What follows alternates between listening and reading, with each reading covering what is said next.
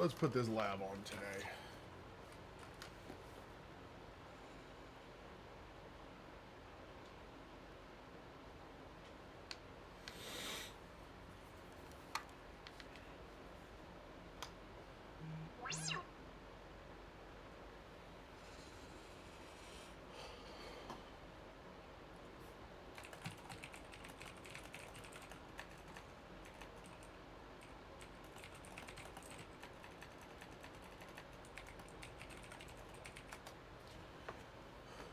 Oh, and Tech, to answer your question, I have no 12th or 13th gen processors. Just the one that's in my computer.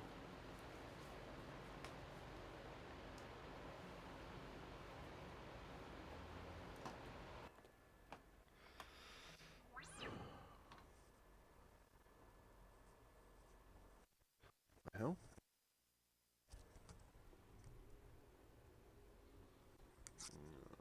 Did that break? It broke, didn't it?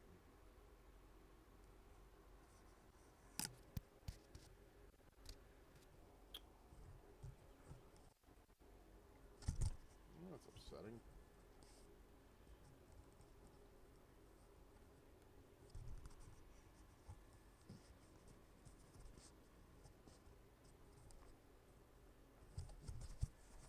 Oh well. Well, hopefully you can get it working. You're just gonna have to get a processor, right?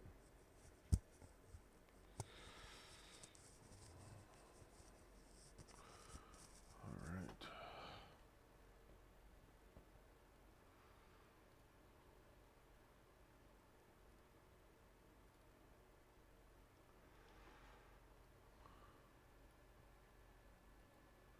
I'm gonna watch some stuff while I work on my studio real quick.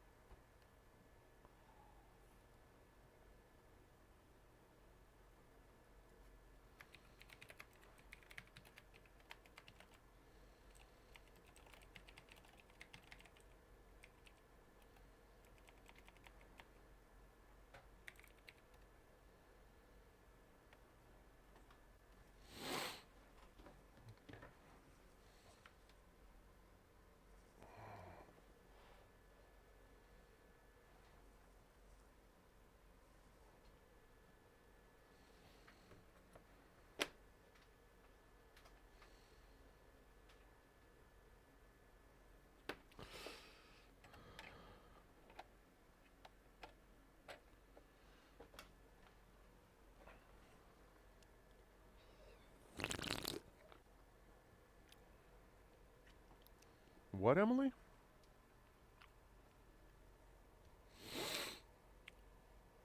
Yeah, I don't know.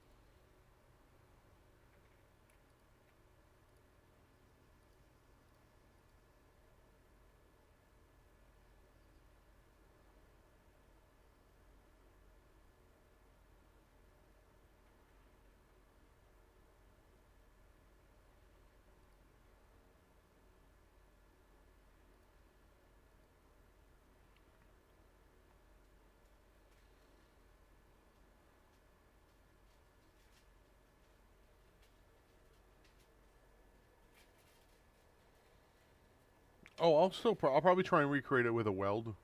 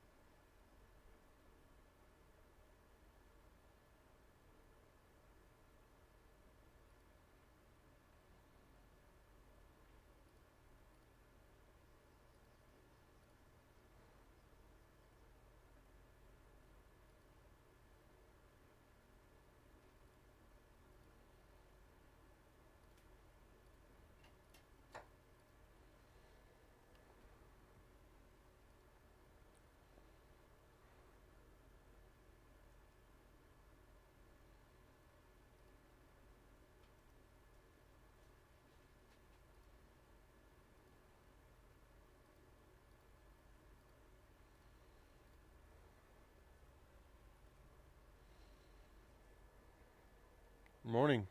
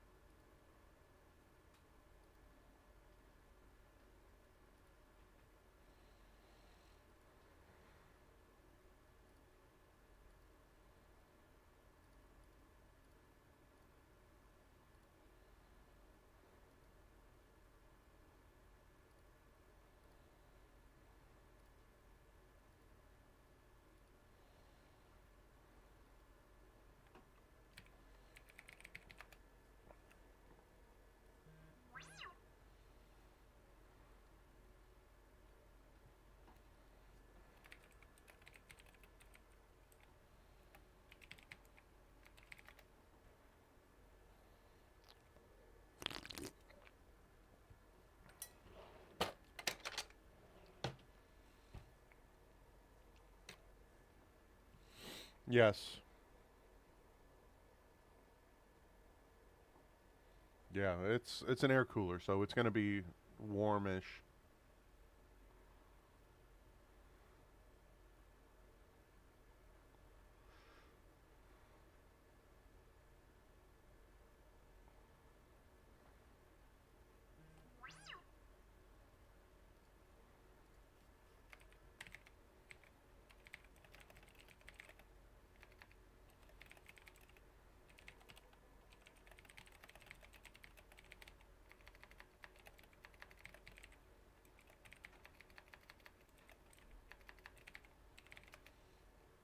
We need to do an invoice for the Nicholson Marine, Angeline.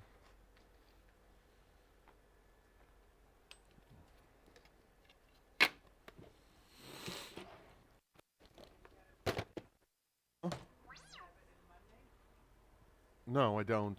I gotta put it all together.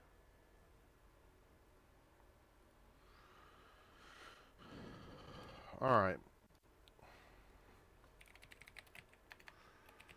So we're gonna do this in a couple parts because I don't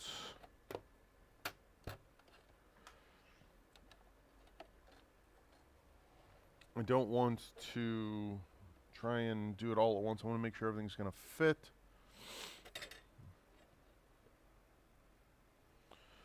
So from inside to inside here looks to be we'll say 265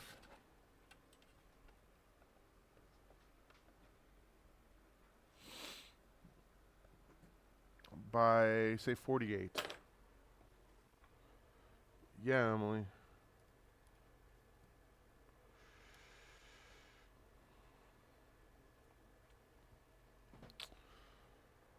So go ahead and do this.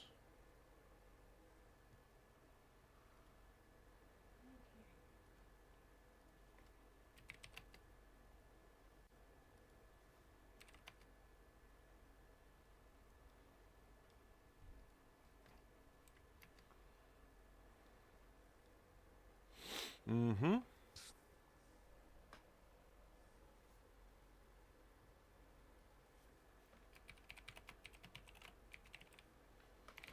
You know, I should probably look to see if there's an actual.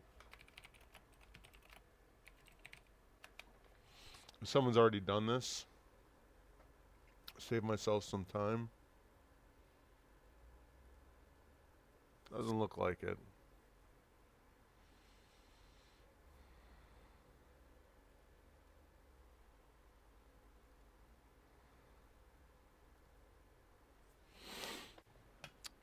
Alright, we're going to print. I want to print this in PLA.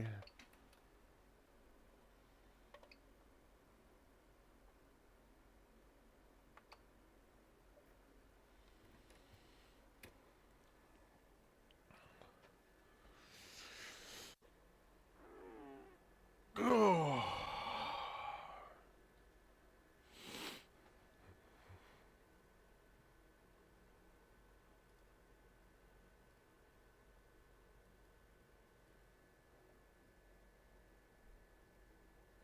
Use what?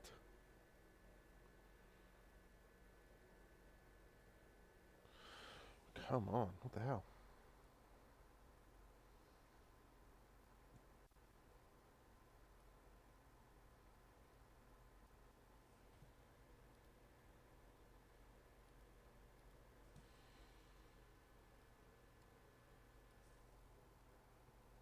I don't know what that is.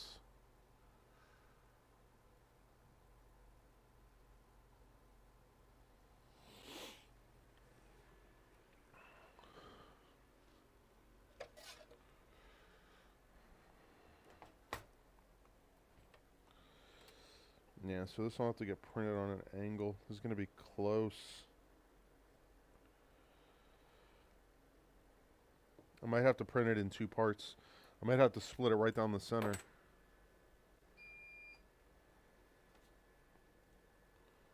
Oh, yeah?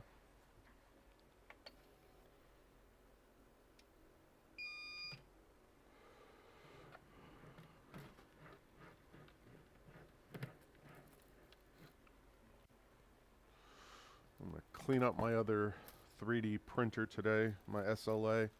It's been sitting for months. So, I'm going to clean it up a little bit.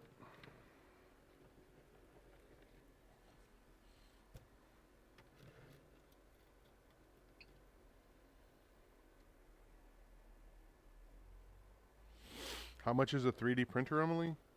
Well, for the ones I have, I've paid about $2,000.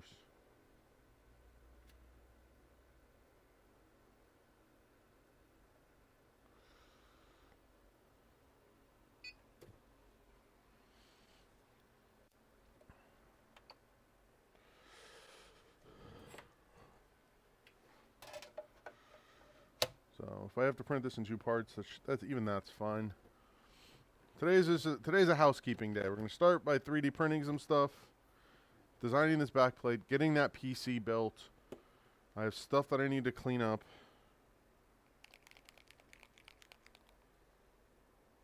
And then, like I said, I'm going to clean out this 3D printer.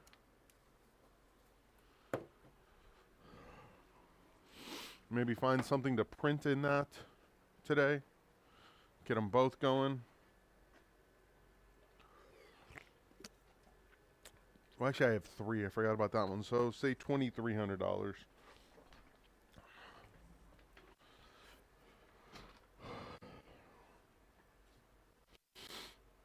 right, let's open Slicer.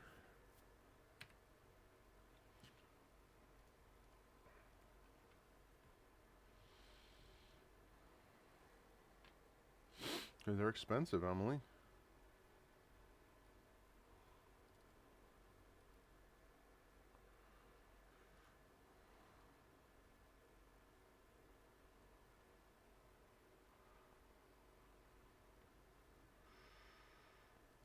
I'm going to go PLA. We don't need a brim. I'm pretty sure that'll break it.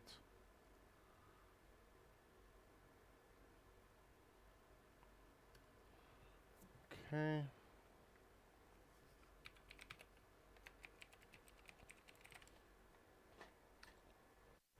Alright, so it's going to take an hour.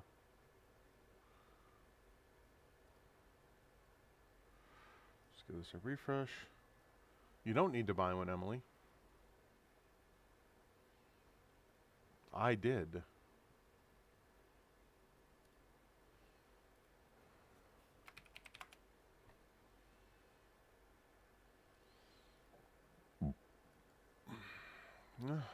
Because I wanted one.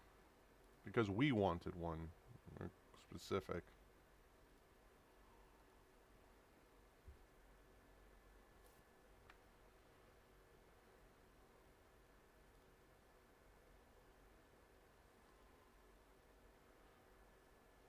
All right, let that go. All right, let's see what kind of shape this thing is in. Oof, it's starting to get hazy.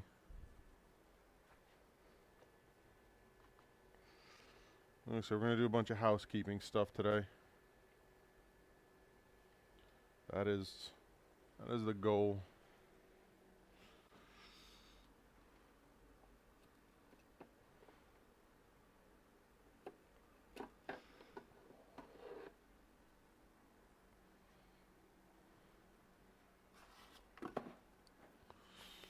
Made this mistake last time. Let me put on my gloves.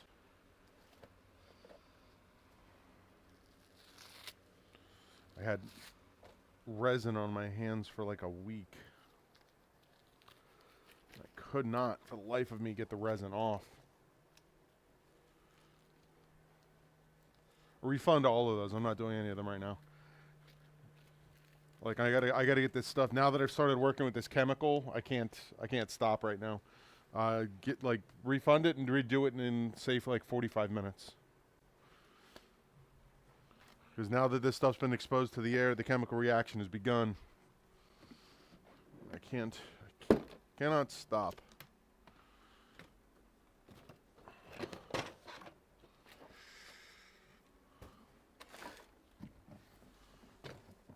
Make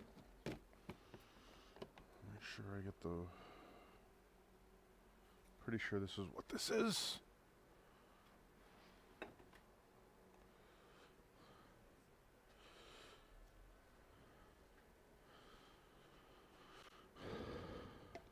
No, it never snowed. It hasn't snowed in Florida in almost 100 years.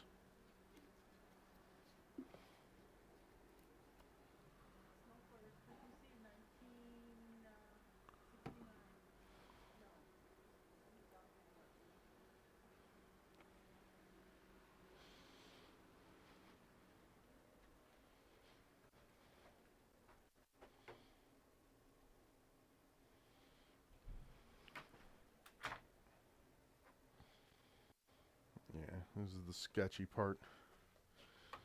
Getting the resin back in the container and then getting everything cleaned.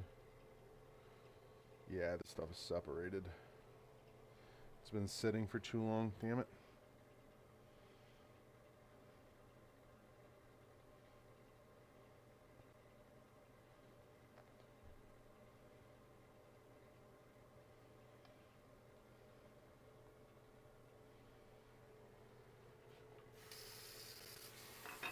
Start diluting that.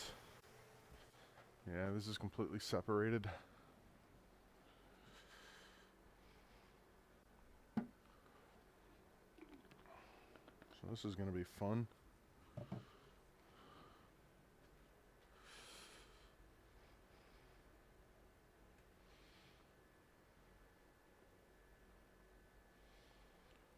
Wind turbines are still like the way that things are going to be going, unfortunately. Even as unreliable they are in some places, they're still better than, you know, coal in some situations.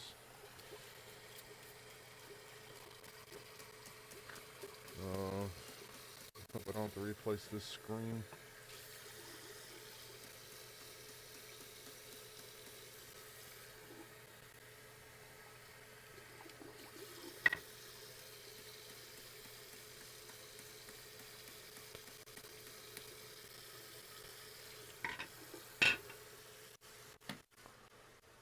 This could be a problem.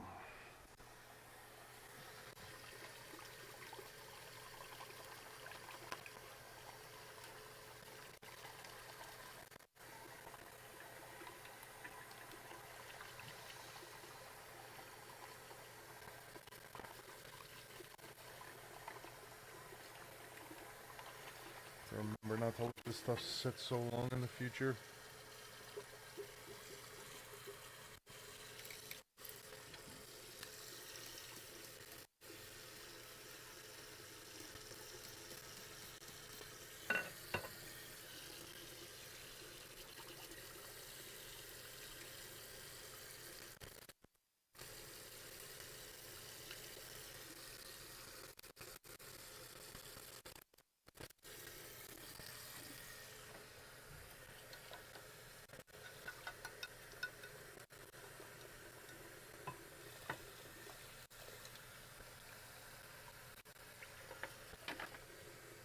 second.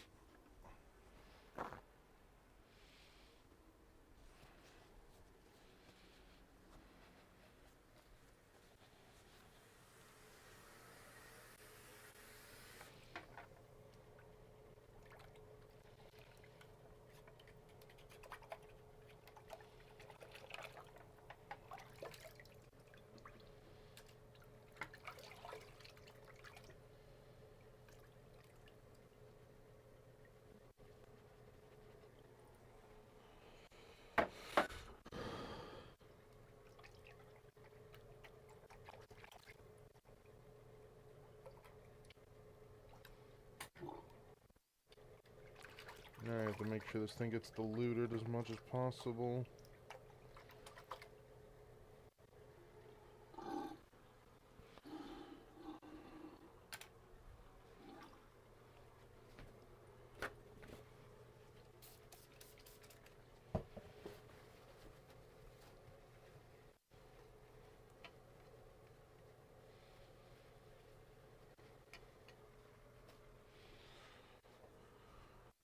I gotta turn my compressor on, so it was gonna get loud for a second.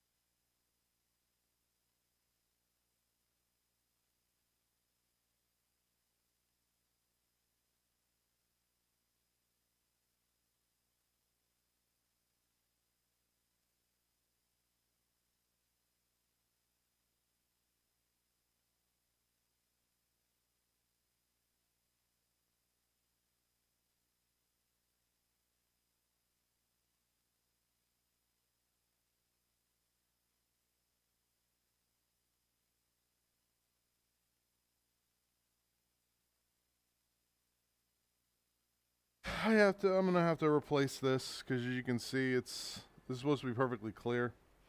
I just left it sitting for way too long. So, unfortunately, I won't be doing any SLA printing anytime soon. I have to order replacement, just little plastic inserts. I can look around to see if we have any spares. I don't think I do, though. Yeah, I mean, you can see even after I'm cleaning everything off, it's still coming off like black.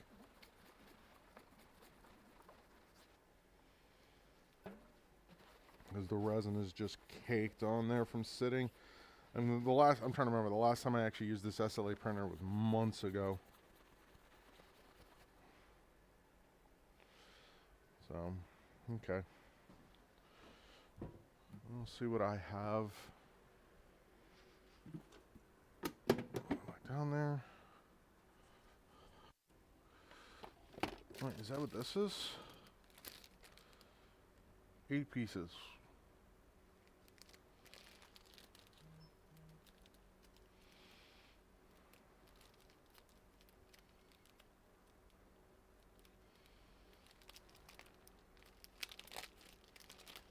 I think I might actually have some.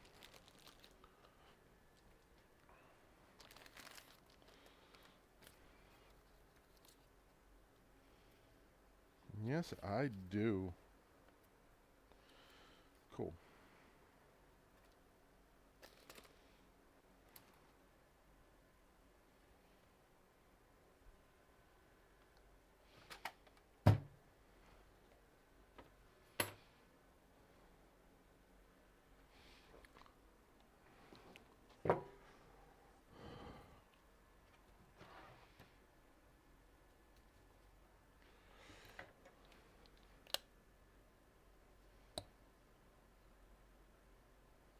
Still confused why the LTT screwdriver didn't come with like any hex bits.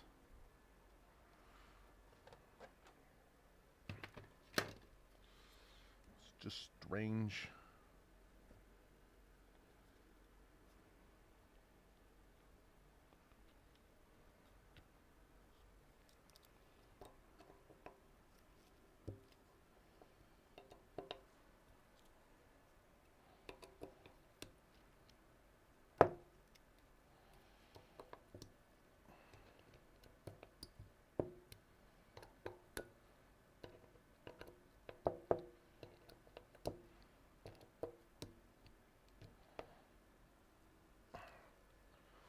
That's not good.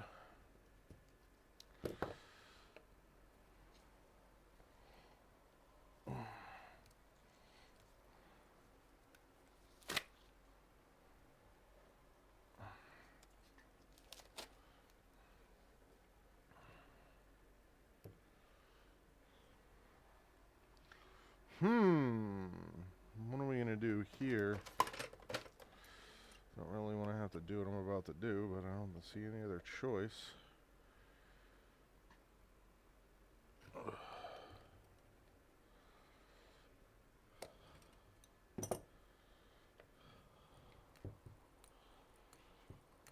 Ow. That hurts. Look, I'm breaking my frickin' hand. Yeah, the resin turned into thread lock. I'm probably gonna, like, at some point I need to get an ultrasonic cleaner and put all of these screws in there. You can see the rest of them coming out nice and easy. But yeah, there's resin on every single one of these. That one was just extra resiny.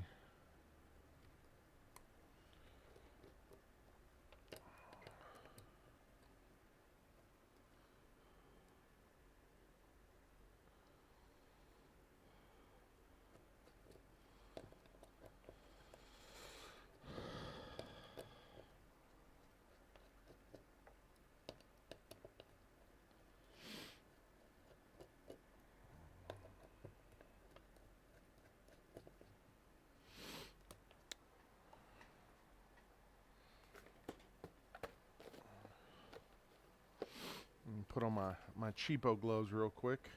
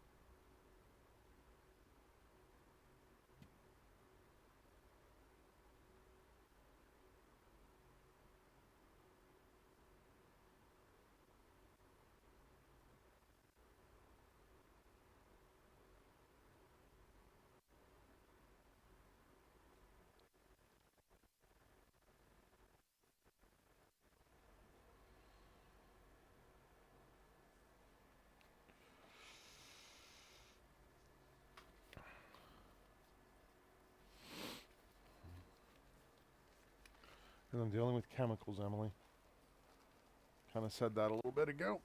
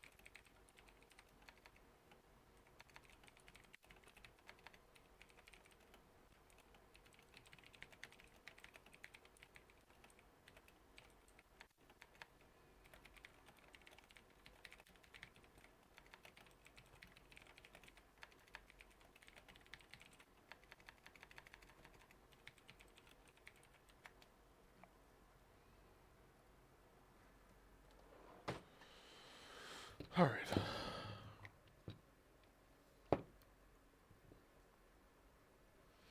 Make sure we get all the liquid out of there. I didn't think this through before I pulled this out.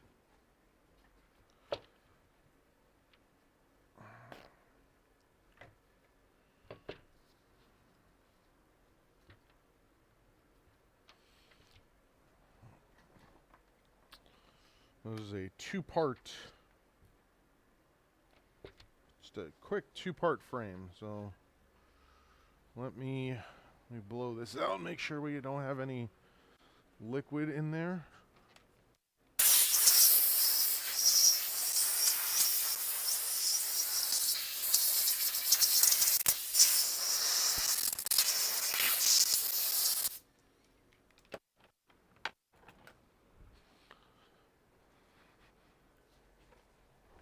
No, there is no rubber gasket in this.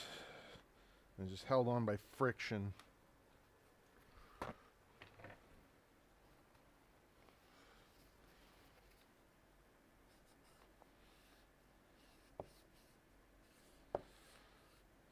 And a prayer.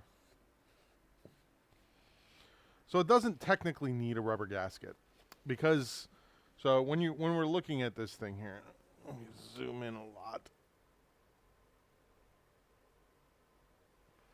So when we're looking at this, there's this lip here, which the plastic sits directly against and presses against. And that plastic is stretched over this edge by the screws that I'm about to adjust and replace. So it's pulled to create its own seal. So let me get all these guys out. Of course, this is a different size. Why would it be the same size?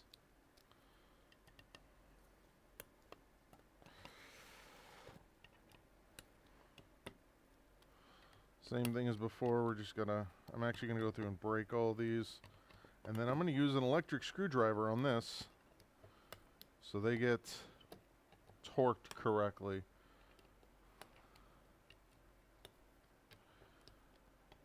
And no, my electric screwdriver does not have a torque setting or anything, but it makes it much more difficult for me to actually over tighten. Why did that go out of focus?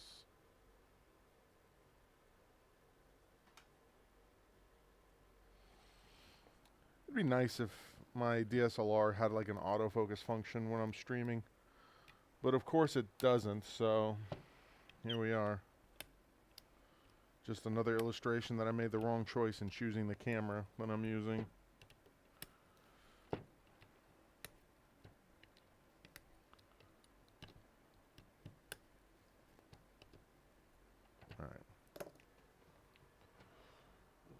Oh, it has it, but when you're in with Canon, when you're in stream mode, which is what the camera is set for right now, it disables the autofocus.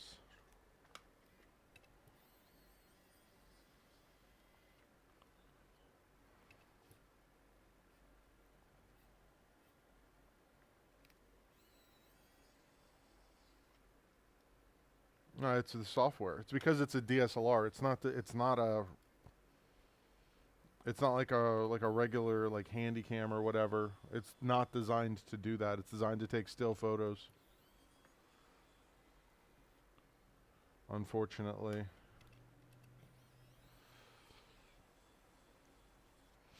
USB.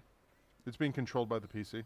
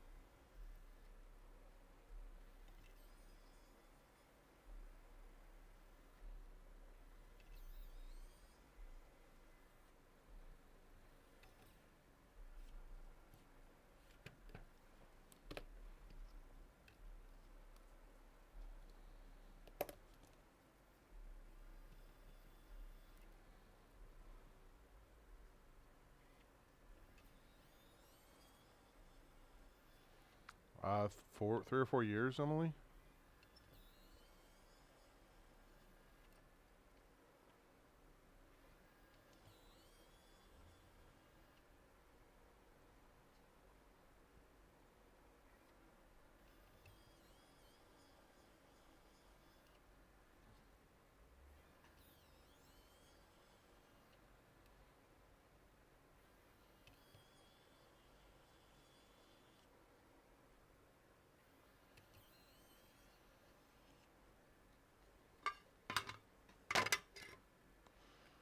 Okay, there's the top. Do the same thing. We're gonna clean this up.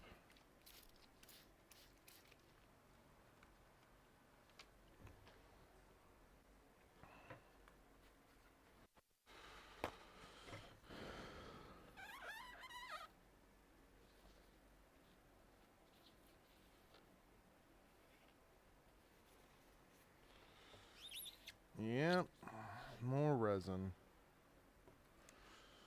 And we're gonna remove the sheet.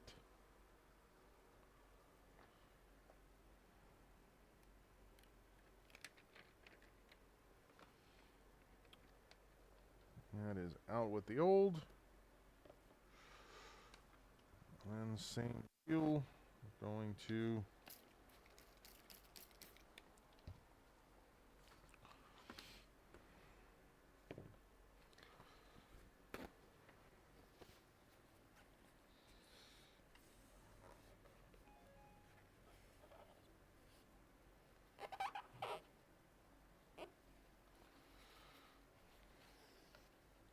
I mean, you can see it, like this wasn't exactly clean. So, all right.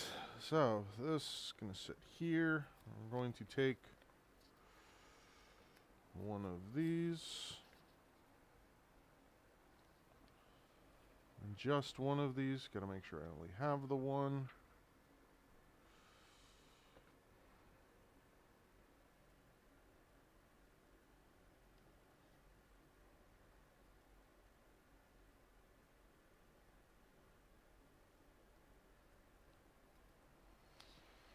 It's on there. I'll go ahead and put this away. Yeah. Yep. It's actually one of the reasons we got this one was because like maintenance and stuff was made super easy.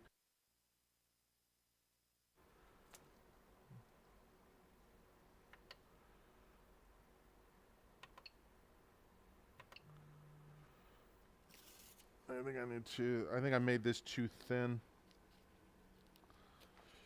I'll have to do this as 2mm, and then make sure I put some adhesive down because we got a ball on the corner there. Hello.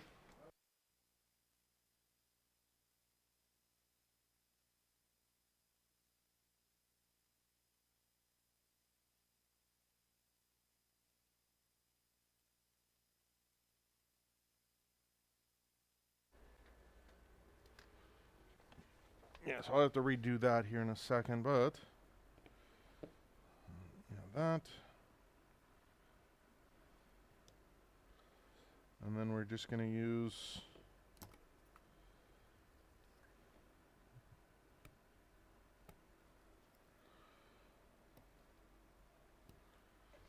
a pair of tweezers. And then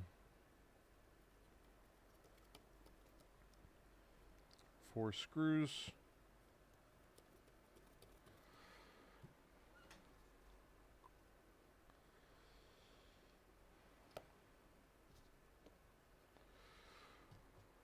Yeah, it would be. All right, so one of the things I have to do when I do this, I have to make sure I pull this a little bit tight. And I forgot about that. So this sheet might be dead.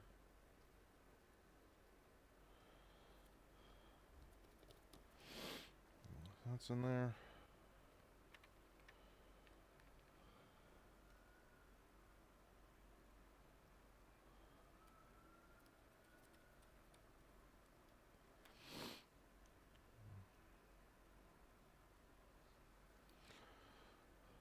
I actually need to, like, I forgot what I have to do with this. I have to actually pull from the outside all the way around.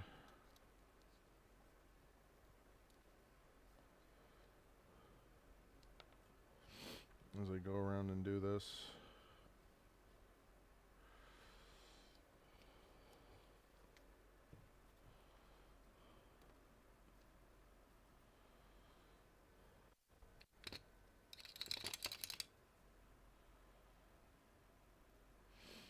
Of course, we're using non-magnetic screws. Non-ferrous. Alright, we pull. And we punch.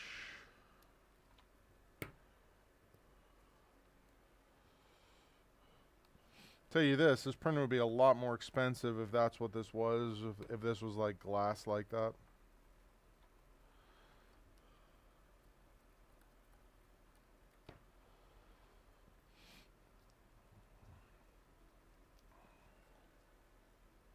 Yeah. I'm going to retry that print with putting some adhesive down. And see if that actually corrects the issue.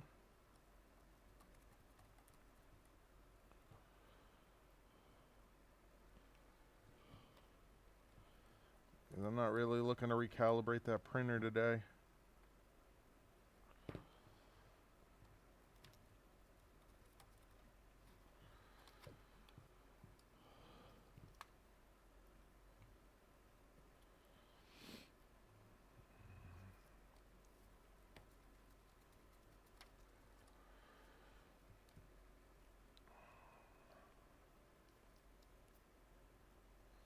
It's getting nice and tight now.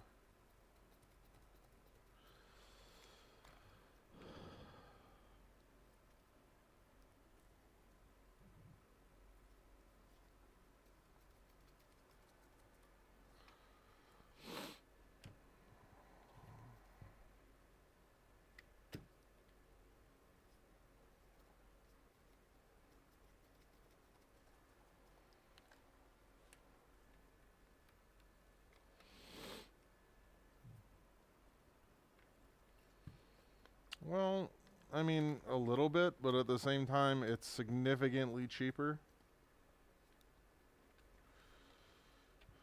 Ooh, I just screwed that up. I think I just screwed that up. We're going to find out.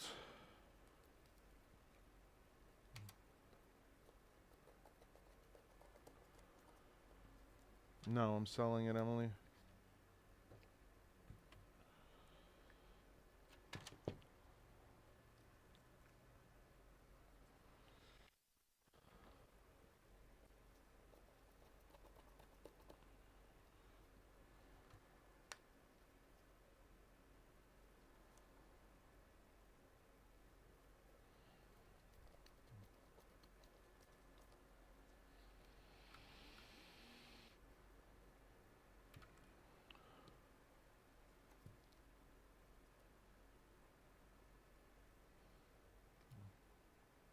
No, that's not it. That is, though.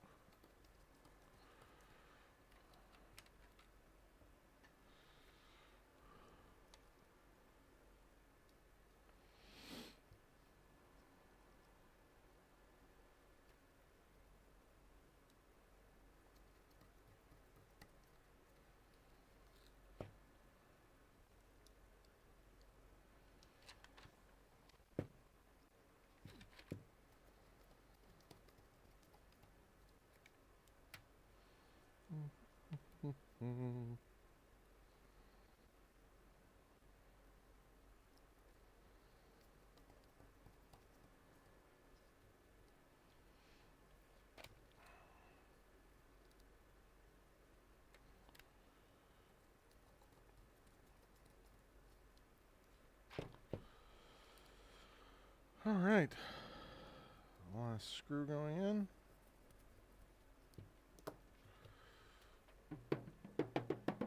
Sounds good.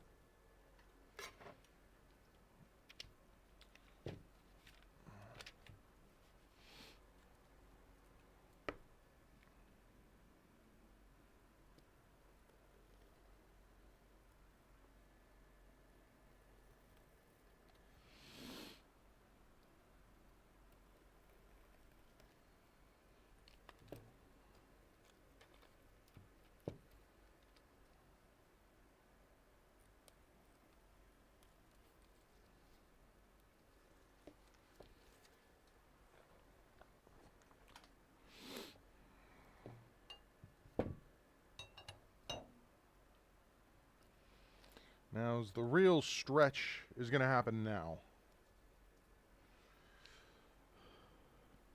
Because I can take these off now that we got all the chemicals out of the way.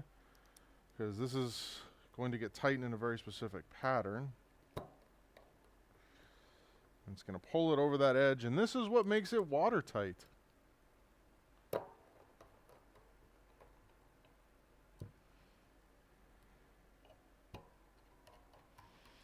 This is where we hope it doesn't tear while I'm doing this. Otherwise I have to start all the way over.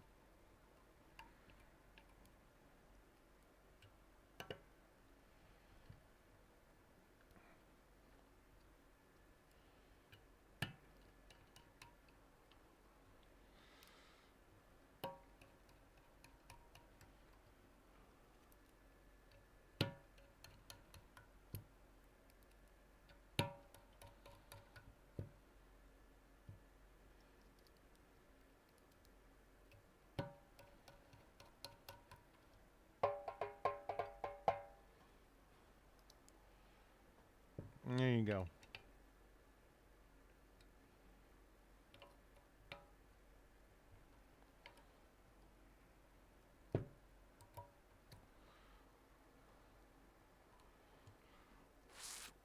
We are jamming, man.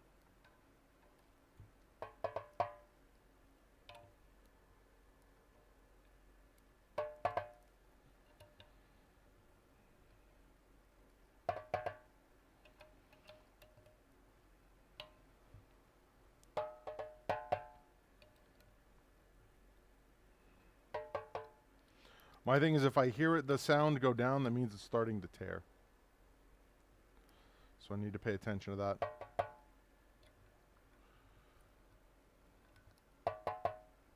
So that went up a little bit. And that should probably be right about the end of it. Nope, this had a long way to go.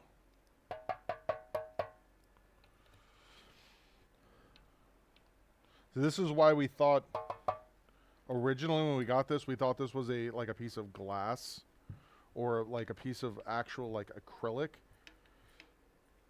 because this was so tight in here.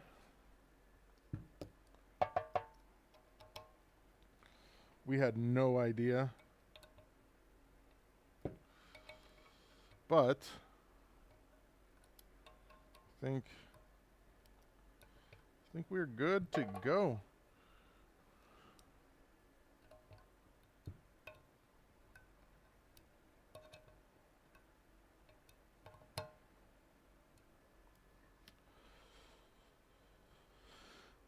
And there we go. And now you can see that's the difference. I just got a little bit of smudge on there from my own hands. But other than that, this is ready to be printed on again.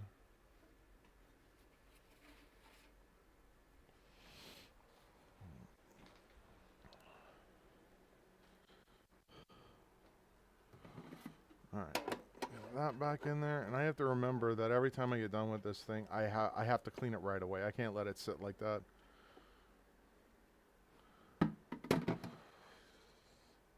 That in there. These guys put away. This isopropyl alcohol that I had in here is completely evaporated.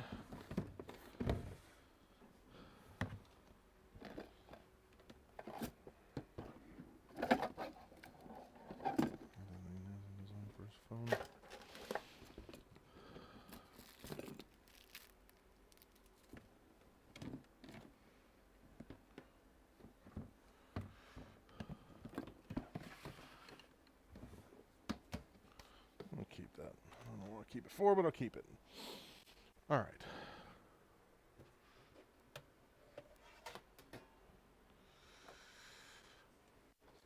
Next. No, it won't corrode anything. There's no water in it. Okay. I'm going to add some glue to this. Make sure this guy stays down.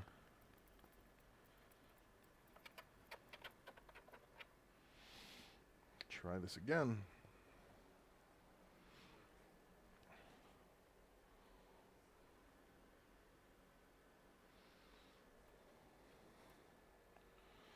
Yeah, I like because it doesn't have any water, there's like when it evaporates, all it does is solidifies. So, thankfully, there's no water in it. All right, let's restart that print.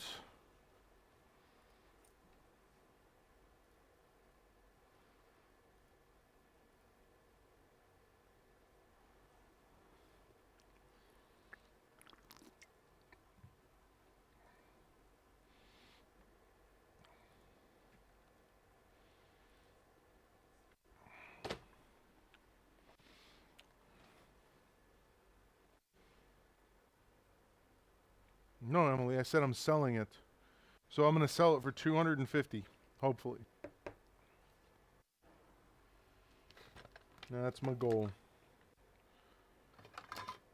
Maybe I'll get a little bit more because it's, you know, customized. I'm missing.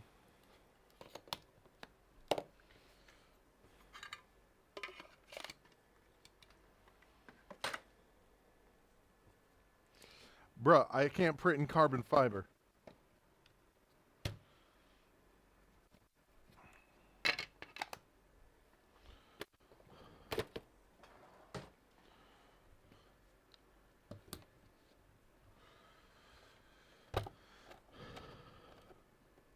I do not have the print nozzle for that, nor do I have a printer that supports it.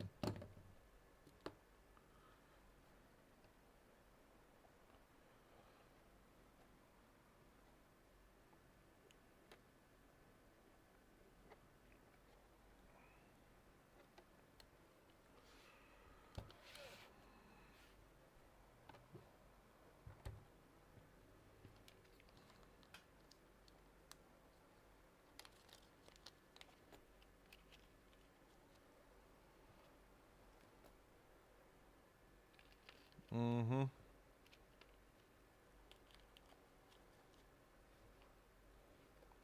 Yeah. And this isn't going to come with any controllers or anything, so I'm definitely not getting like more than like market for it.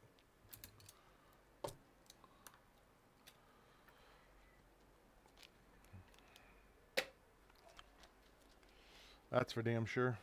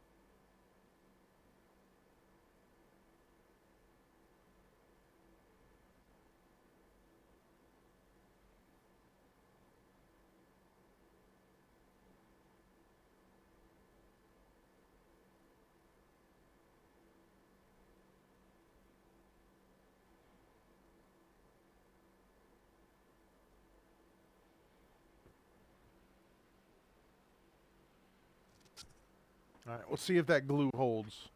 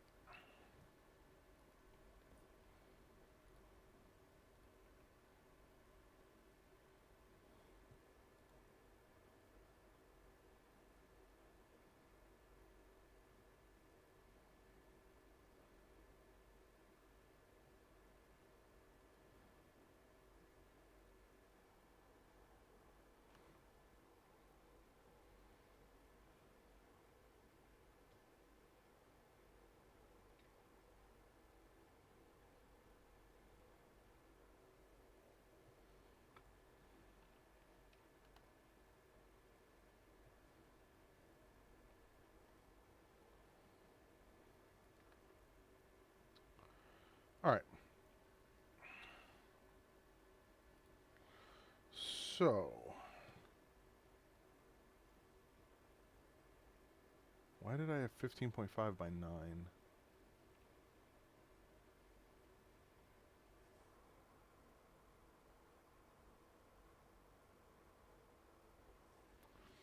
We are going to watch a video while I talk about it. That's what's about to happen. And that is going to be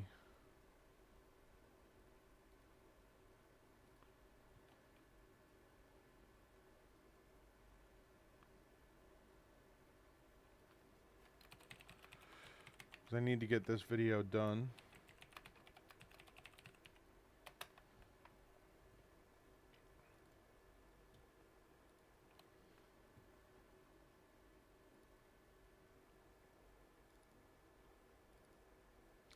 And I have talking points.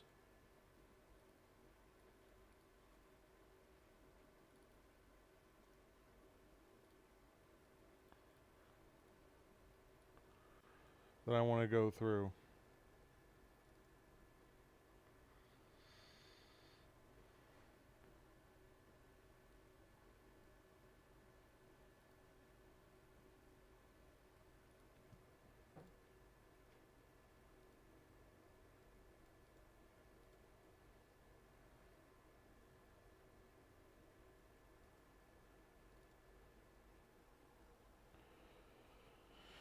Okay.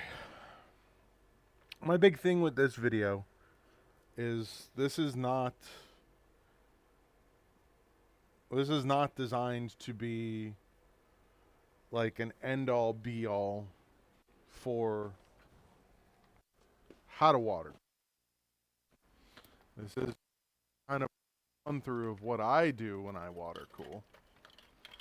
And I'll kind of go over some of the tools and stuff that I use to make the water-cooled setup that I'm running at my house now. And I'll just kind of go over that.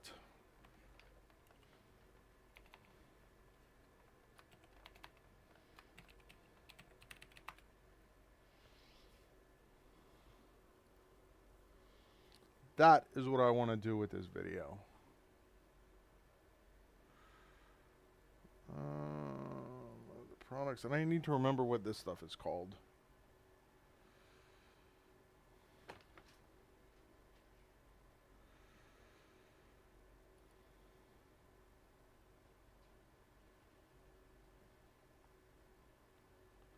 Yeah, it's a silicone insert. All right. So, that being said, hopefully we don't get any folks in here for about the next, what is this, 25 minutes, 30 minutes? So, let's go.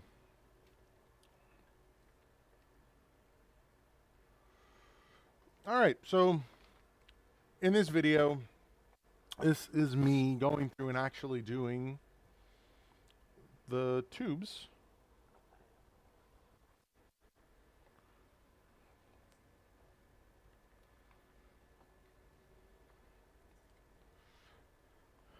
All right, I'm gonna rearrange some stuff real quick to see if I can improve this. I don't know why I've been cutting out lately. I definitely should not be.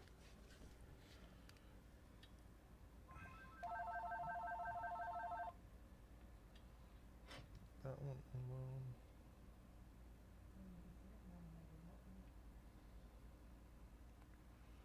It's my mouse, right? Yeah, that's my mouse.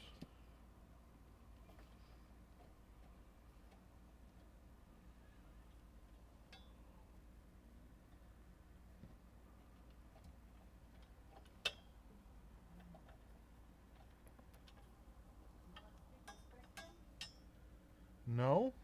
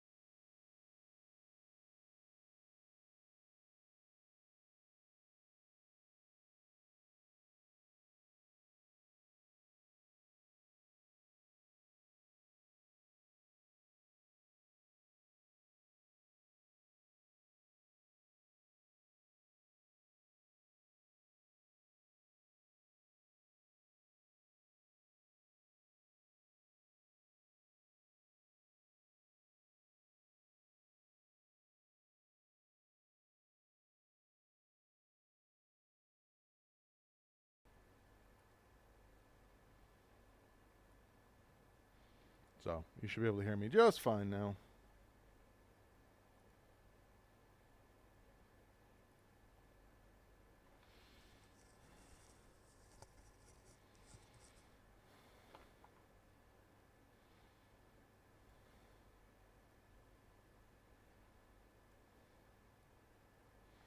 Please confirm you can hear me.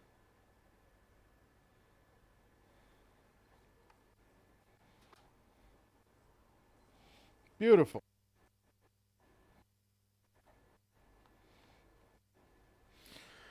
Okay.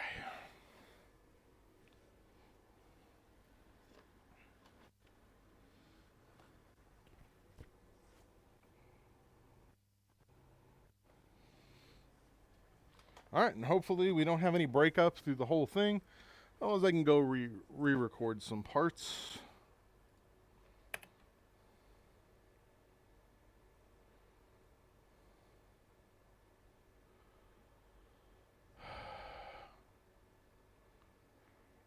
I got to see how much I actually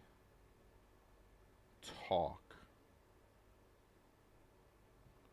This is 15 minutes. I don't think I talked that much through the whole thing.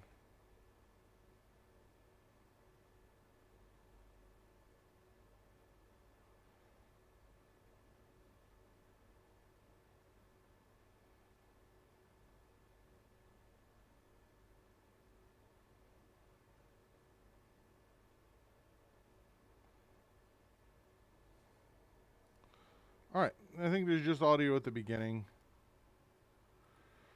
This is the actual video. And then I talk right in the center.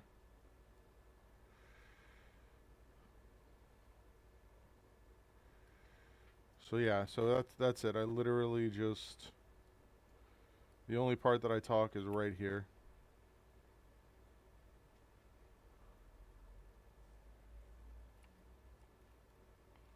Whatever this is.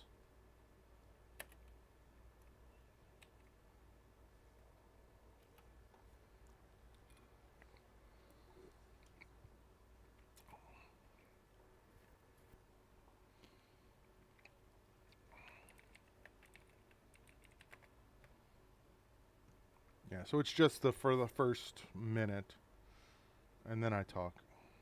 And then I don't talk.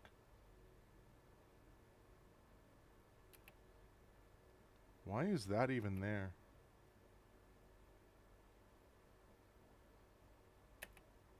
All right.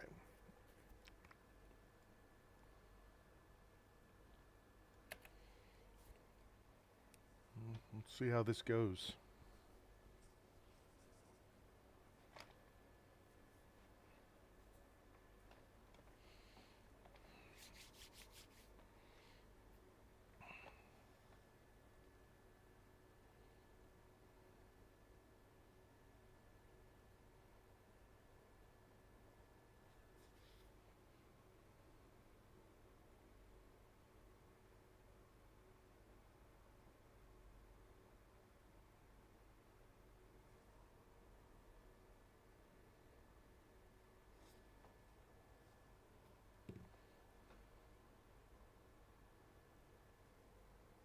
Morning, Gassy.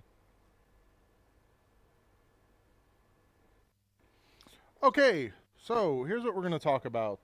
This is a little bit different video. This is a video about me bending hard lines for a custom PC that I was working on. And this PC ended up becoming my actual home PC with, full-on liquid cooling for the CPU, not the GPU, just the CPU. And I just kind of wanted to go over like some of the stuff and steps that I go through, because I do get a lot of questions about this when I'm actually bending this live on stream and stuff. So I figured, why not? One of the first things you see me using is this stone. It's a silicone insert that goes inside the actual hard lines that you're going to bend. What you do is you put a little water, a little soap on this, and you slide it in. So that way, once you heat up the actual acrylic or PETG or whatever you happen to be bending, as you make that radius, the actual inside of the tube itself isn't sticking to this, and it's maintaining its inner diameter. Because if you don't, what you end up with is a little guy like that, where it pinches itself, because instead of just sliding along the inside of the tube, it's gripping and trying to separate itself and pull itself apart. So as you can see, as you're watching through this video, I use this stuff pretty heavily, and I do some bends. I do using an actual 90-degree tool that you can get from like Alpha Cool or Mod My Mod. Other times I will do a 90-degree with this, and then I'll manually go and update the bends. So that's kind of the actual process I go through with these. So what you see me doing is I'm doing a lot of measuring. Like you saw me, I had rulers out. What I'm trying to do is I'm trying to figure out the lengths of my actual runs before I actually go in and actually take the tubing, get it hot, get it bent, and then find out it's not exactly correct.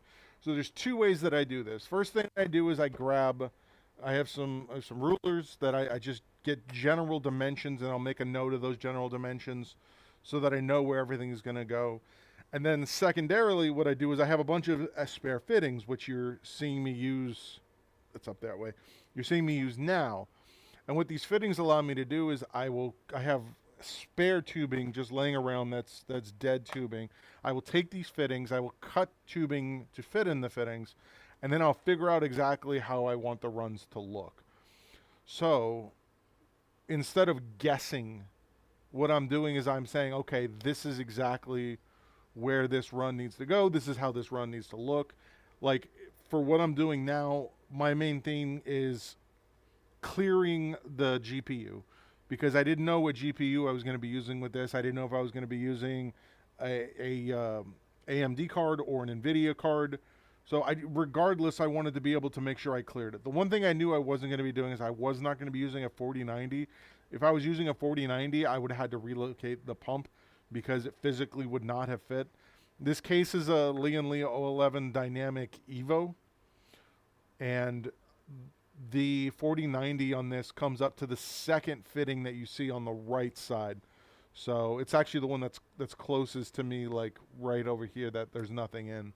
I would have had to use that, which is not a it's not an out in the that's connected to the pump. It's like a drain that you can use as a secondary in. So as you can see, I'm going through, I'm using different types of tubing I have laying around. And as you can see, I'm making adjustments. I'm going up to the radiator, trying to figure out exactly where everything needs to line up. And then once I'm done with this, because I'm not exactly like concerned with the specifics of where everything is, or no, excuse me, I'm not concerned with everything being watertight. I'm only concerned about the overall shape of the hard lines. So I guess let's talk about a couple things. So as you can see, like we'll pause this. Well, you can kind of see where I'm at with this. I have my overall shape, and you'll see what it looks like in the end. I have my overall shape, and one of the things that I need to do is you can see the line that's coming off of the right here. So this guy here is too long. So one of the things I need to do is actually cut that. So what I use to cut it, I have 3 different tools I use to do my cutting and stuff. I have a simple razor blade, like a pipe cutter that I run around for like certain harder materials that'll snap cleanly. I have a Dremel that I use to cut, and then I also have just a simple hacksaw. And then after I make the cut, I have 2 tools that I use to make sure that the ends of the fittings are nice and clean so they don't tear the end, the actual O-rings and stuff that are inside. So this is like a deburring tool. You literally take your pipe in there. This does the inside, flip it over. It's got a different set of blades on it. And then you do the outside. Just literally just like that. Cleans it up nicely. If I end up with an edge that is, say, cut at a severe angle, like that, so you no longer have, like if this is square and that's what the end looks like, I have just a simple sanding, I don't want to call it a sanding wheel. It's a belt sander. It's like a table mount. It's like a table mount belt sander that I can go and put on. It has a piece of marble under it to keep it nice and stable. And then you sand down until it's perfectly square. And then you're good to go ahead and reuse this tool again to clean it up. So let's pick this back up. So this is the next day. I came in. I'm like, okay, here's the runs that I want to make. Let me see what adjustments I need to make after doing the initial. I cut different lengths of the actual spare tubing that I have, and you can see I'm just trying to get the 90s and stuff right. As far as like heating stuff up, I actually like a heat gun that I can set on my table. I use a simple DeWalt thing, has a temperature adjustment on the back and 2 speeds for the fan, and then I just set it on the table and I move the pipe over it for when I'm doing individual bends. But one of the big things that I don't hear people talk enough about when you're doing a bend, and this is actually pretty important. Let's say you wanted to put a bend.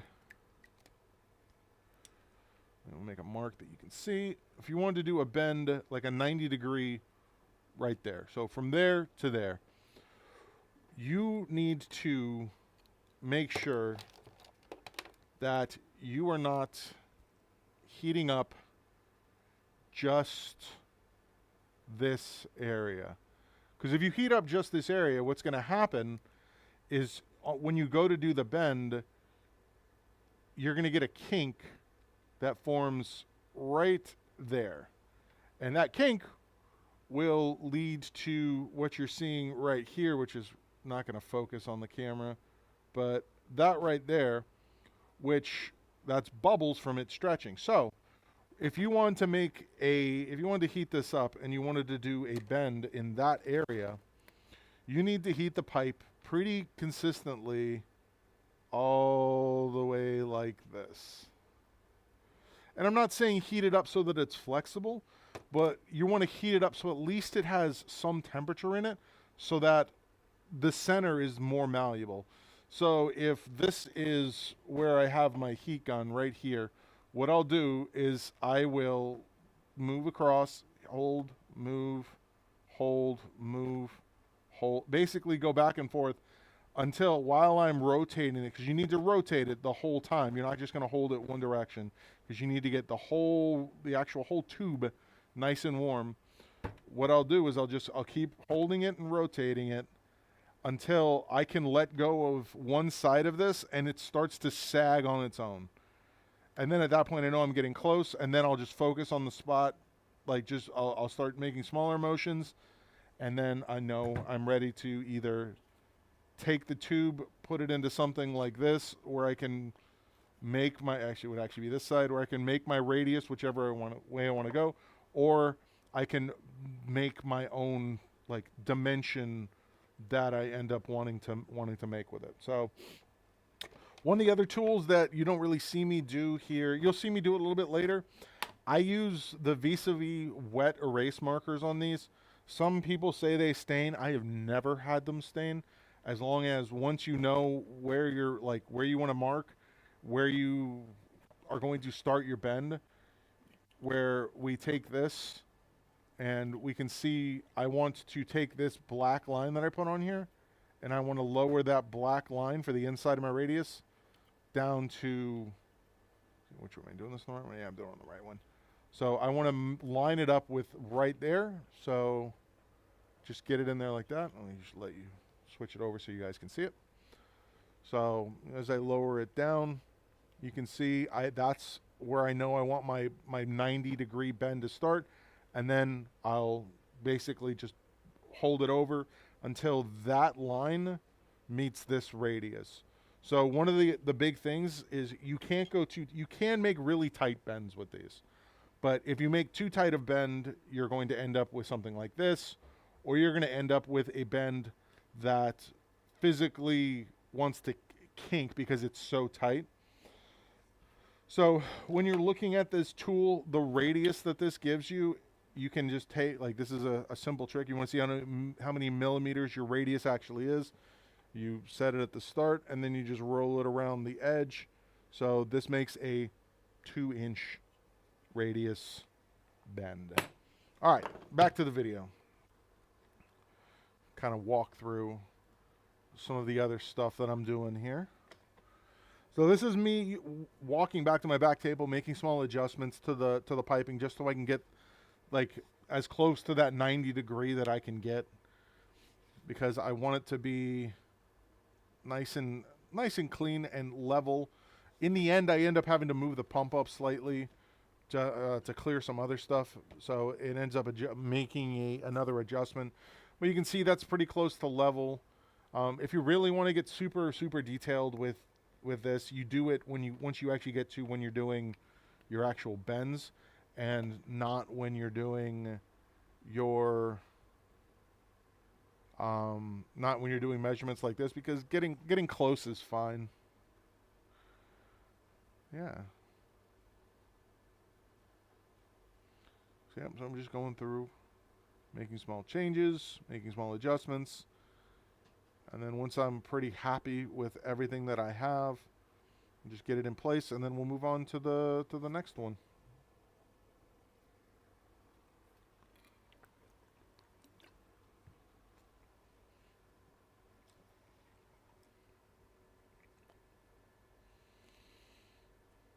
So one of the other things that I guess I should mention while we're going through this, different materials become malleable at different temperatures.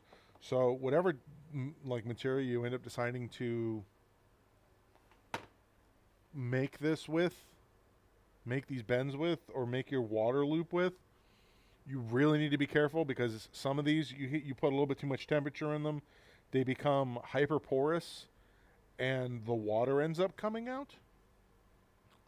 And you're not sure where it comes up, and it's literally like weeping out of the tubing.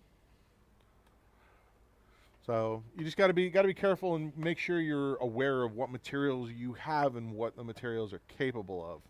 So you can see after some minor adjustments, I get very close to what my final product ends up being with this.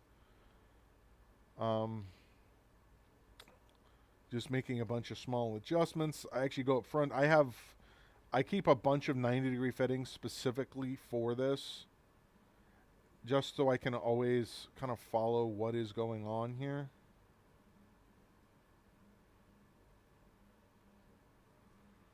And I can always make minor adjustments here and there, and I always have a fitting that'll work for me. So, and what you saw me do there is I was actually measuring the distance between the actual pipes from the in on my water block to the in on my radiator. So right there, you can see I'm measuring the distance from the top of the case, which I know is a straight line, to the tubing, and then I'll measure the tubing between them to make sure that it's actively level all the way across. So after I have this all figured out, at this point is when I start actually bending my lines. And see, after, this is the big thing about doing this, is after I have this set up the way that I know that I want it, I can now take this off and basically set up the 90s exactly which way they need to go. I can lay it on a table, and then it gives me a template to actually know where I need to make my bends. So here, let me pause this real quick.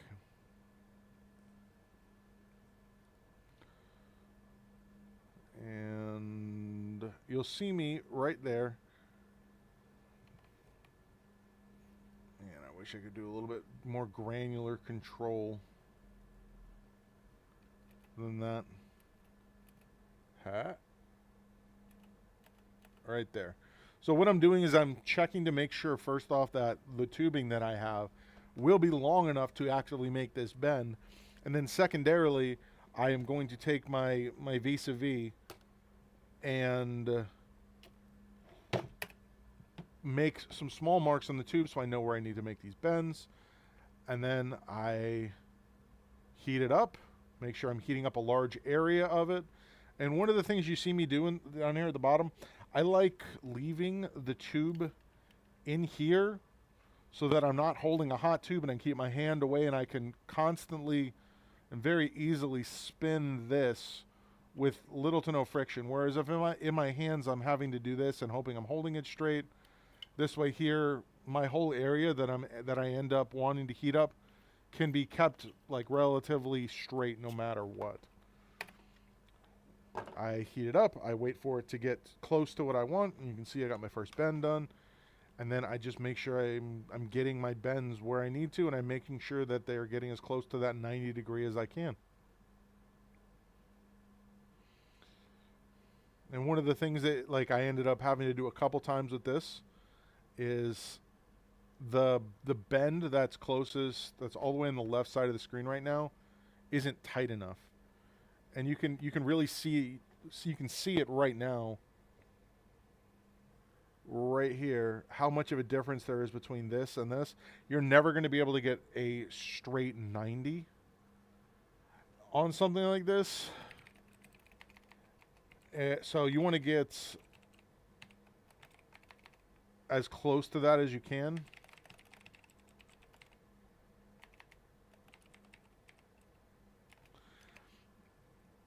And once you do get it, once you have your general shape, you can make small adjustments here and there.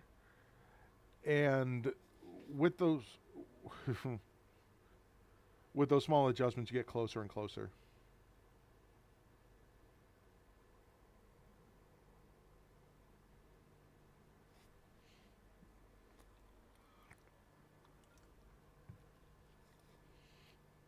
Silicone.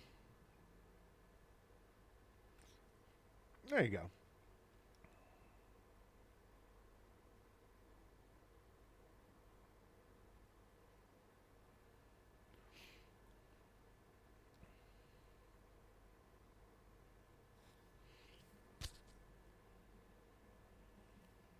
Yeah, and this highlights what I'm talking about right here.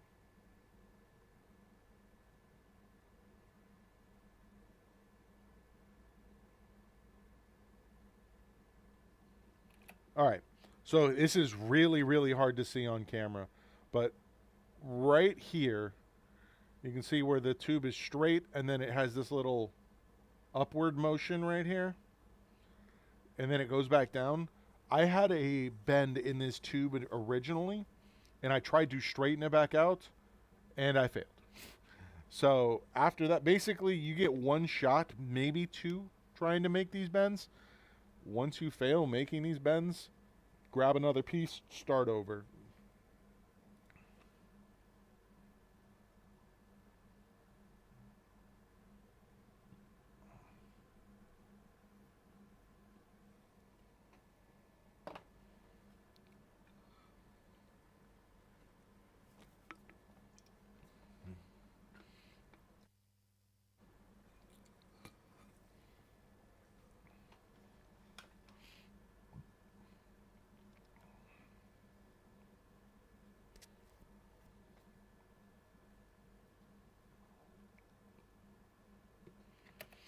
the significance of that is it's all made in a single solid tube. Like, it starts off as pellets, gets heated up into an actual, like, almost like a resin, and then as it cools, it's extruded through a press that makes it exactly this size, but it's an infinite length, and then at whatever the actual dimensions are that the company that they're making it for is asked for. Let's say this is 3 foot lengths. Every meter, it's got an arm that'll just sit there and spin and then cut it, and then you end up with these that get put into boxes. So because the entire tube is heated at the same temperature and then it cools at the same temperature, they can be super malleable at the factory, and like mistakes that they make there can easily be corrected. Whereas here, once you're heating up a small portion of the tube and trying to correct that, it becomes nearly impossible.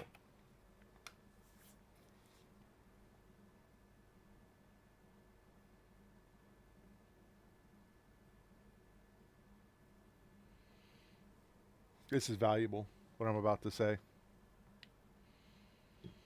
And just for context, what I'm about to say applies only to what case you are using. So if you are using a different case than what I'm using, stuff goes in different places. Some cases have distribution blocks that have pumps built into them. So like the entire back panel where you see where I have this pump sitting right here, like that entire thing is acrylic and it has the pump embedded into it, and the hard lines are going into it, and it takes up a lot less room. It gives you a lot more freedom. And then you have other situations where you'll have a separate reservoir, a separate pump, whereas this is a combo reservoir and pump. So once you have your equipment that you're going to put in there, you need to plan it all out before you actually start doing any bending. And that's kind of the point I'm trying to make here. I just don't think I say it very well.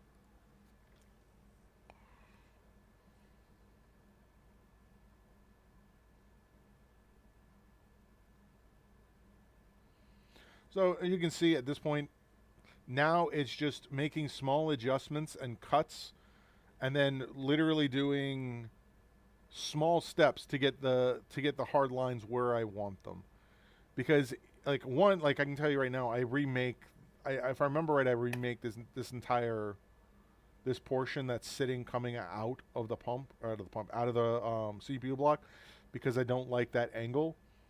But when you're making adjustments, let's say I know that I need to take off a full inch off of this.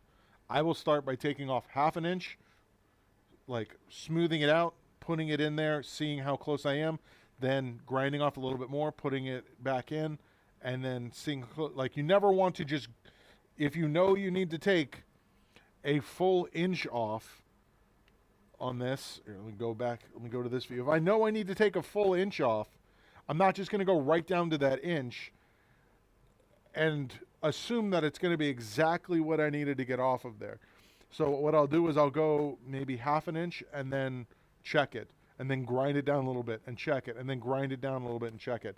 You never want to assume that the measurements that you can't see, like how far this pipe is going to sit inside that fitting, is going to be exact from fitting to fitting, because different manufacturers use different tolerances, and then they also use like different thicknesses of the O-rings that are inside of the fittings. So I always like just making small adjustments as I'm going along, instead of assuming that I can make one cut and call it.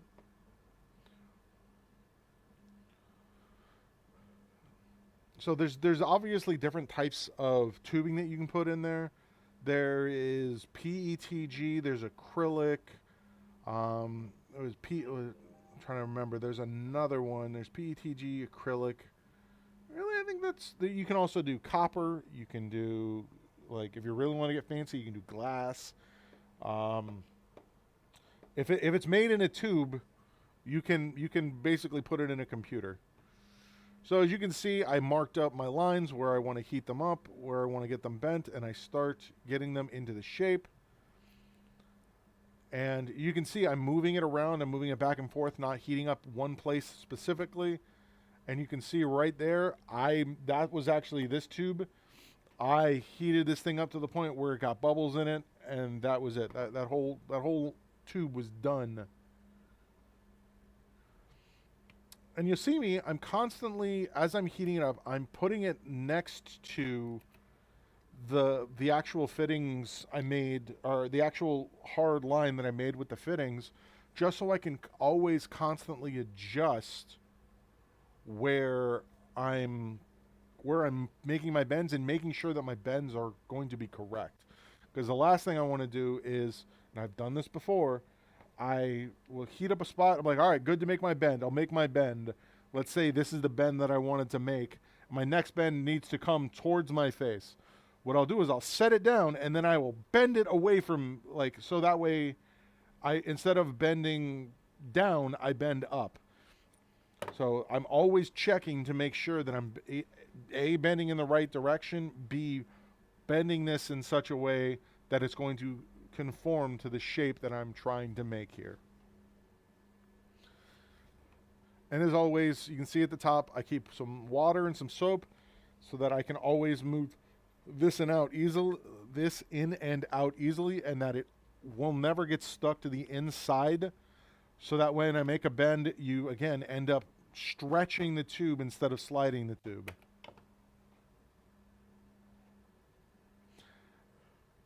So another question that I get on a regular basis, where do I get my stuff? I either buy directly from Alpha Cool. EK makes good stuff that I've purchased in the past. And then the other place that I get a majority of my stuff is from a website called Mod My Mods.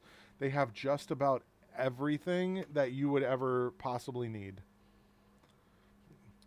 So in here you can see me adjusting the water pump just up slightly, because that is it's easier to adjust the physical location of the pump rather than adjusting this tube to make a small little change. So, and yeah, that's basically it. So some of the other things to think about after the fact is what kind of liquid you're going to use into it, what kind of liquid you're going to put into it. And I like using, if you're doing a themed build, you can get different color dyes that go in either distilled water, or you can get the cooling liquids that are actually designed with a color already in them. And the thing with those are they are more efficient. They can dissipate heat a lot better. They can carry the heat. They're a thermal conductor better. And a lot of times they'll have like that stuff that I just had up on the stream. Let me go back to that real quick. That is it has like an opalescent material in it that doesn't damage electronic components or the pump. And basically what it does is it constantly, even when the system is turned off, it continues its motion. So it gives you this nice, like, almost think of it like Jupiter look to it. It's really cool. The problem with this is it's only good for a few months, and then you absolutely have to change it. Whereas if you use, like I do chilled water, I will change I use chilled water. I use distilled water with an additive in it that prevents fungal growth. Then I will change my fluid once a year, do a full flush on it, and like at that point I can make any adjustments I need to with the loop. But at the first sign of any kind of material growing in your water loop, you want to pull everything, clean everything thoroughly, and then start over.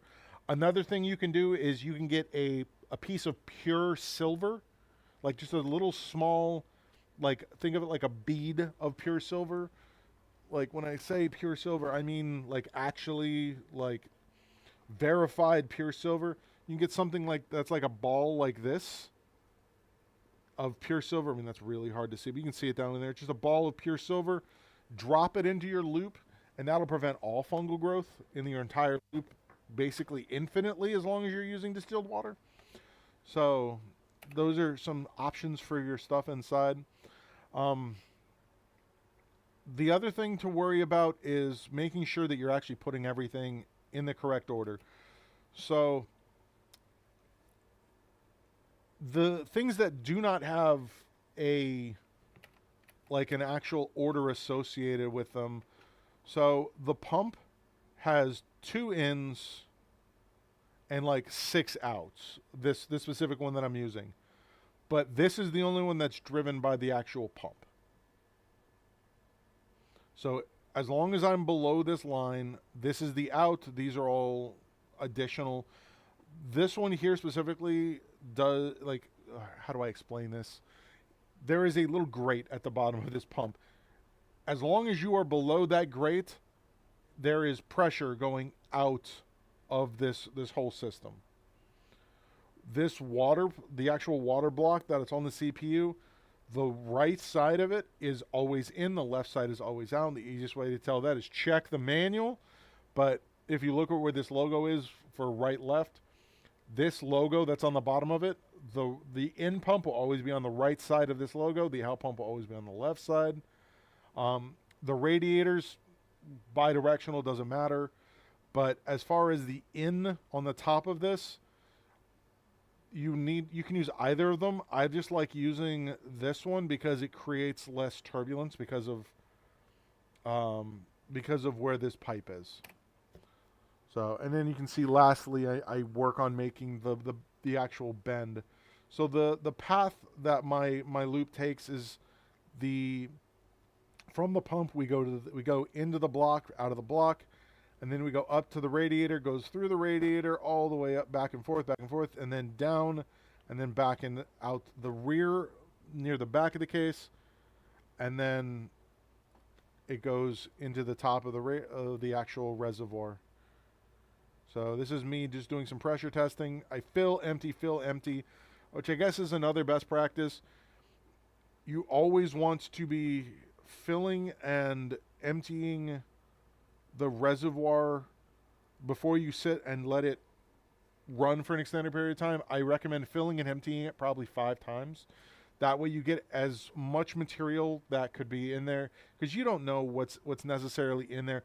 There could be small pieces of metal. There could be pieces of plastic from when you're cutting and bending the tubes. There could be just like gunk from oil and stuff from when they were lubing things at the factory. You never know. So you just run clean water through it as often as you can.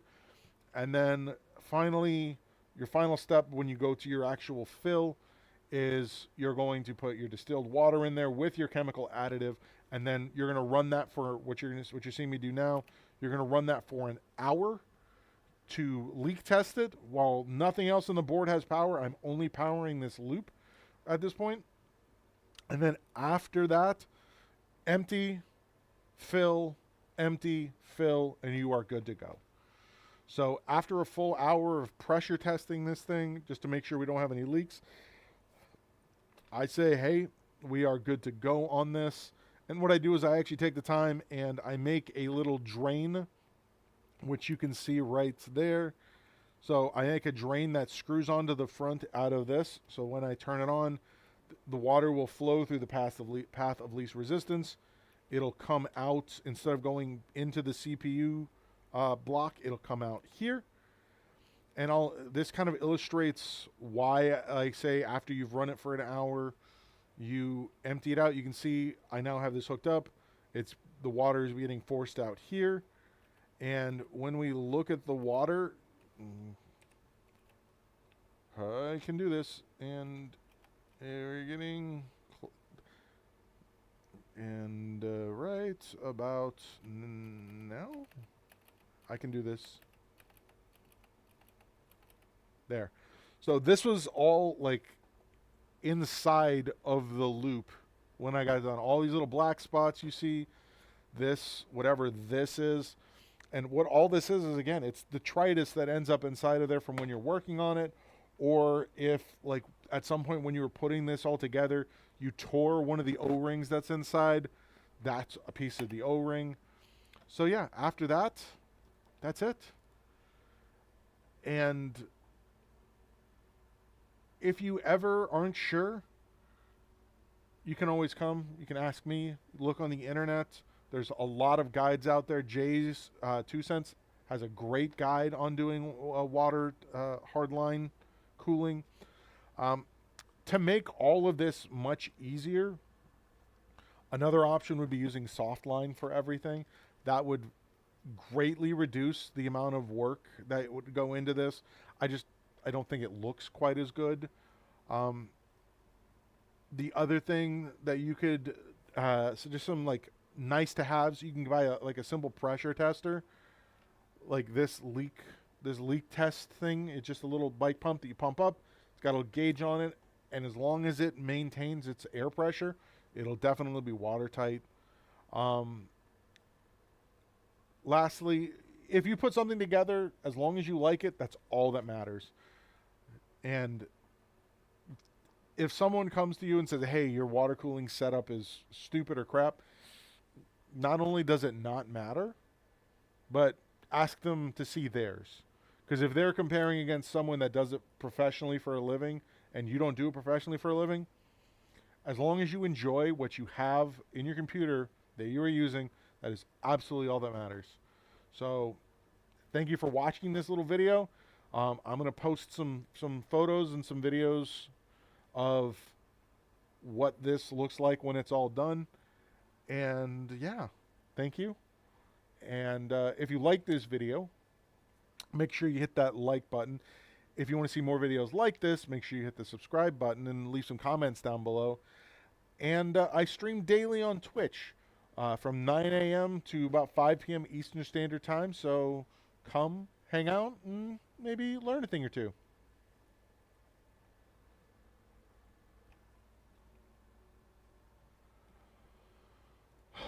So Emily, to answer your question, it's a 3090 that's in the computer.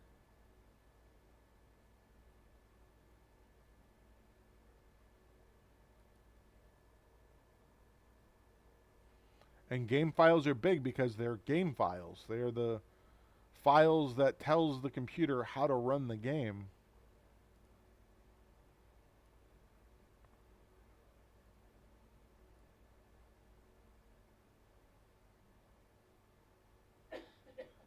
You all right there, Angeline?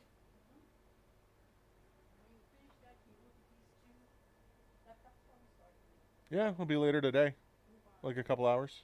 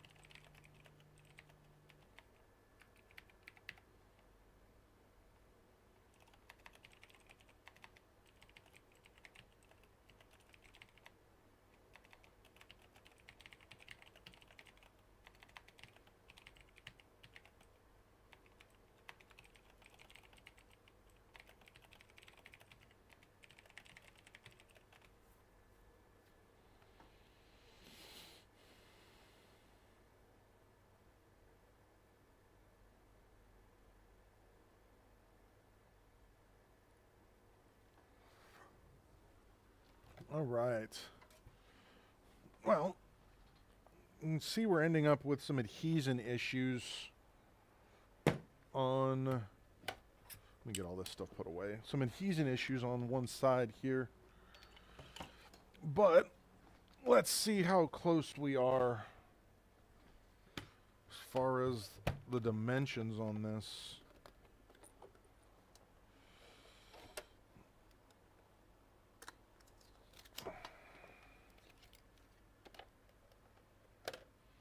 Oh yeah. Maybe I need to make it just a little bit larger.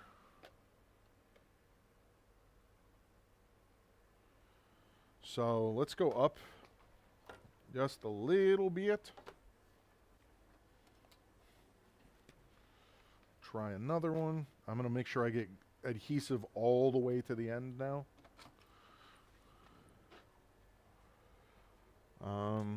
So I'm going to Tinkercad again.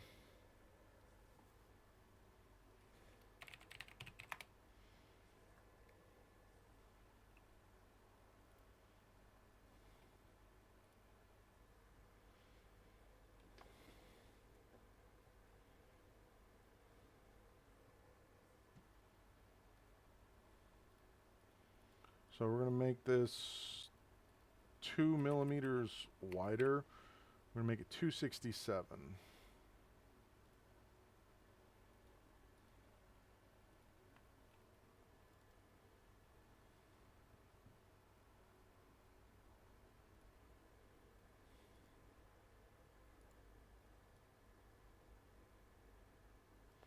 Man, there's literally one place on this board that this thing will fit.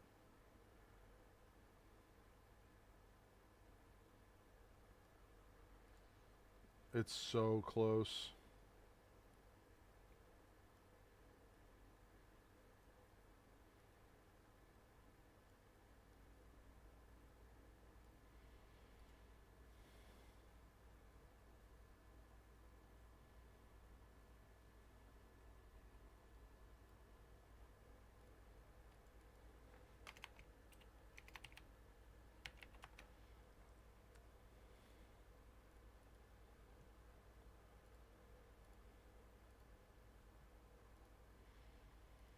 Okay, let's try part 2.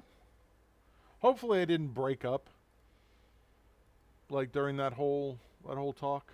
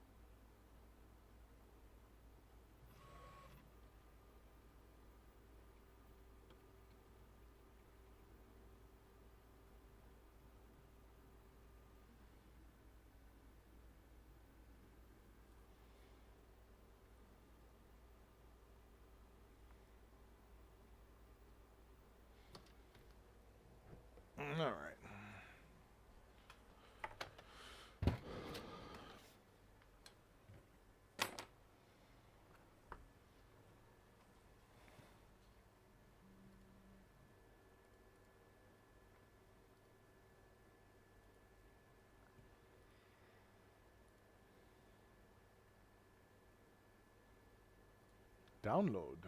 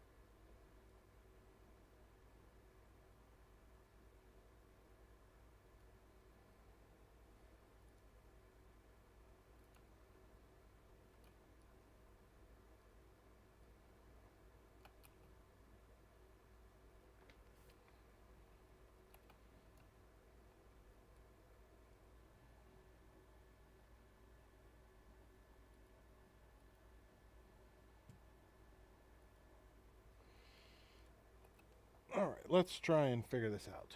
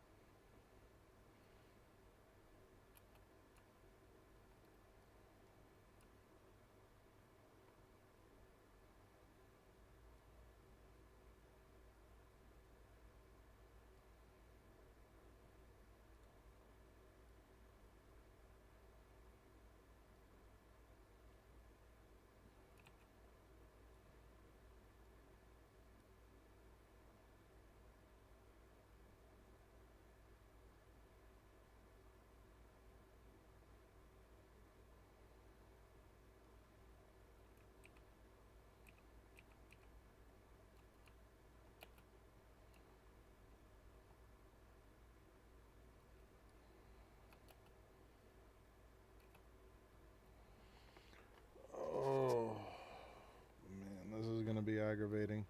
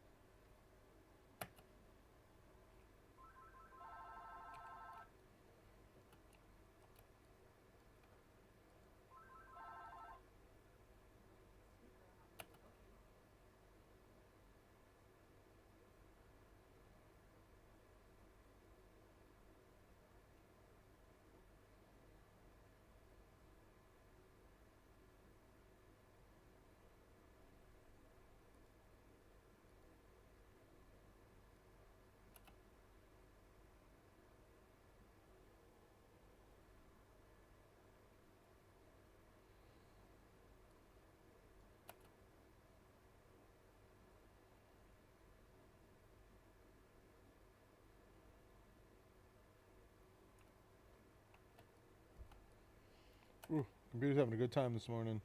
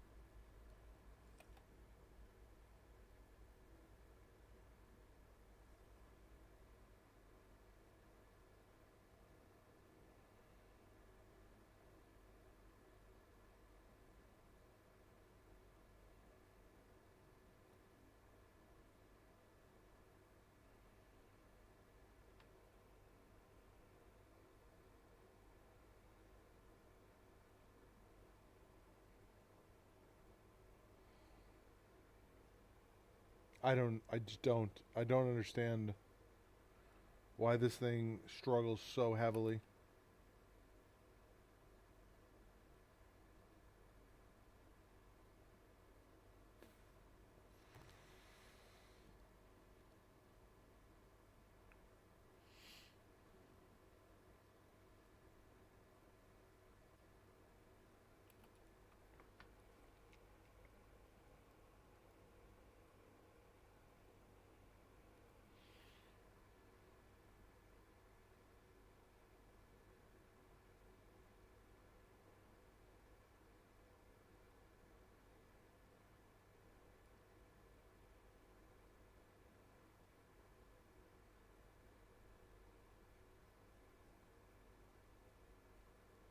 Well, that's not right.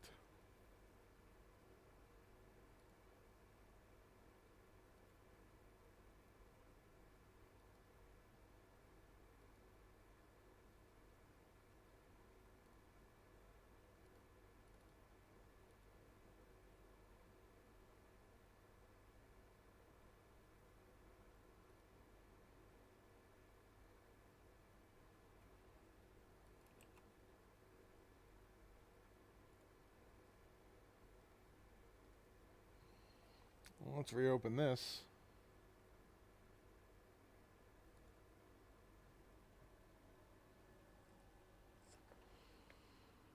Yeah, it looks like we're adhering this time. Hey, Angeline. We're going to do a little trade here. You're going to go get me food. I'm going to look at these computers real quick. Okay, that one's turned off. This is the one that's got... Scam connection, I know. This one here, you're going to check and see, because I couldn't read the hard drive, and you said there might be... Shouldn't be an SSD. Bit blocker on here. BitLocker, I know. Bit blocker, so I stopped everything. What kind of food do you want? Subway, are you okay? Yeah. Just Mm-hmm. Yeah, just Subway. I want to eat fresh. okay.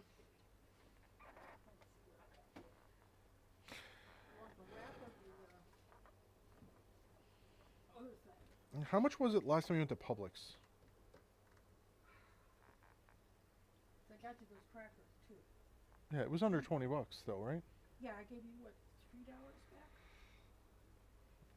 Yeah, you know, just like if you're, are you okay going to Publix? Hey, go to Publix instead. They're not bad.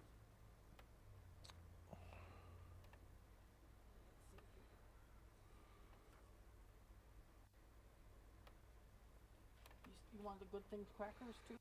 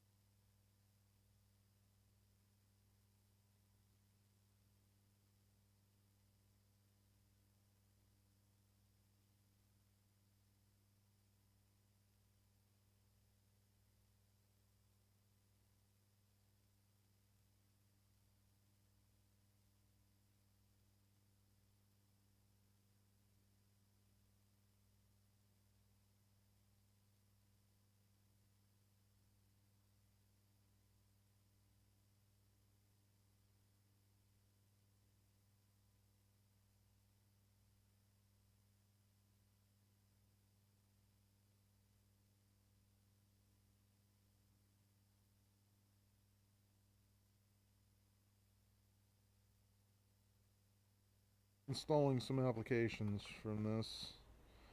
Person's computer. Quick help. Ultra viewer.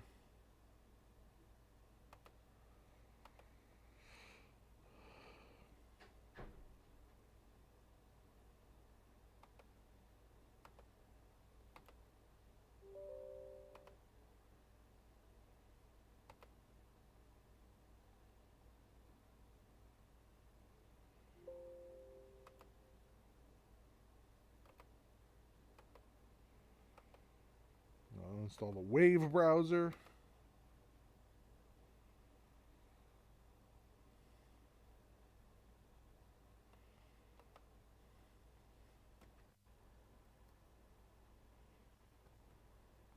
Make sure nothing's in the task scheduler. I'll be back there in a second.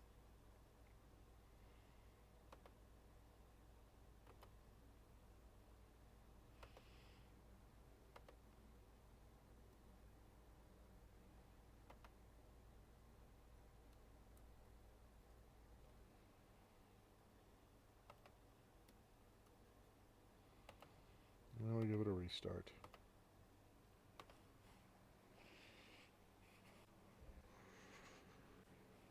Nice. All right.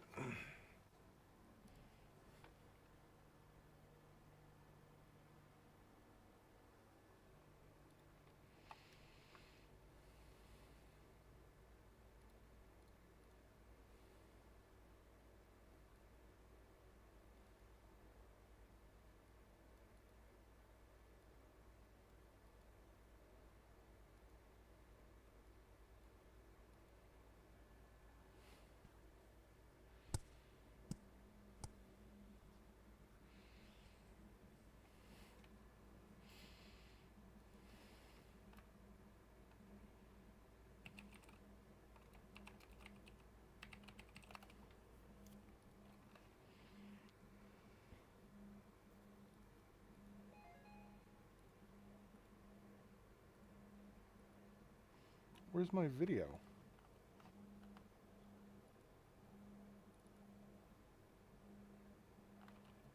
Is this it? I think this is it.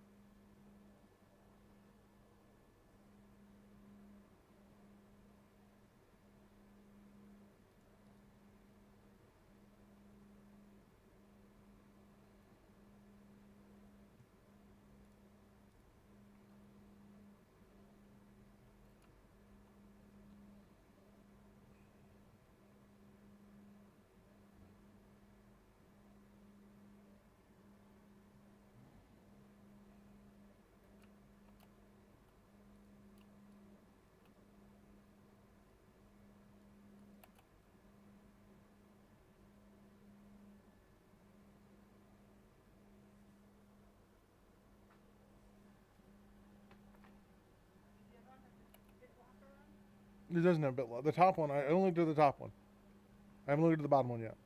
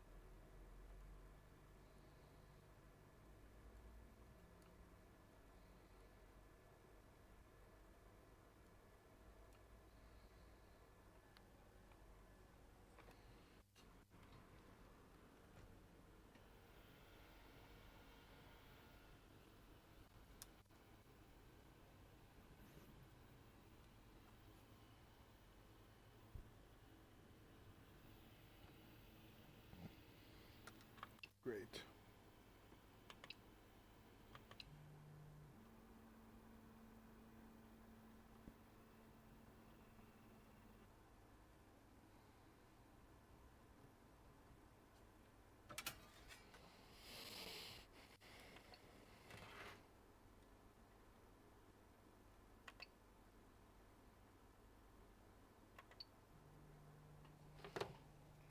Something happened there.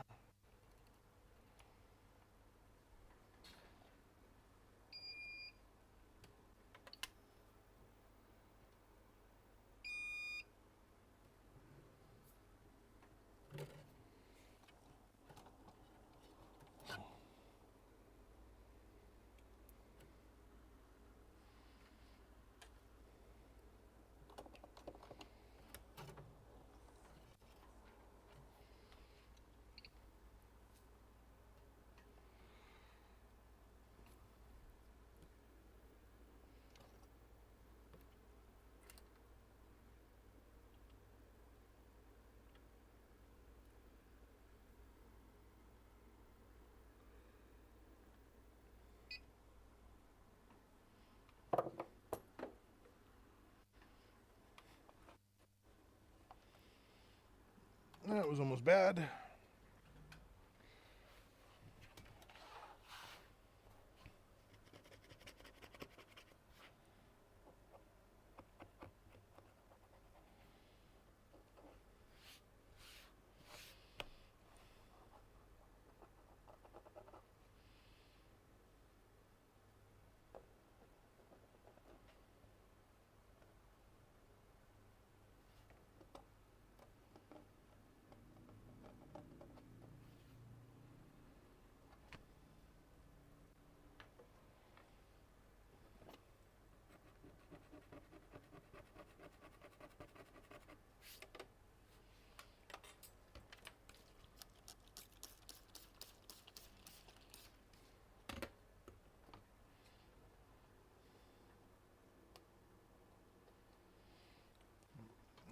Let's try.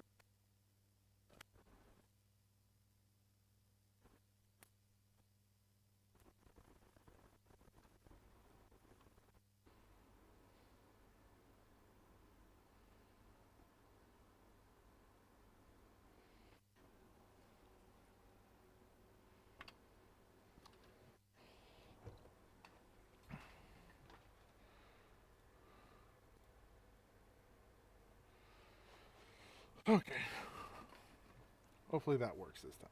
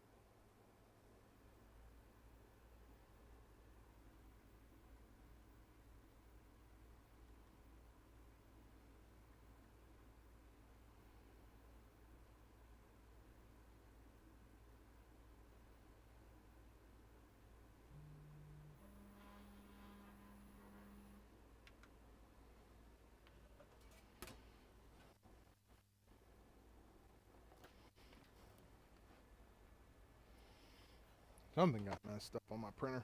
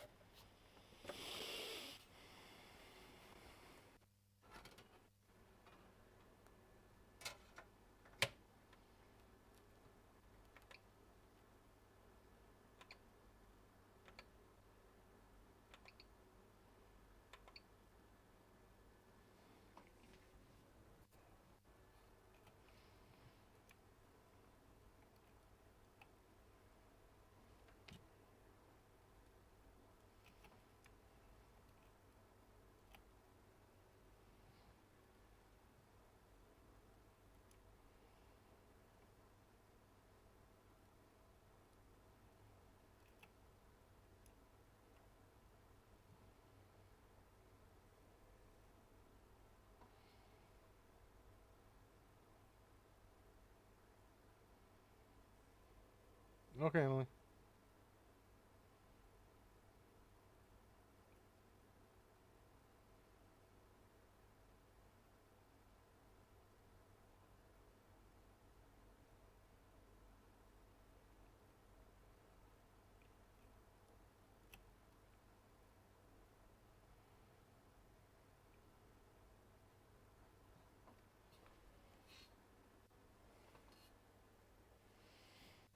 Because the files themselves are quite large, Emily.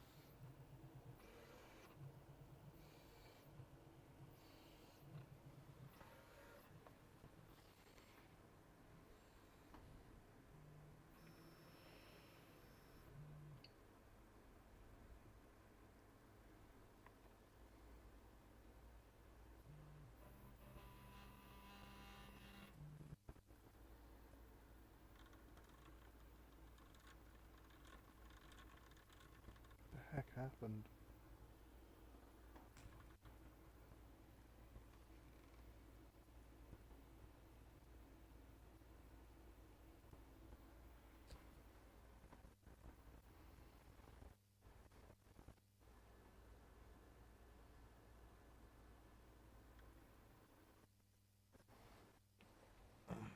Okay.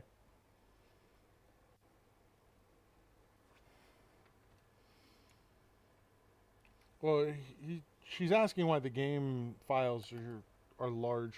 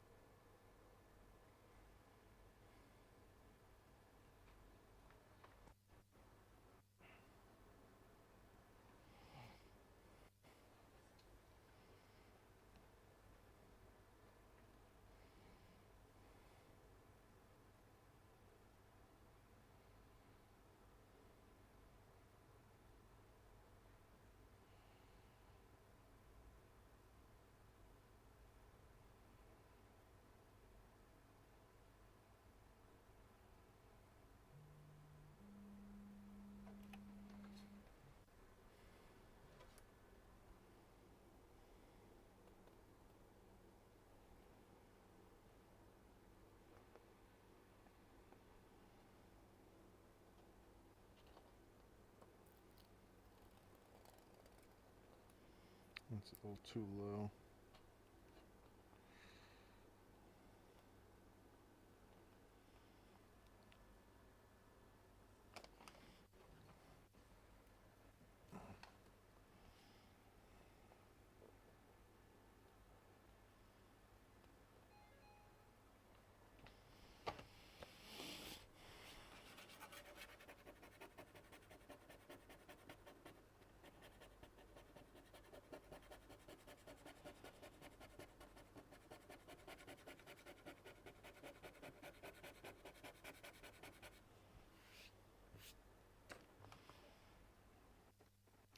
Something just happened on my printer, and like my Z height adjustment just got really messed up for some reason.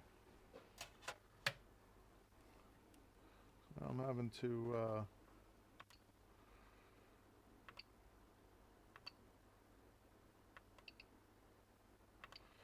make adjustments.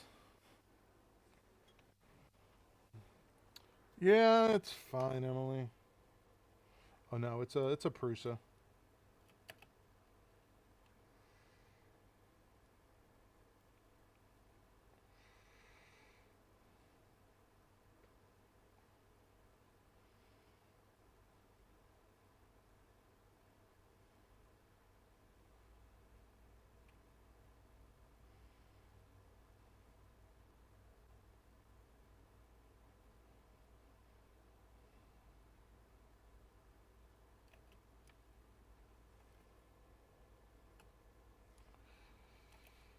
Yeah, at some point, Emily, once you have enough points.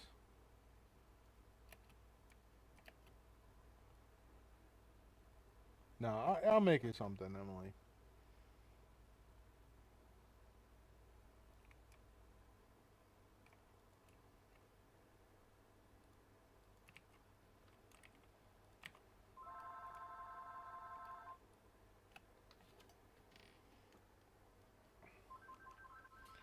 Braden PC, but Chris, I can help you.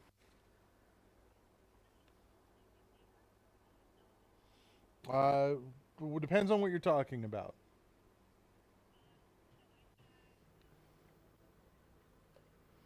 Mm-hmm.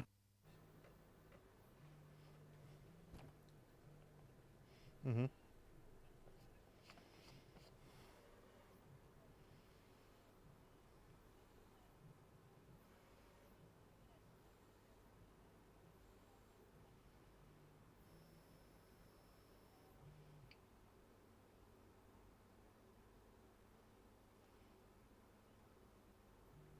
Okay. Yeah, I don't sell new like laptops like that. I can help you order something. I don't actually sell them here out of the store.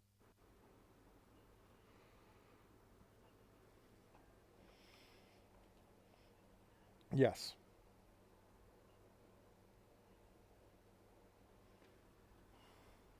Yeah. Yeah, and if you have questions, you can just ask, and I can help you kind of get what you're looking for.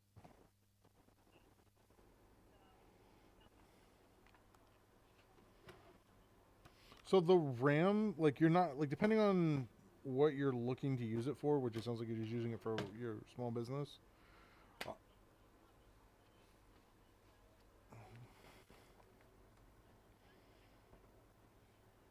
Okay.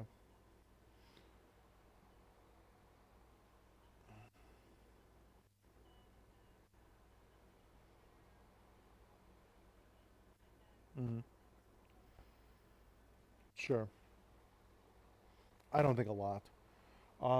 The bigger thing, like you're not going to really get a computer anymore that comes with less than 16 gigs of RAM, and if you are, you're probably getting like an exceptionally cheap computer that's not going to run your stuff anyways. Um, so basically, what you do is you set a budget, and then you buy the best thing you can for that budget. So let's say you set a budget of like $800, then you look for like a $1,200 computer that's on sale for $800.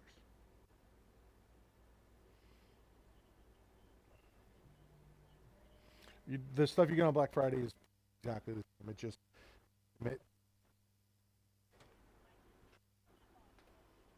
mm-hmm,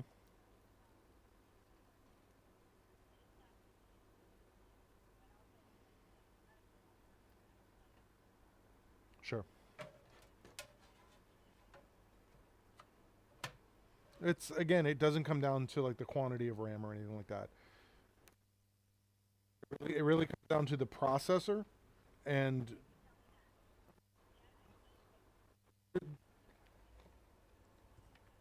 sure, but right, all right. So again, it doesn't come down to the computer itself. It comes down to how much you spend.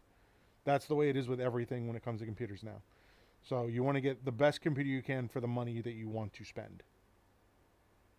Because like I can tell you a processor and I say, hey, get this or something better, and there could be a better processor that's cheaper. And that's the thing, because it depends on when like when the manufacturers decide to put things on sale. So like, because you could end up with two computers that are both say $800. One is a Ryzen 7, the other one is a Intel Core i5. And because I told you to get an Intel processor, you're missing out on the opportunity to get a better computer for the same amount of money.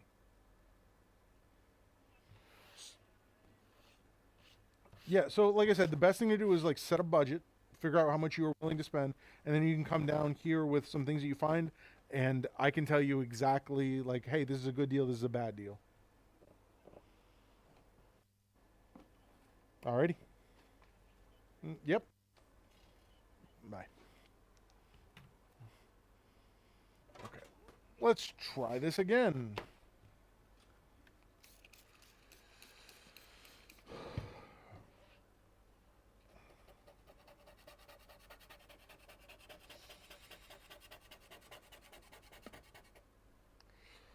Hopefully this time I won't end up in a situation where I've damaged my print plate. I'm trying to print that thing I designed this morning, Emily, and I did a little bit of damage to my print plate. The stuff did not line up correctly. Now I'm just cleaning it a little bit. I'm going to clean it off. I'm going to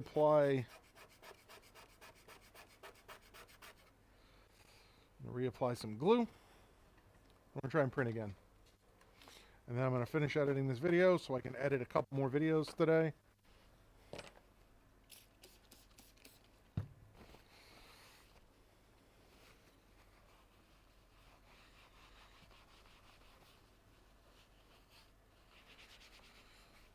And that's my goal for today, is editing videos. My goal for tomorrow is web design.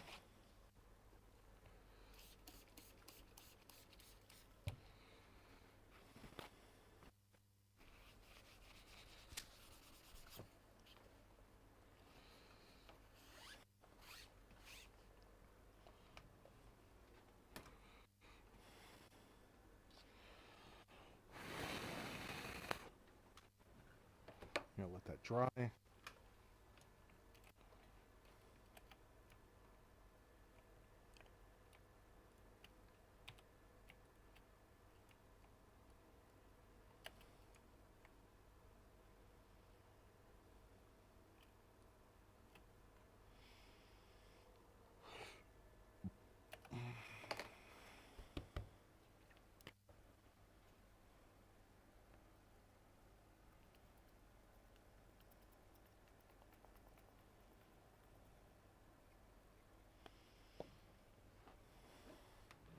Unless I hit my sensor.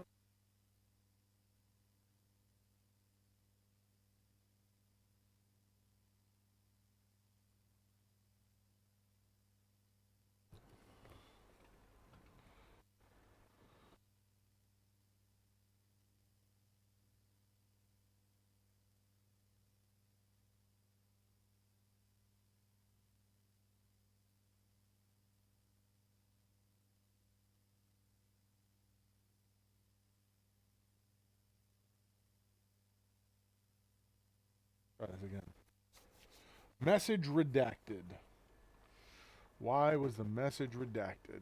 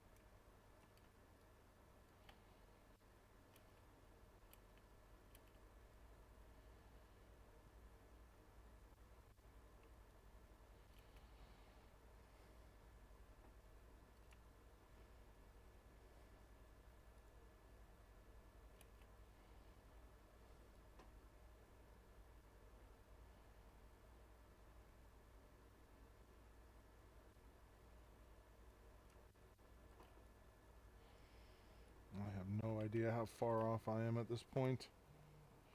You have a problem, your PC won't boot in any SSD or USB. You're trying to restore the BIOS, the default, and update the BIOS for no results. Okay. So, what steps have you tried so far? Okay, let's start with that.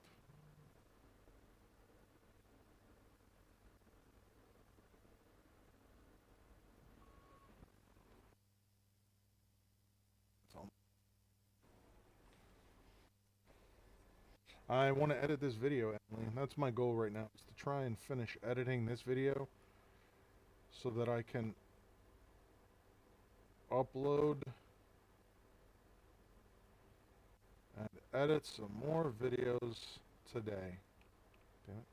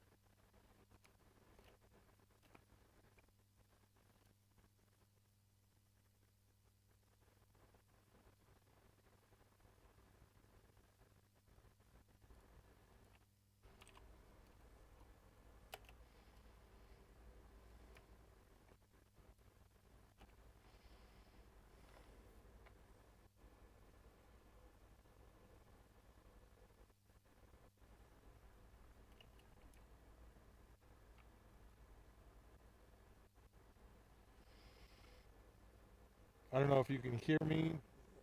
Is it Edine?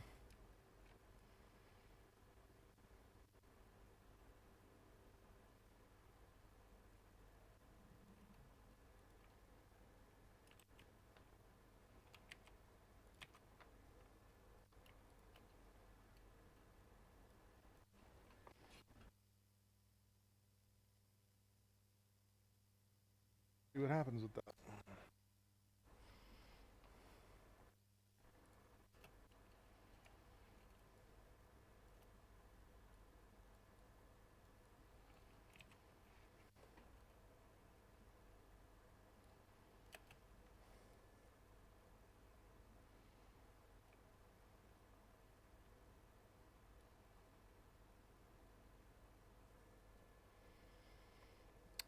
Tonight I'm gonna hang out with my wife, seeing as she's off tonight.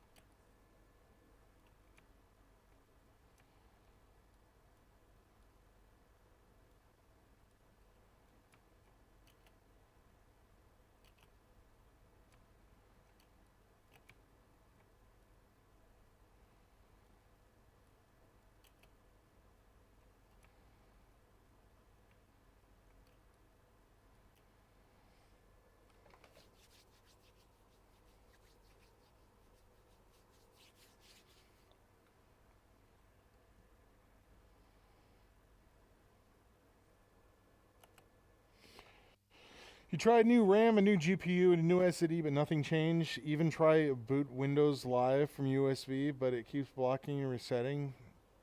Have you replaced the BIOS battery?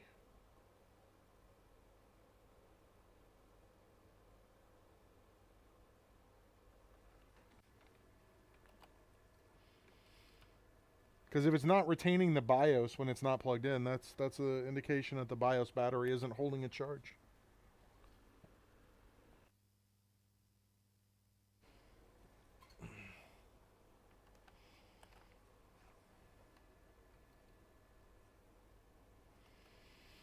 Then there's something possibly wrong with the actual BIOS chip on the motherboard. Or there's something wrong with the motherboard itself.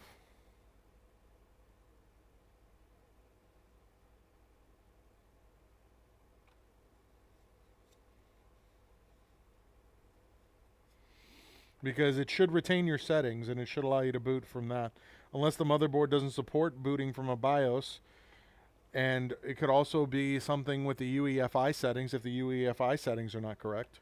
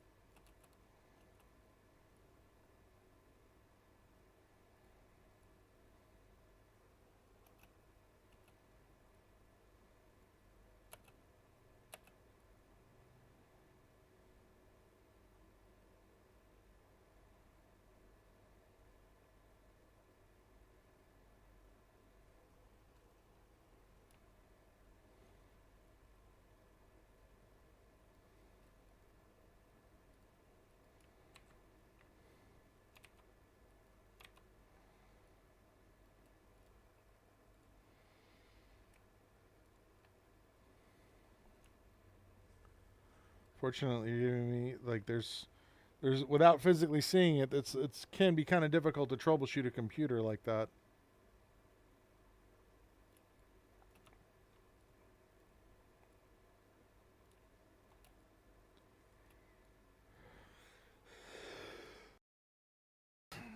Excuse me.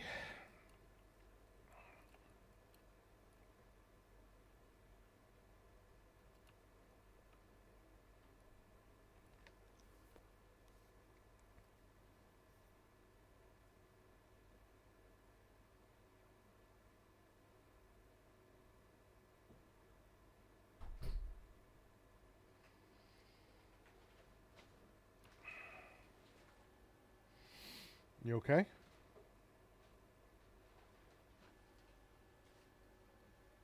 You got yourself groceries while you were there? Okay, Emily.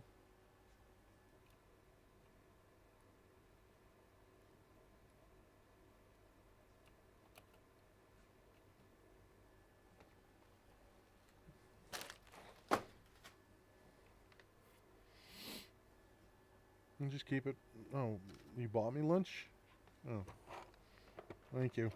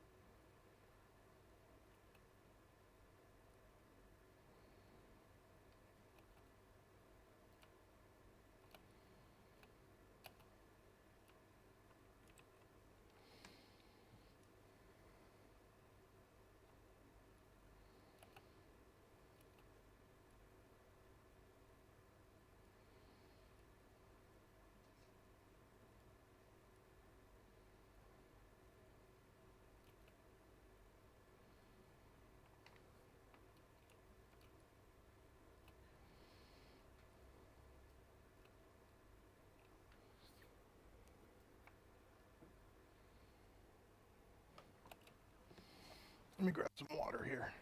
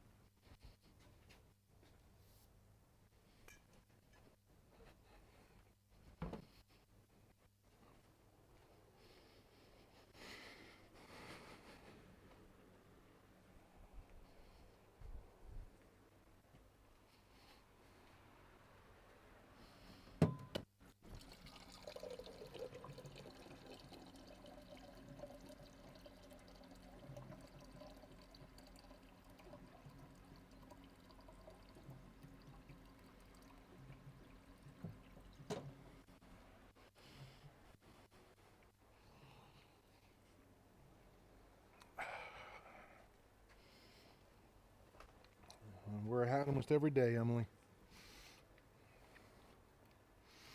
Thank you nonetheless.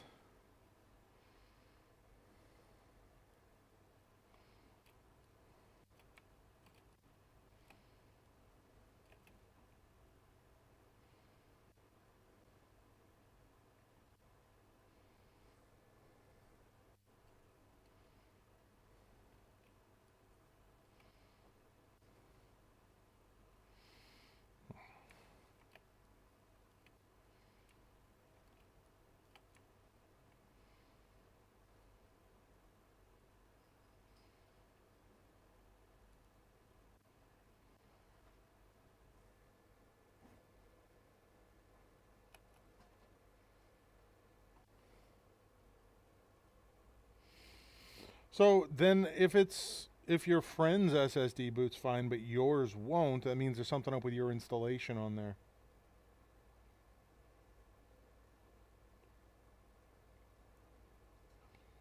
So have you tried like a clean install of Windows with it?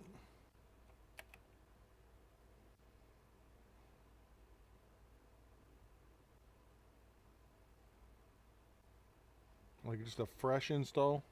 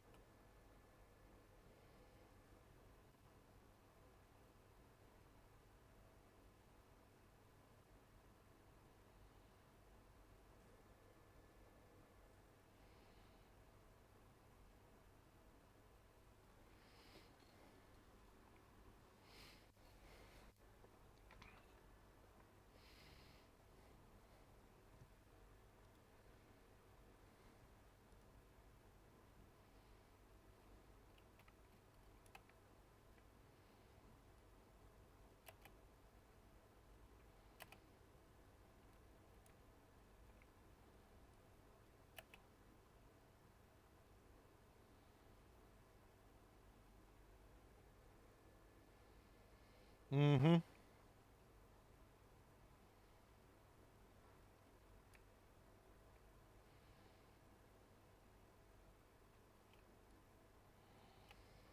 Yes, indeed.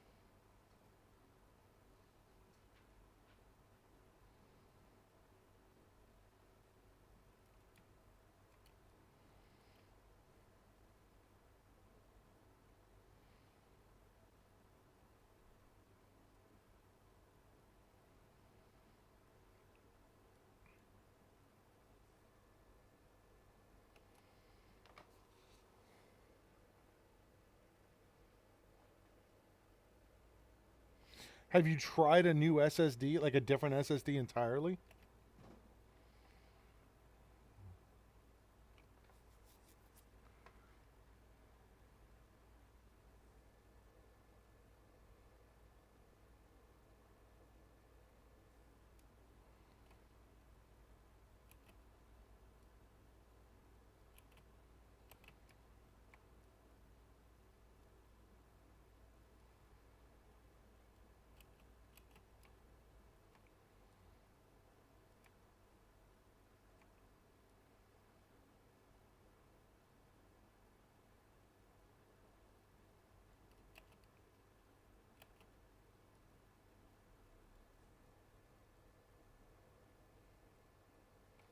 Yeah, they're on YouTube. They said they were having trouble beating from a USB and an SSD, but if the SSD is dead and causing the motherboard not to boot, then the USB wouldn't boot either. Like I've had that happen where you have a dead SSD and then the motherboard won't post at all because the SSD is bad. I have 100% had that happen.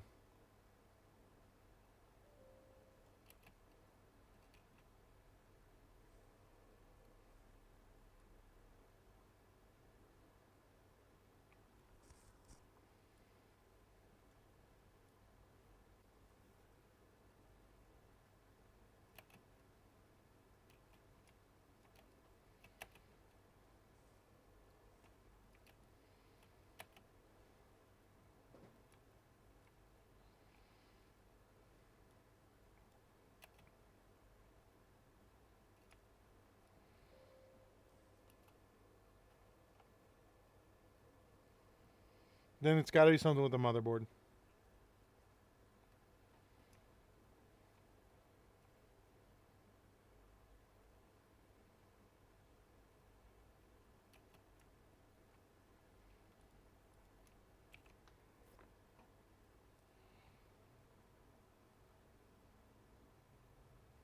Because it sounds like you've replaced literally every other part.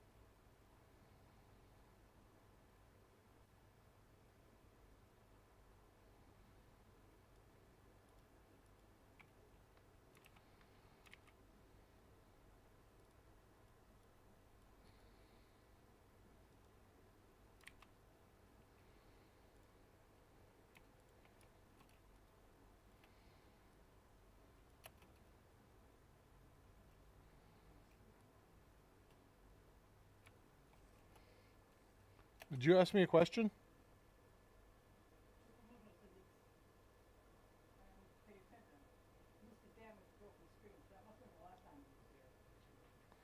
Yeah. I haven't touched that bottom one yet. No, I'm talking about this one. Well, no, it's damaged. Screen is Yeah, the top left is quite white.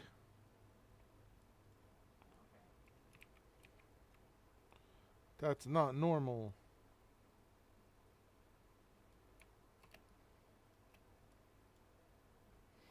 This video that was under 15 minutes.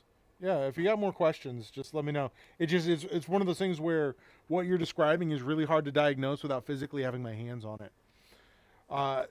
This is a video that was like under 15 minutes. That's not going to be over half an hour.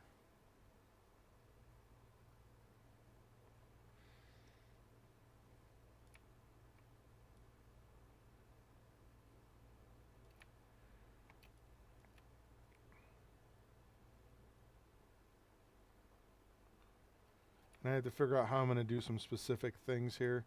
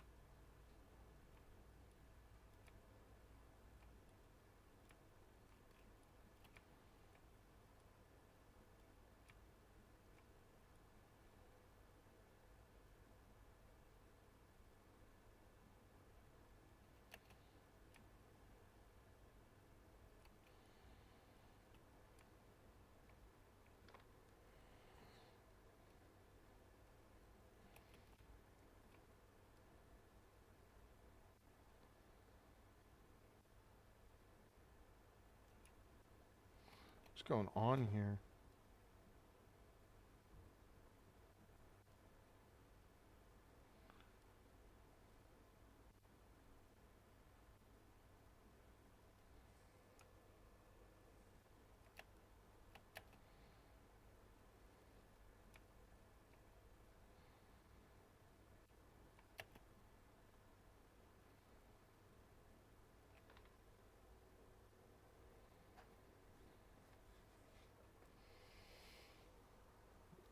Yeah, Emily, but I'm not going to be working on them.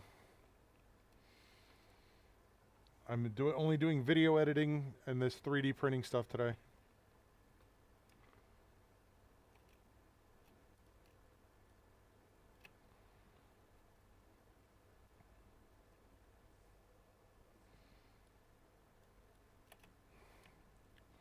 I gotta get ahead of this again.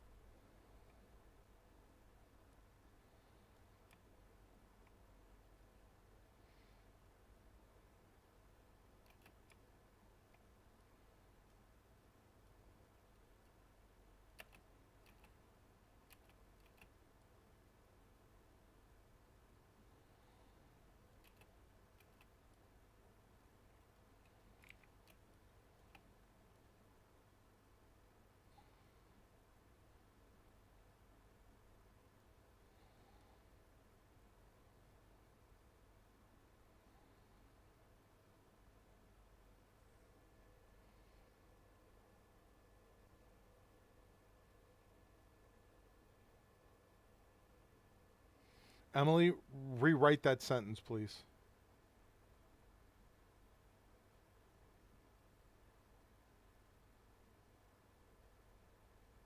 Because I have no idea what you're trying to say there.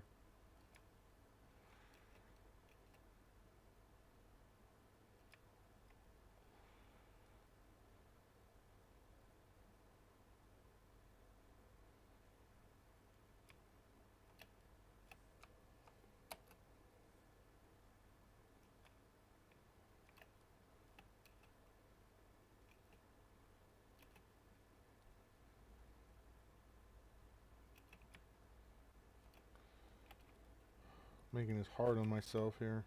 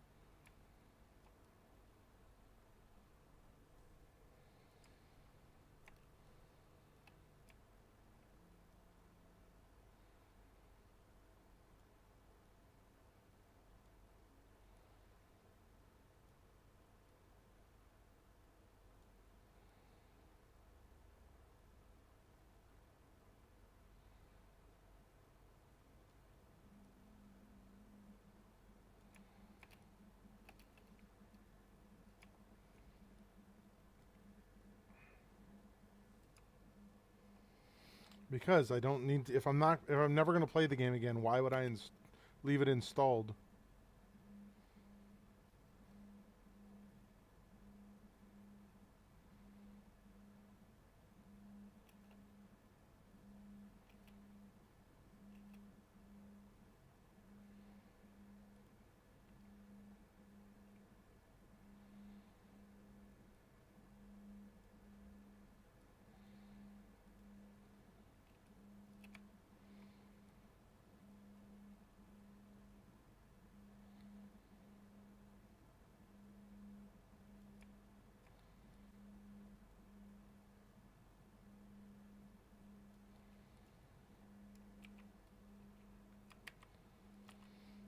I don't know why I deemed it necessary to pause while I said this.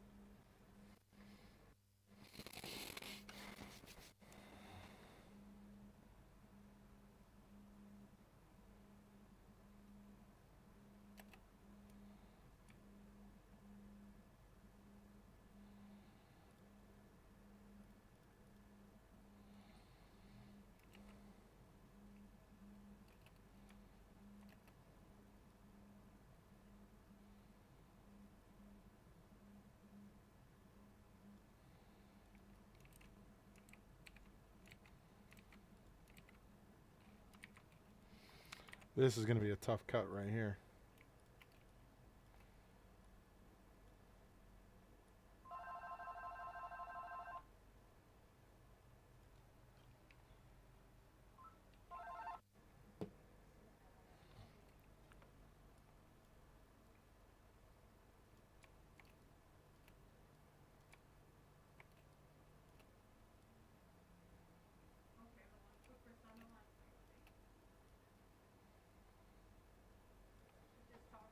Hmm? This is Chris. Yeah.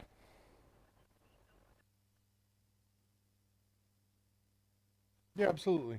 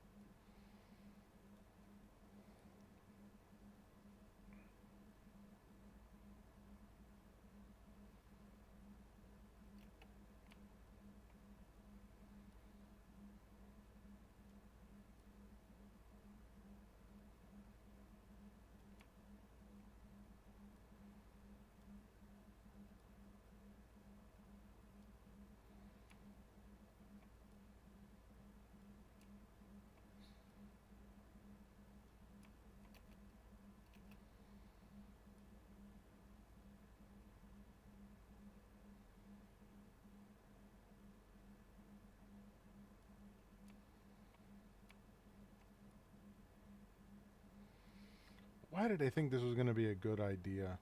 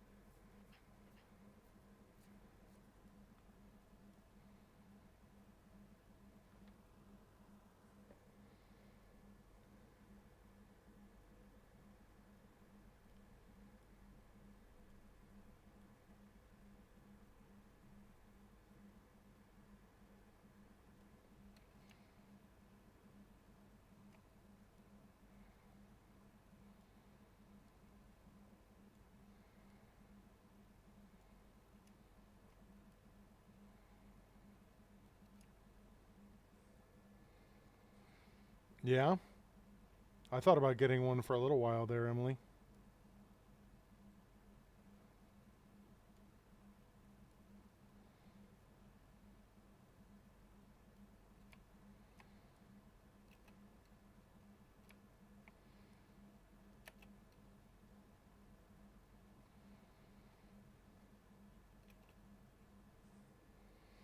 Because it ended up being, I didn't need it. The amount of times that I would use it wasn't going to justify me paying for it.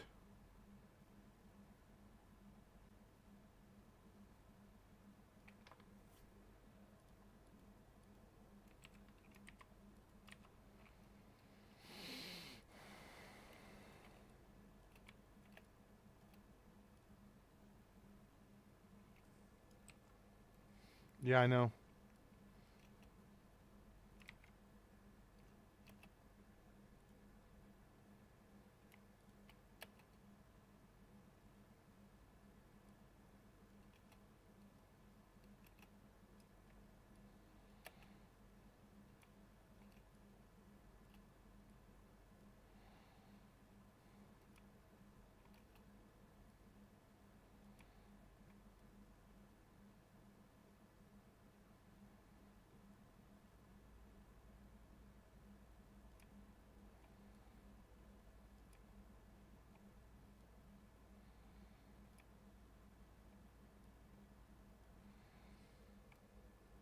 Yeah, you probably do.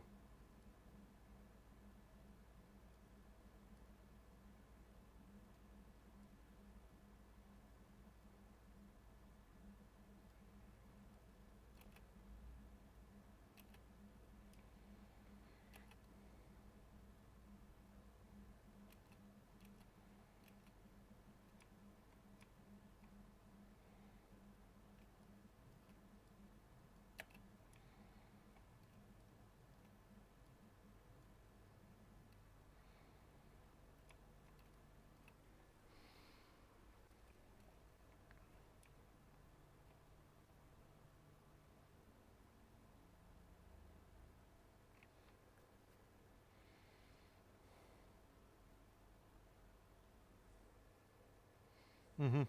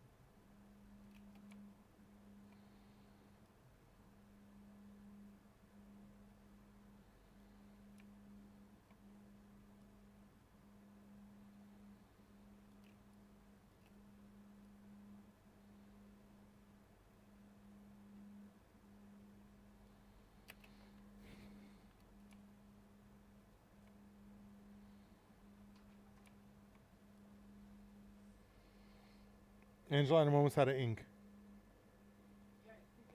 Please stop printing. Unless you need something.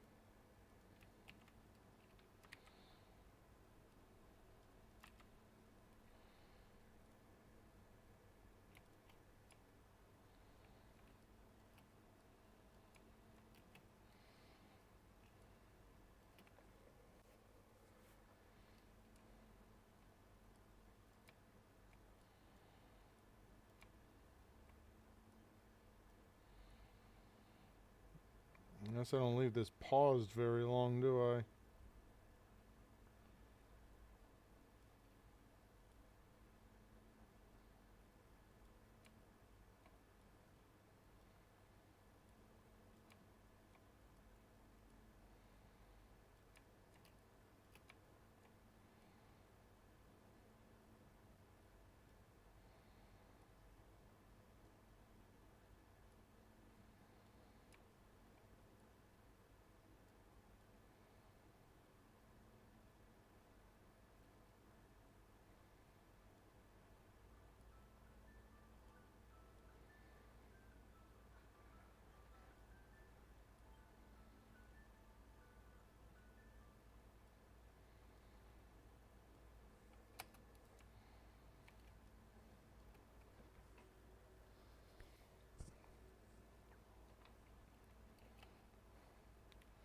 Jeez, Chris, what are you doing here?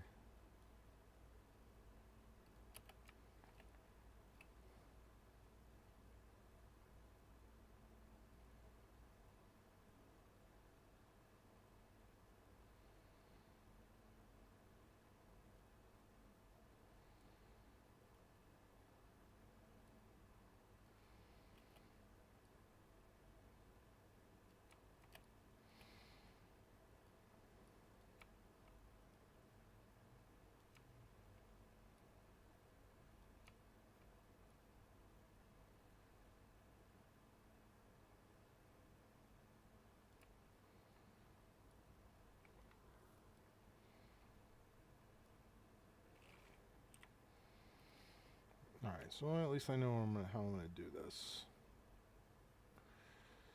So here's what we're going to do. We are going to select this layer. We're going to put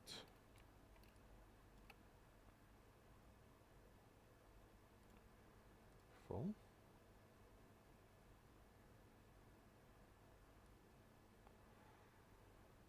Put a mask on this layer.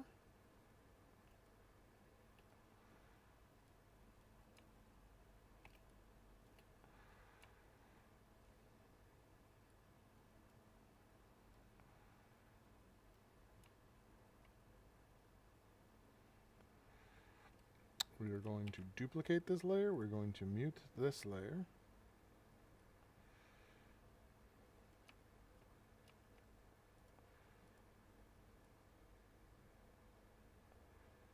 This layer is going to go down to the bottom. We're going to delete this mask. Going to lock that.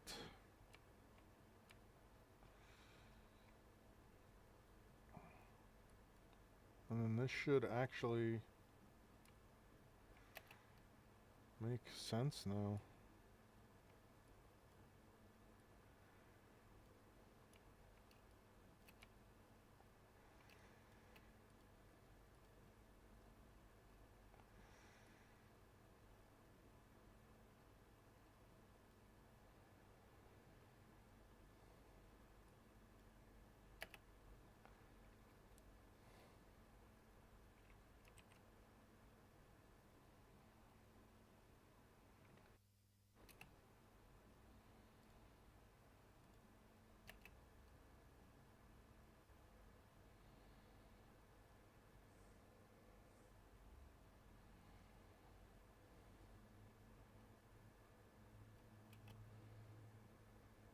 I'm going to isolate this layer.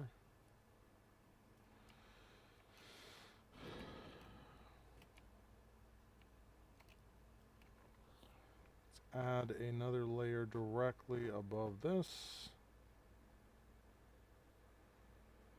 Let's make a new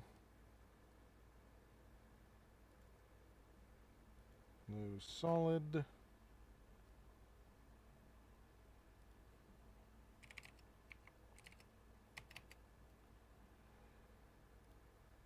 go all the way to the bottom with you.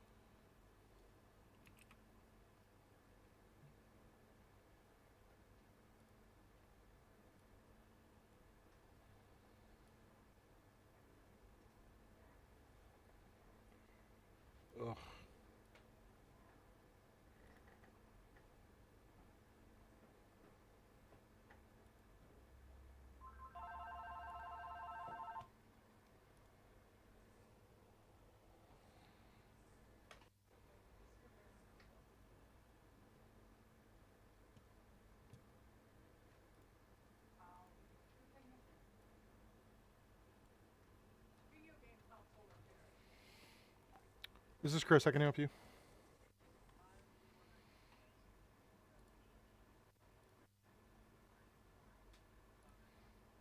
On a...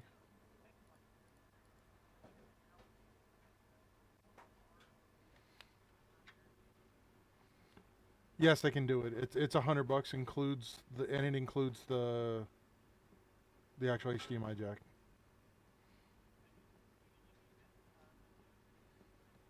You can just bring it in.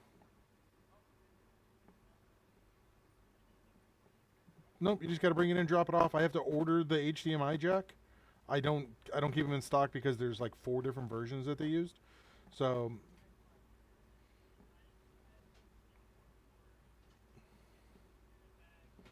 yeah, no. I've done it. I've done it multiple times. But what I'm saying is there's different HDMI jacks that they put on the board. So there's 4 different revisions. So that's why I just need you to bring it in, and I'll take a look at it, and then I'll be able to check also if there, like, whatever happened with it, if there was any damage to the traces in the board, then that changes things. So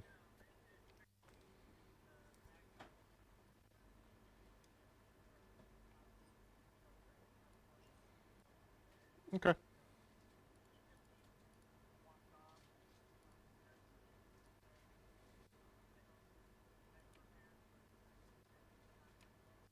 Hmm. All right, no problem. Yep.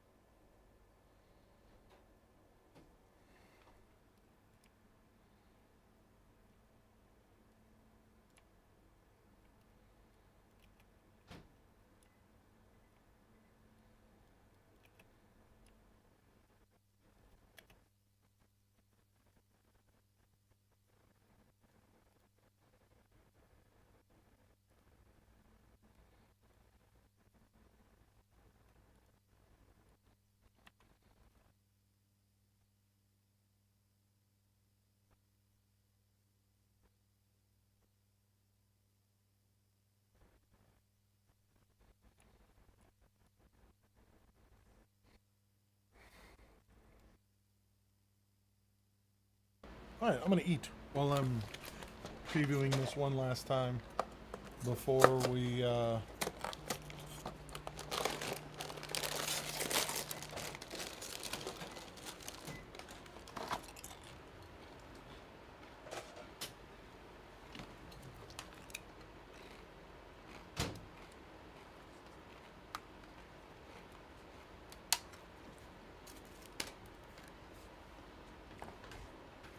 All right.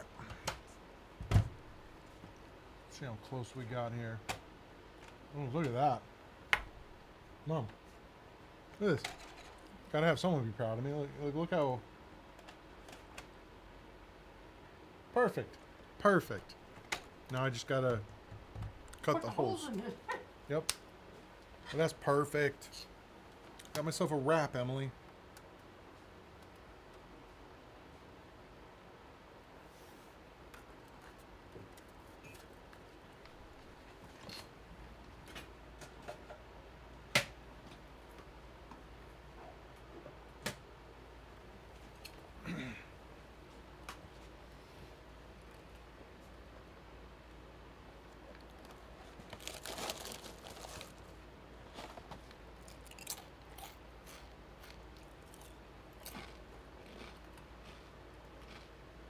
Surveyors up on 41.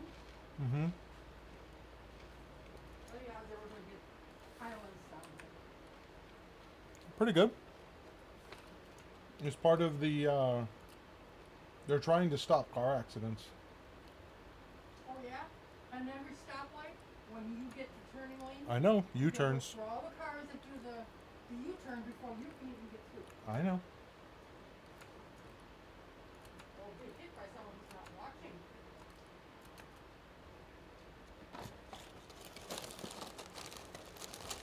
Someone's making movies out of that.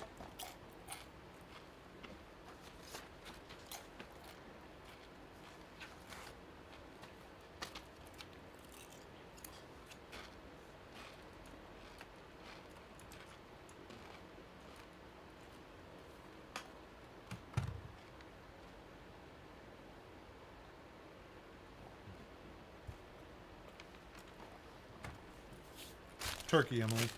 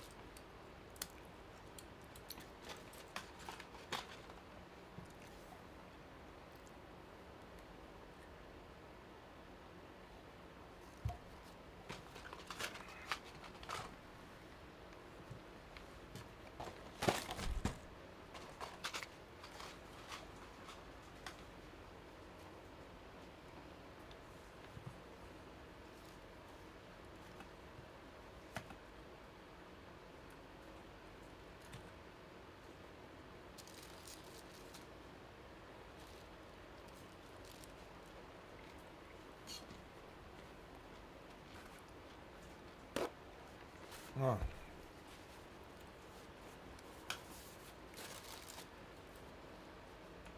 Come on.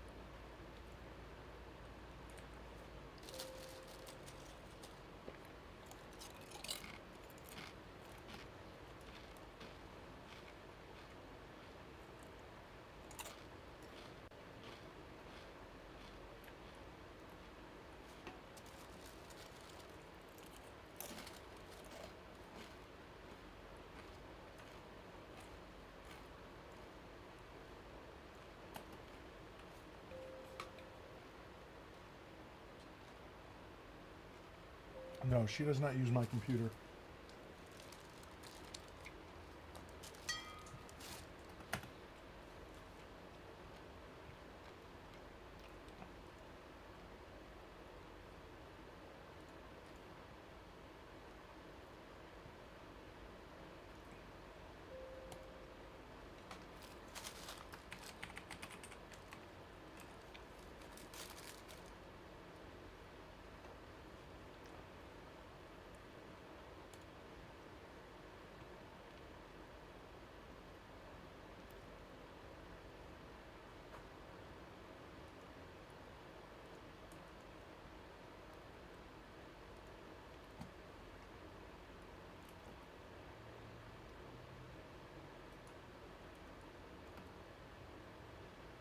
It's not caching at all.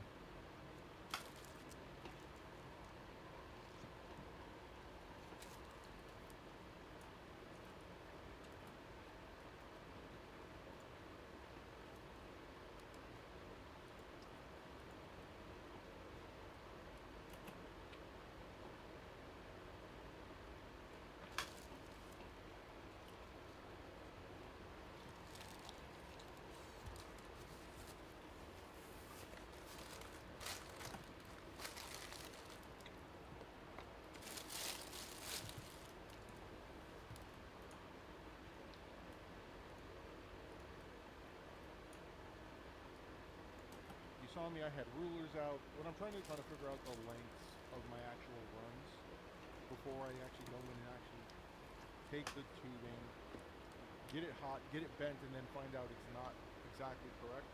So there's two ways that I do this. First thing I do is I have some roof.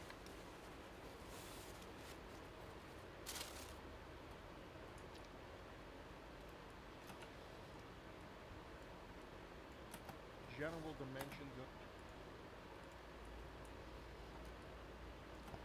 and I'll make a note of those general dimensions so that I know where everything's going to go. And then secondarily, what I do is I have a bunch of fittings that you're seeing me use. From the grocery store only. You're seeing me use now. And what these fittings allow me to do is I have spare tubing just laying around that's dead tubing. I will take these fittings, I will cut tubing to fit in the fittings, and then I'll figure out exactly how I want the runs to work. So, instead of guessing, what I'm doing is I'm saying, okay, this is exactly where this run needs to go, this is how this run needs to look. Like, for what I'm doing now, my main thing is clearing the GPU, because I didn't know what GPU I was going to be using with this. I didn't know if I was going to be using a AMD card or an NVIDIA card. So regardless, I wanted to be able to make sure I cleared it. The one thing I knew I wasn't going to be doing is I was not going to be using a 4090. If I was using a 4090, I would have had to relocate the pump because it physically would not have fit. This case is a Lian 11 dynamic Evo, and the 4090 on this comes up to the second fitting that you see on the right side.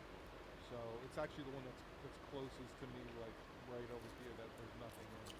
I would have had to use that. This is not it's not out in the, that's connected to the pump. It's like a drain that needs a secondary unit. So you can see I'm going through, I'm using different types of tubing I have laying around, and as you can see, I'm making adjustments. I'm going up to the radiator, trying to figure out exactly where everything needs to line up. And then once I'm done with this, because I'm not exactly like concerned with the specifics of where everything is, or excuse me, I'm not concerned with everything being watertight. I'm only concerned about the overall shape of the hardware. So I guess let's talk about a couple things. As you can see, we'll pause this. Well, you can kind of see where I'm at with this. I have my overall shape, and you'll see what it looks like in the end. I have my overall shape, and one of the things that I need to do is use the harder materials that'll snap cleanly. I have a Dremel that I use to cut, and then I also have a simple tack saw. And then after I make the cut, I have two tools that I use to make sure that the ends of the fitting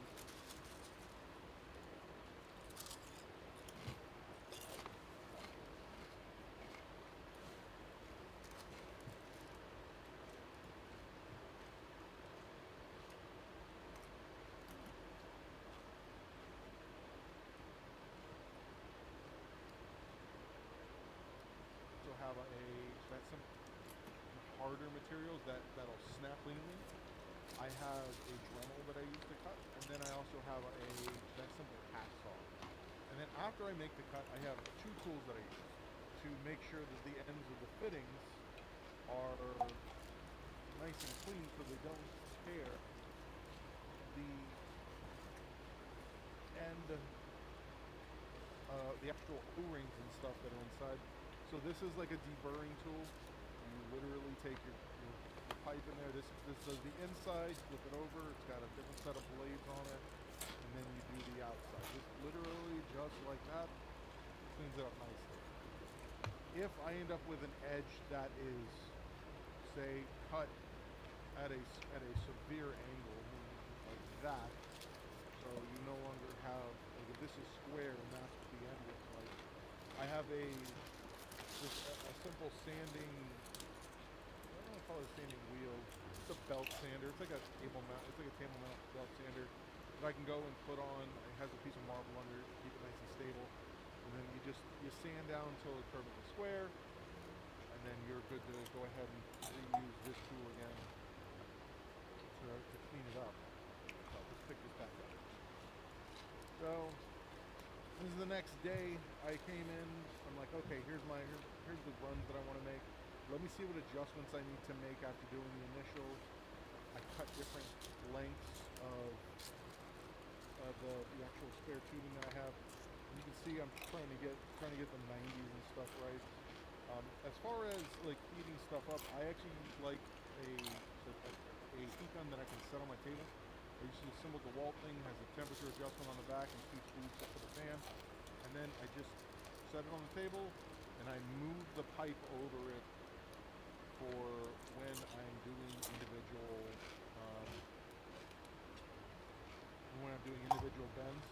And one of the big things that I don't hear people talk enough about when you're doing a bend, and it's actually pretty important. Let's say you wanted to put a bend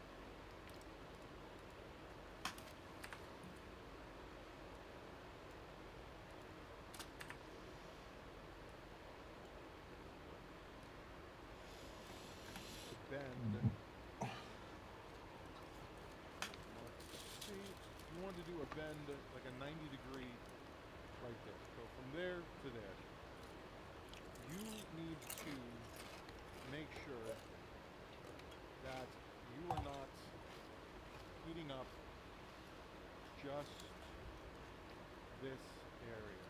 Because if you heat up just this area, what's going to happen is when you go to do the bend, you're going to get a kink that forms right there. And that kink will lead to what you're seeing right here, which is not going to focus on the camera, but that right there, that's bubbles from it stretching. So if you wanted to heat this up and you wanted to do a bend in that area, you need to heat the pipe pretty consistently all the way like this. And I'm not saying heat it up so that it's flexible, but you want to heat it up so at least it has some temperature in it so that the center is more malleable. So if this is where I have my heat gun right here, what I'll do is I will move across, hold, move, hold, move, hold, basically go back and forth until while I'm rotating, you need to rotate it the whole time. You're not just going to hold it one direction. You need to get the actual whole tube nice and warm. What I'll do is I'll keep holding it and rotating it until I can let go of one side of this and it starts to sag on its own. And then at that point I know I'm getting close, and then I'll just focus on the spot, like I'll start making smaller motions, and then I know I'm ready to either take the tube, put it into something like this, where I can make this side, where I can make my radius, whichever way I want to go, or I can make my own like dimension that I end up wanting to make. So one of the other tools that you don't really see me do here, you'll see me do it a little bit later. I use the vis-a-vis wet erase markers on these. Some people say they stain. I have never had them stain. As long as once you know where you want to mark, where you are going to start your bend, where we take this and we can see I want to take this black line that I put on here, and I want to lower that black line to the inside of my radius down to, so I want to line it up with right there, So until that line meets this radius.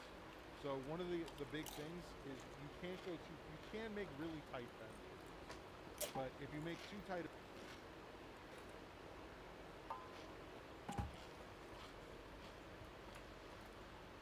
once that line meets the radius. So one of the big things is you can't go too, you can make really tight bends with this. But if you make too tight a bend, you're going to end up with something like this, or you're going to end up with a bend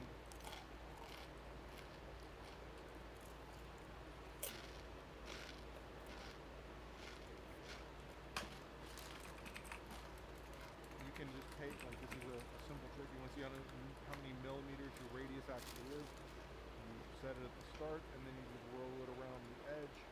So this makes a 2-inch radius. All right, back to the video. Kind of walk through some of the other stuff that I'm doing here. So this is me walking back to my back table, making small adjustments to the piping just so I can get like as close to that 90 degree that I can.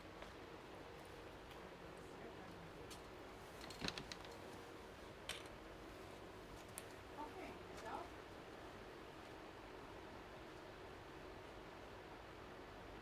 There we are. Yes,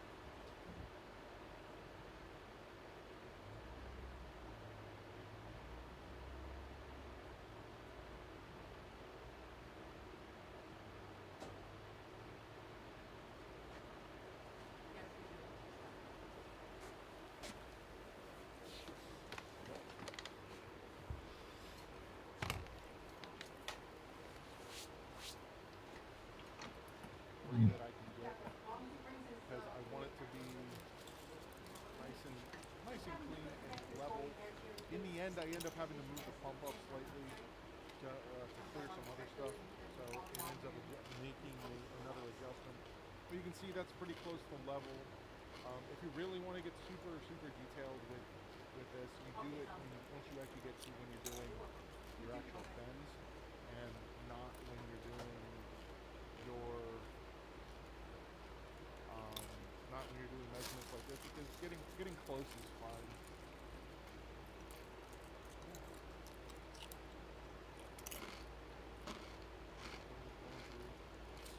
Small changes, small adjustments. And once I'm pretty happy with everything that I have, get it in place, and then we'll move on to the next one.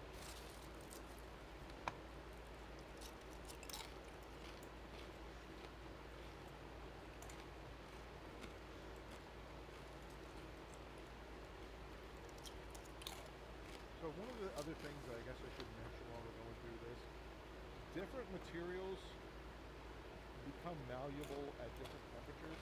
So whatever like material you end up deciding to make this with, make these bends with, or make your water leak with, you really need to be careful, because some of these, you put a little bit too much temperature in them, they become hyperporous, and the water ends up coming out.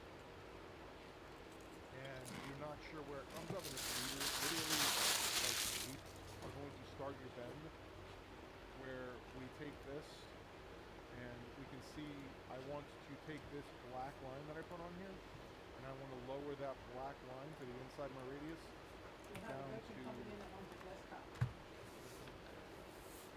So I want to line it up with right there. So just get it in there like that. Switch it over so you guys can see it. So as I lower it down, you can see.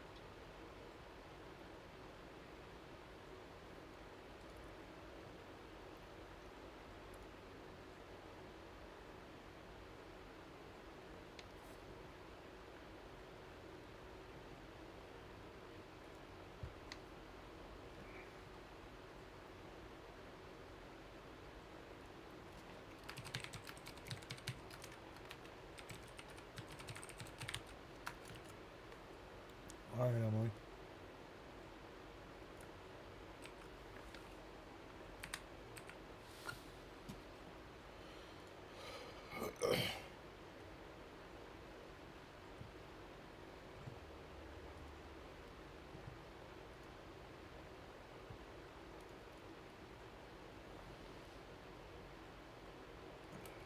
Keeping out of the tubing. So you just gotta be careful and make sure you're aware of what materials you have and what Okay. materials you're capable of. So you can see after some minor adjustments, I get very close to what my final product ends up being with this. Just making a bunch of small adjustments. I actually go up front. I keep a bunch of 90-degree fittings specifically for this, just so I can always kind of follow what is going on here.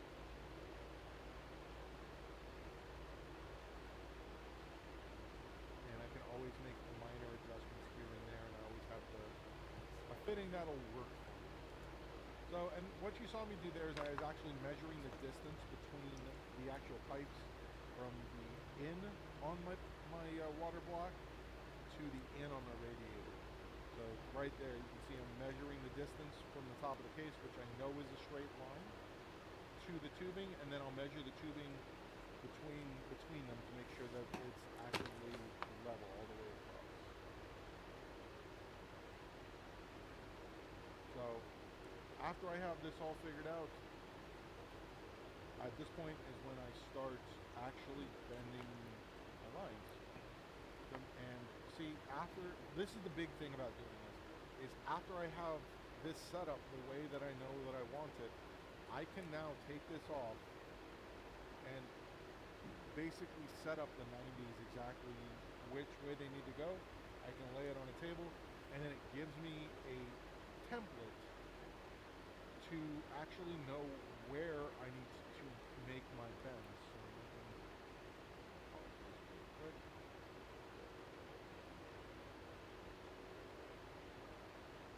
And you'll see me right there.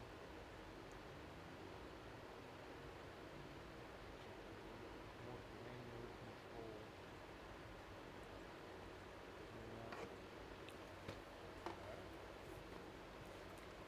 Right there. So what I'm doing is I'm checking to make sure, first off, that the tubing that I have will be long enough to actually make this bend. And then secondarily, I am going to take my vis-a-vis and make some small marks on the tubing bend, and then I heat it up, make sure I'm heating up a large area of it. And one of the things you see me doing down here at the bottom, I like leaving the different materials become malleable at different temperatures. So whatever material you end up deciding to make this with, make these bends with, or make your water loop with, you really need to be careful, because some of these, you put a little bit too much temperature on them, they become hyperporous, and the water ends up coming out.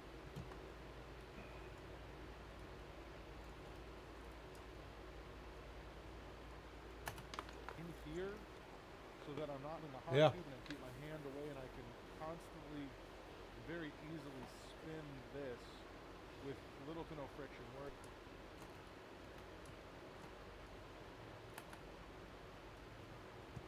wait for it to get close to what I want. You can see I got my first bend done, and then I just make sure I'm getting my bend where I need to, and I'm making sure that they're getting as close to that 90 degree as I can. And one of the things that I ended up having to do a couple times with this is the bend that's closest, it's all the way on the left side of the screen right now, isn't tight enough. And you can really see it right now. Between this and this, you're never going to be able to get a straight 90.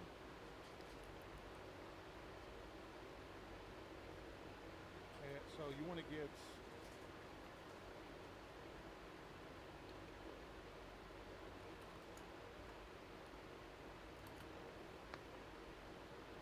and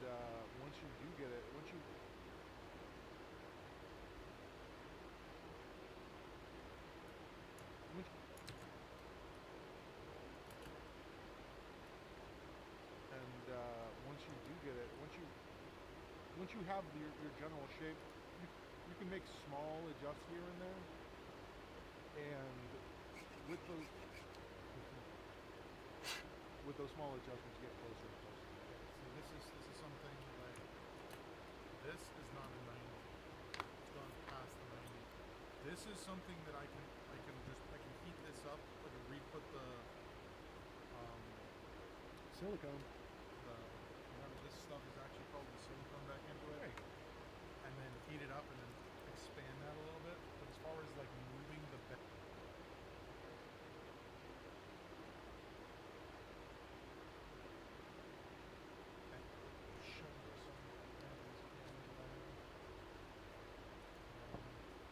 This highlights what I'm talking about right here.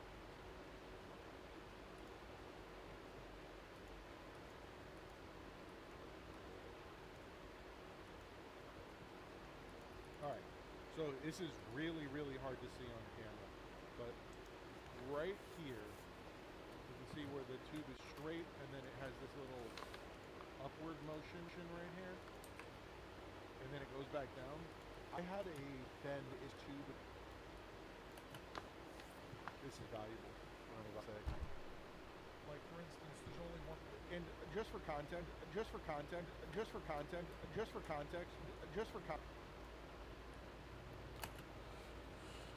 to say, applies only to what case you are using.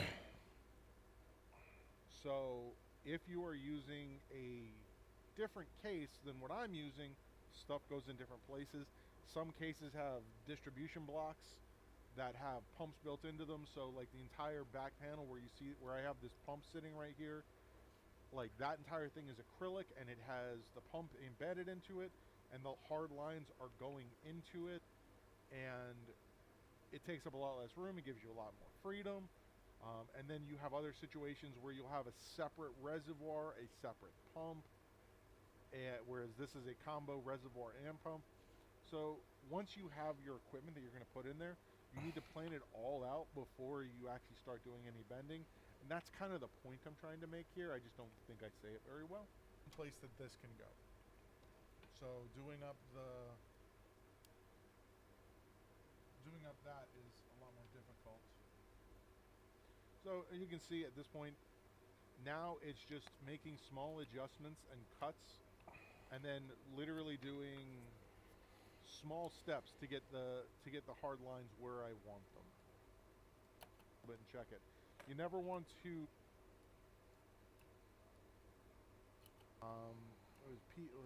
Remember, there's another one. There's PETG, acrylic. Really, I think you can also do copper. You can do, like, if you really want to get fancy, you can do glass. If it's made in a tube, you can basically put it in a computer. So as you can see, I marked up my lines where I want to heat them up, where I want to get them bent, and I start getting them into the shape. And you can see I'm moving it around, I'm moving it back and forth, not heating up one place specifically. And you can see right there, that was actually this tube.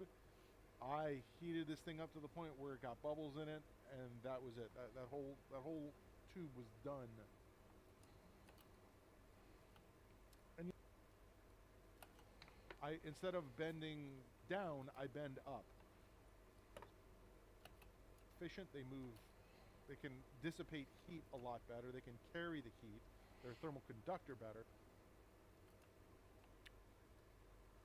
Efficient, they can dissipate heat a lot better. They can carry the heat. They're a thermal conductor better. I just had up on the stream. Let me go back to that real quick. That is it has like an opalescent material in it that doesn't damage electronic components or the pump, and basically what it does is it constantly, even when the system is turned off, it continues its motion, so it gives you this nice, like, almost think of it like Jupiter look to it. It's really cool. The problem with this is it's only good for a few months, and then you absolutely have to change it. Whereas if you use, like I do chilled water, I will change I use the distilled water. I use distilled water with an additive in it that prevents fungal growth. Then I will change my fluid once a year, do a full flush on it, and like at that point I can make any adjustment. The actual bend. So the path that my loop takes is so this was all like inside of the loop when I got done. All these little black spots you see, this, whatever this is, and what all this is again, it's detritus that ends up inside of there from when you're working on it, or if like, because if they're comparing against inside, another option would be using soft lime for everything. That would greatly reduce the amount. I'm just finishing editing this video, and then there are some things. There are some things I'm going to be working on, but nothing really computer related today. It's tomorrow. Tomorrow will be. It looks quite as good. I have a 3D print that I'm working on to replace the back plate of that Xbox.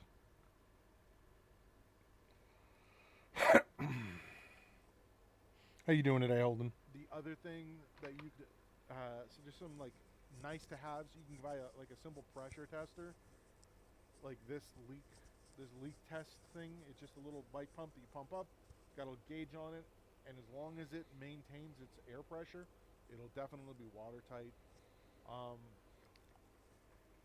Lastly, if you put something together, as long as you like it, that's all that matters. And if someone comes to you and says, hey, your water cooling setup is stupid or crap, not only does it not matter, but ask them to see theirs.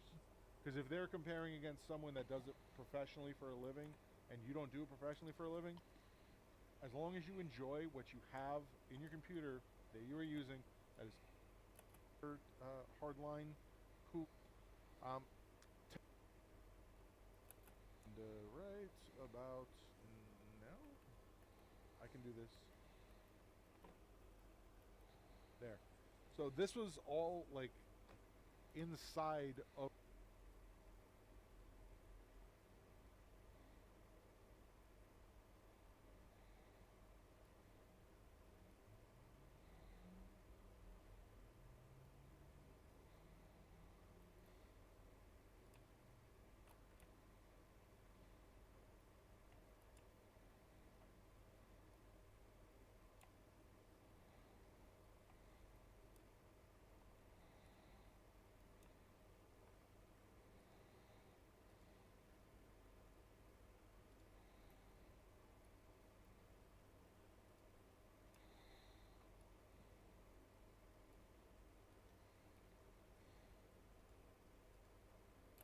Ring.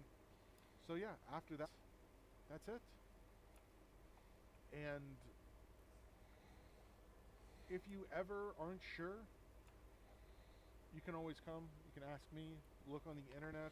There's a lot of guides out there. Jay's 2 Cents has a great guide.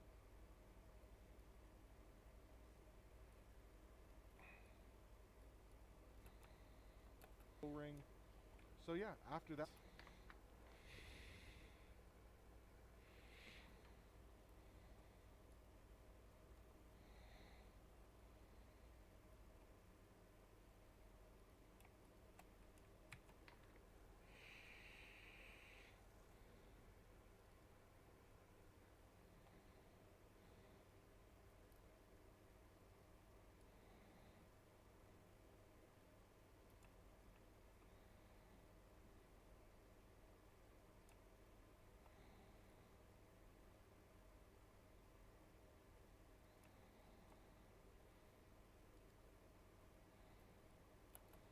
Has a great guide on doing a water hardline cooling.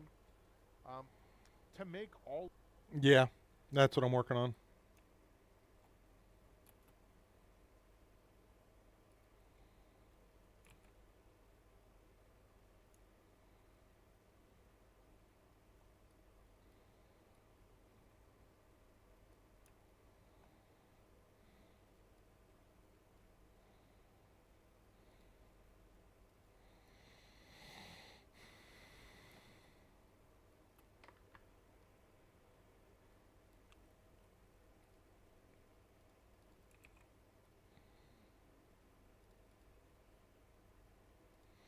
This is probably the most complicated freaking. Well, I mean, you can see like. So this is what I've gotten done so far. I've got the actual like measurements and everything. It actually fits in there perfectly. So now the next step is going to be getting the holes put in there for each of the plugs. And then after that, I need to go through and there's holes in this that I want to have the plate actually kind of slide into so it holds it in place. And then I'll probably just do something different and put some adhesive along the sides.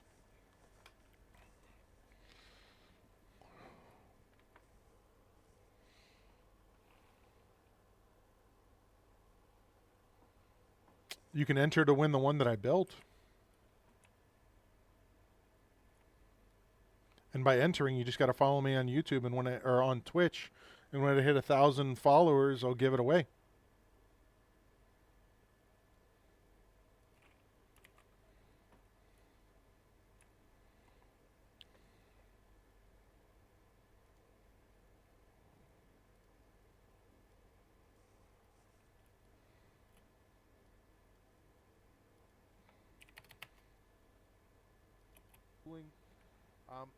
To make all of this much easier, another option would be using soft line for everything. That would greatly reduce the amount of work that would go into this. I don't think it looks quite as good. The other thing that you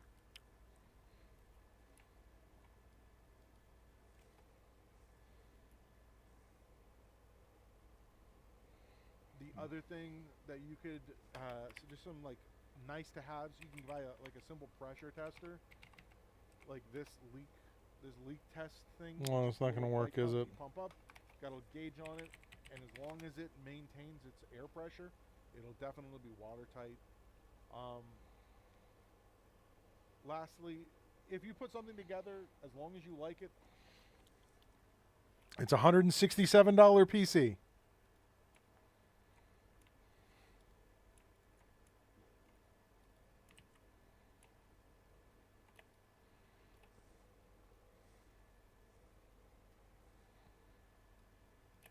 Thing that you could just some like nice to haves. You can buy a. What is going on here?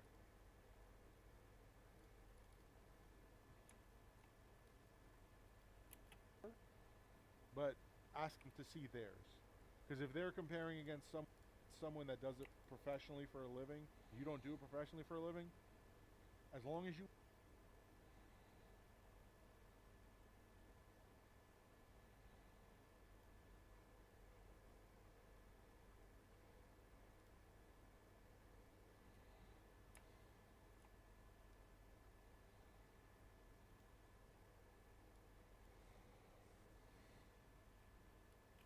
Like this leak test thing.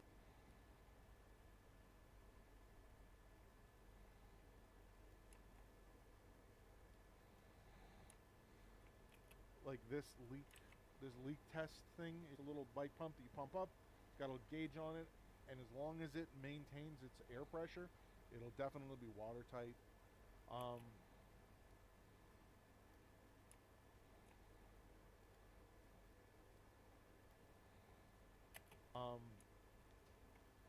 Lastly, if you put something together, as long as you like it, that's all that.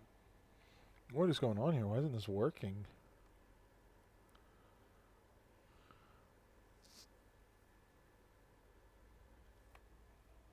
You can always come. You can ask me. Look internet. There's a lot of guides out there. Jay's 2 Cents has a great guide on doing water hardline cooling. To make all of this much easier, another option would be using soft line for everything. That would greatly reduce the amount of work that would go into this. I don't think it looks quite as good. The other thing that you could so just some like nice to haves. You can buy like a simple pressure tester, like this leak test thing. It's just a little bike pump that you pump up. It's got a gauge on it, and as long as it maintains its air pressure, it'll definitely be watertight.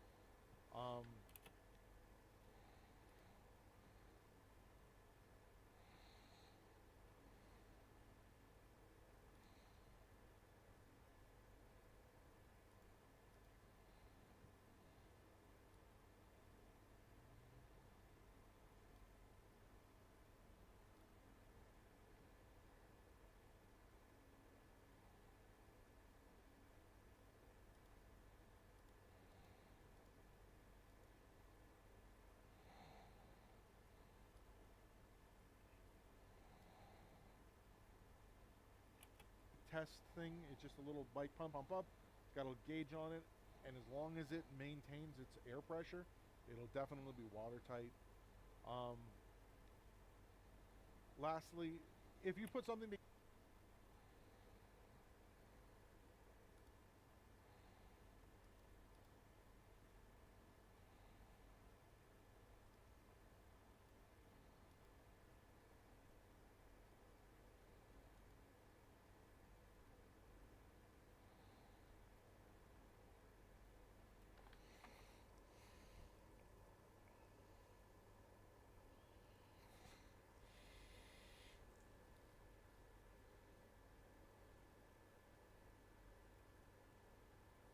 I'm very confused.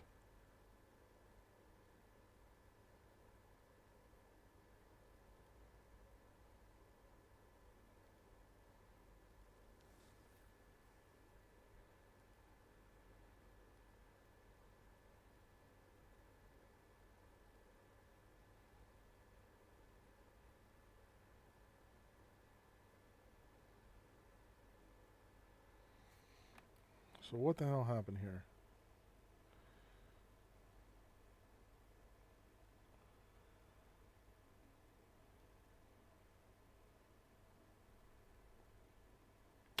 That's what happened. I switched to a different camera.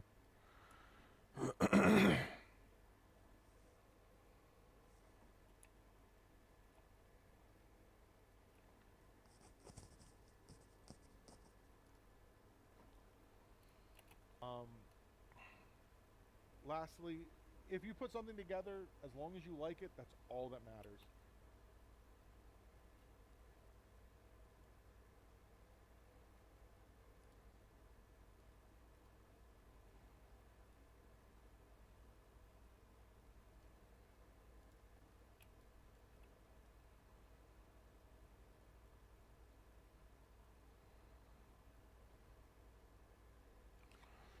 Okay, so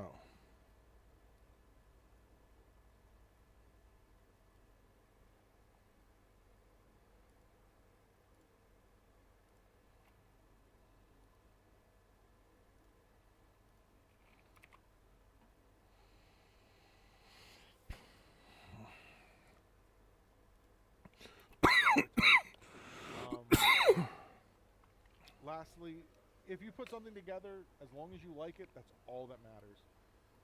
And if someone comes to you and says, hey, your water cooling setup is stupid or crap, not only does it not matter,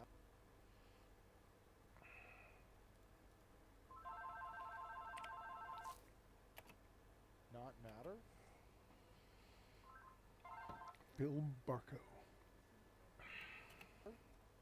but ask them to see theirs. Because if they're comparing against someone that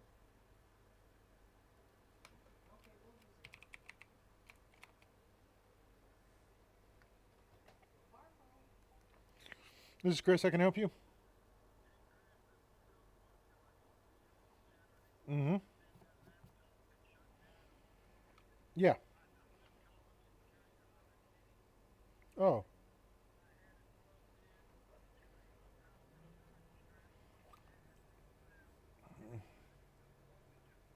Okay. All right. Good to hear. Absolutely. Bye. Cool.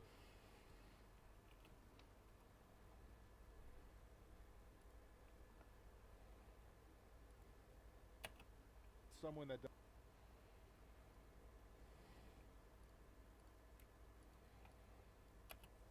stupid or crap, not only does it not matter, but ask them to see theirs. Because if they're comparing against some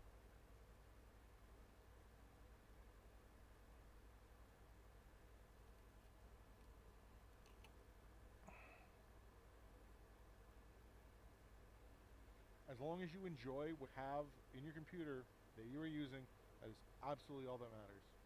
So, thank you for watching this little video.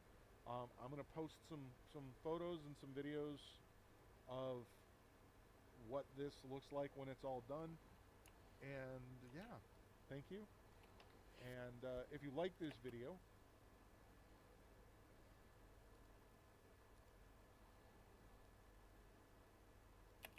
this video, make sure that like button.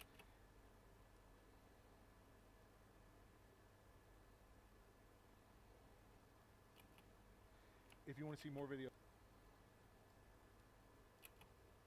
make sure you hit that like button. If you want to see more videos like this, make sure you hit the subscribe.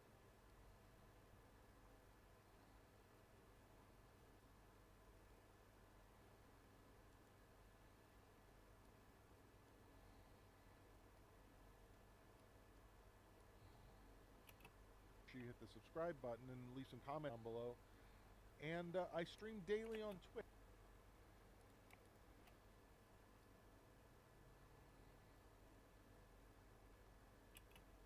On Twitch from 9 a.m. to about 5 p.m. Eastern Standard Time. So come hang out and maybe learn a thing or two.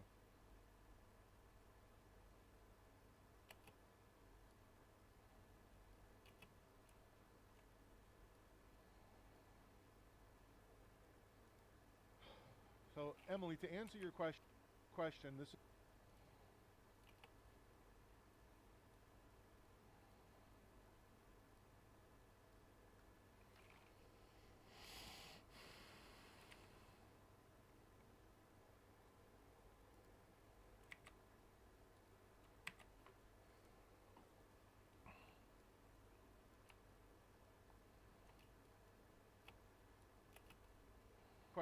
is it's a 3090 that.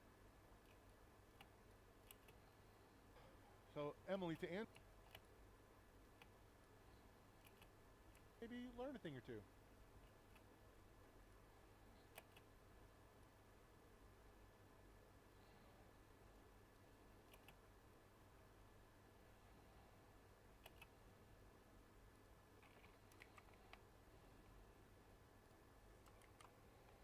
Mmm.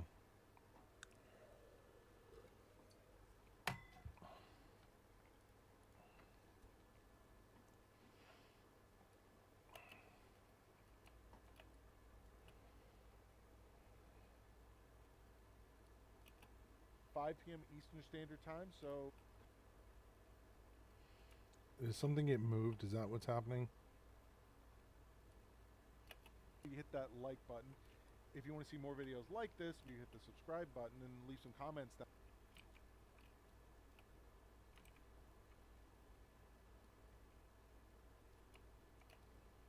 What happened here?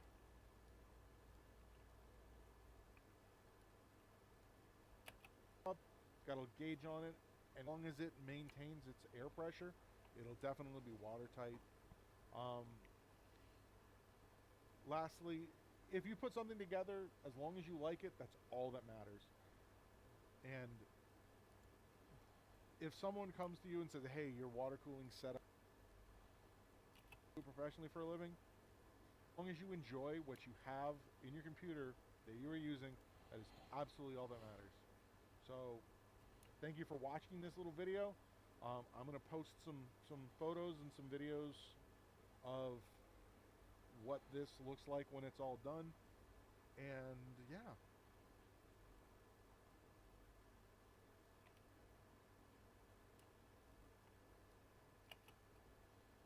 Make sure you hit that like button. What this looks like when all done. And yeah, thank you. And if you like this video,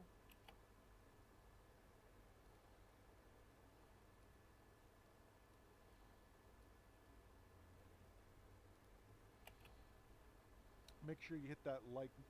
If you want to see more videos like this, make sure you hit the subscribe button. If you want to see more videos like this, make sure you hit the subscribe button and leave some comments down below. And I stream daily on Twitch from 9 a.m. to about 5 p.m. Eastern Standard Time. So come hang out and maybe learn a thing or two.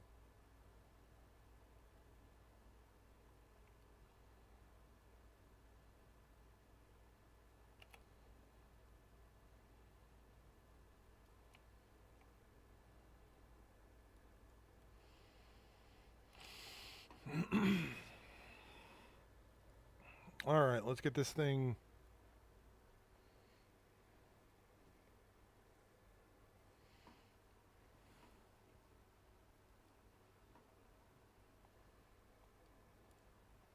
Let's get this thing rendering.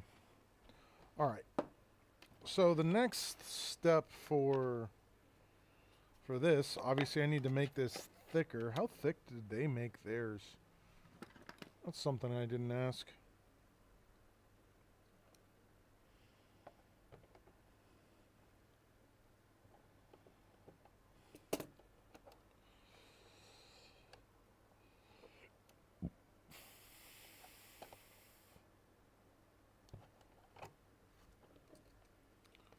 It's got to be, I'm assuming this is going to be like 2 mil thick.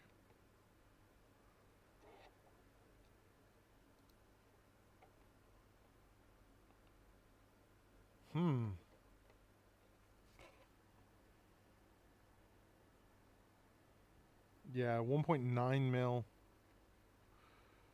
So if I just make it 2 mil thick, I think that should be fine.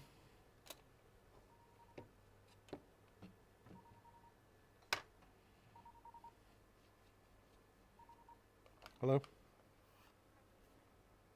Hello?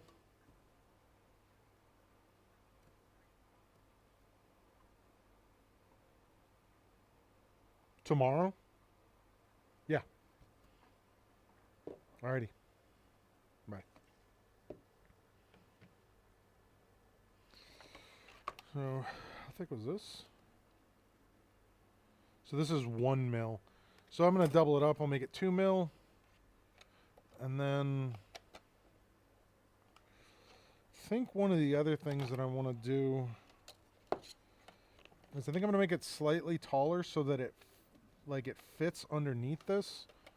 So that we'll have, like, this will be the face. So that'll be there. And then I'll make it, can't really do that, can I? We'll see. We'll see once I get these holes cut in there. All right, I'll be right back.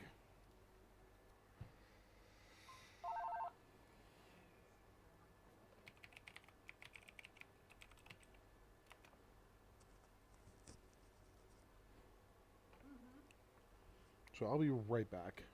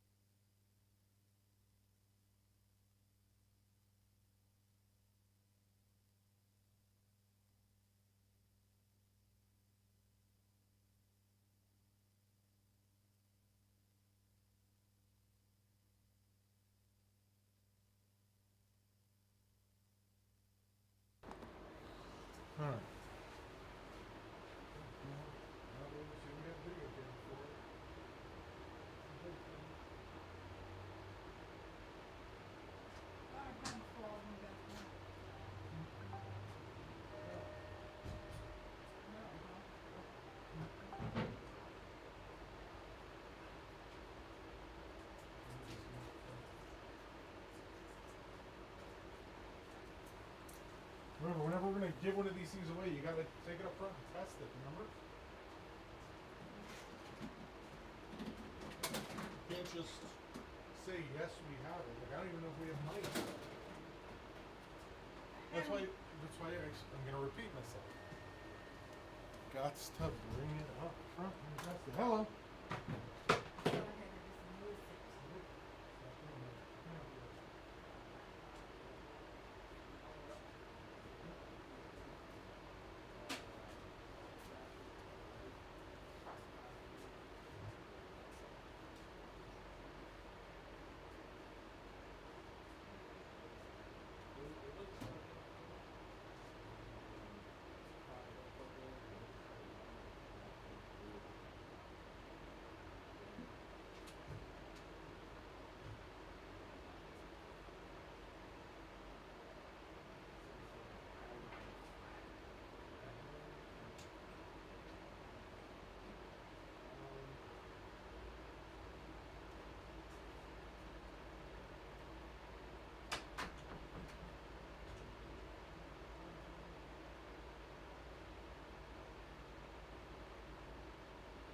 Go ahead and just move it.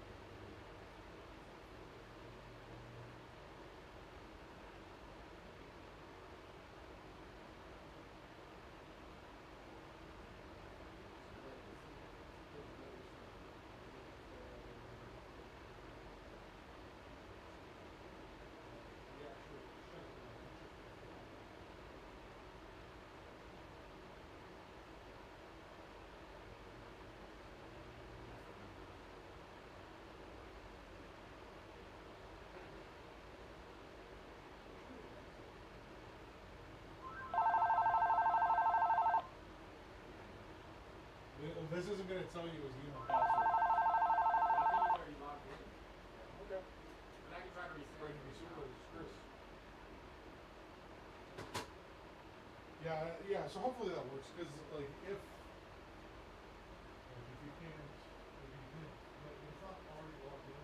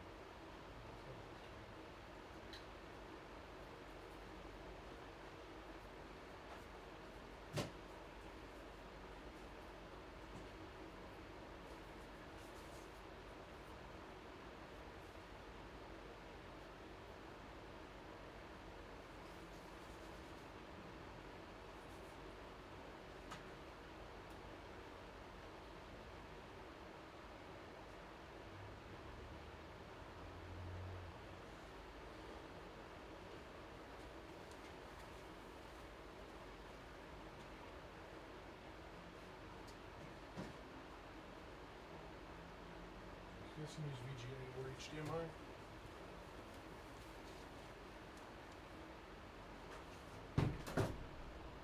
Start plugging that in.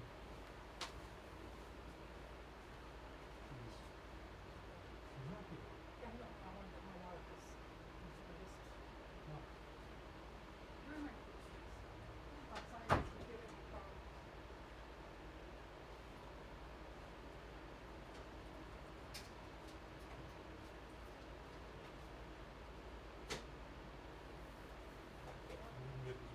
It's got both.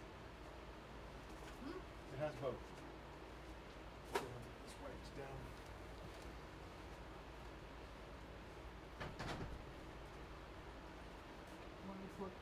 cool. Yeah, get everything plugged in. We just gotta verify everything's still working.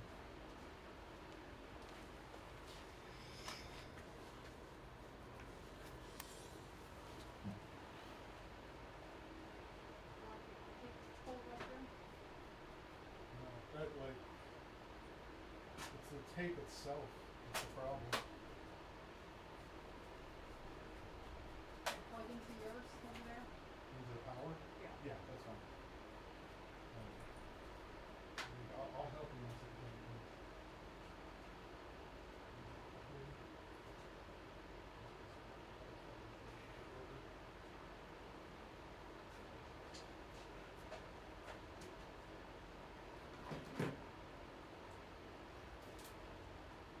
No, you're good. I'm just gonna plug it up.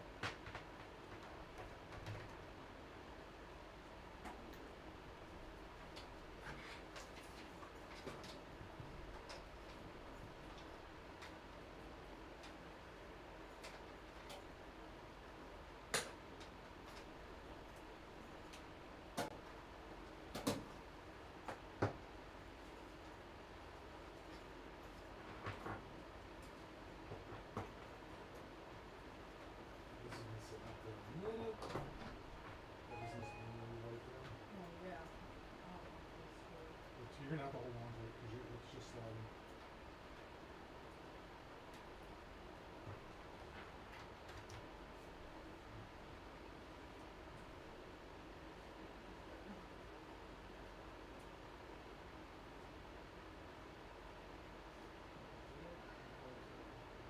I'm wondering if it's okay.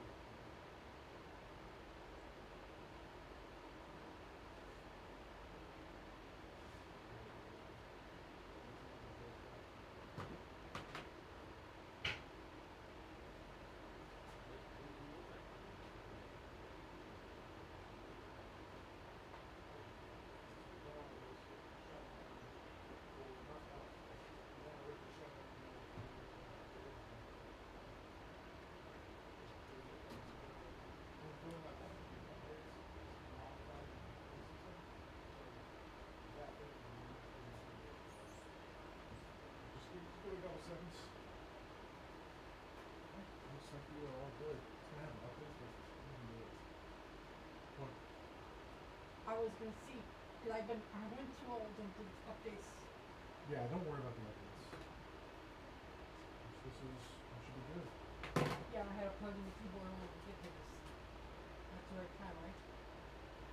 I think so. I think so.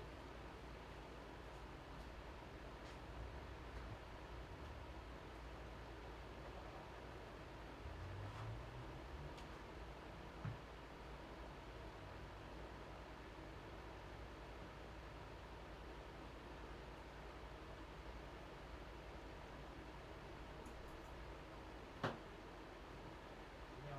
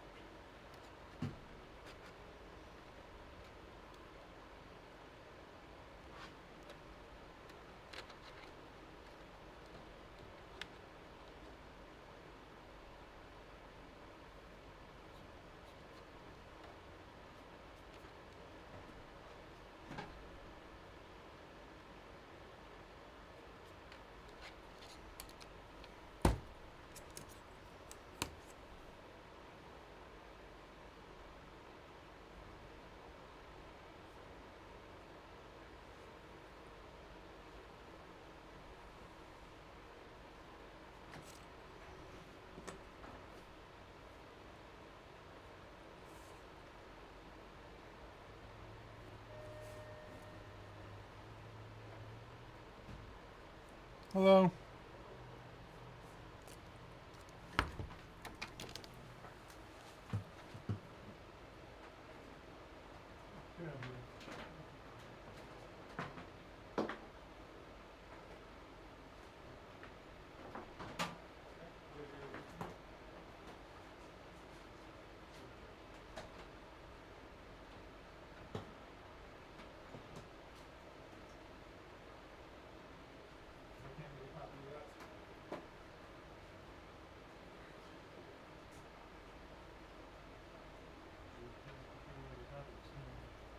I can scan it.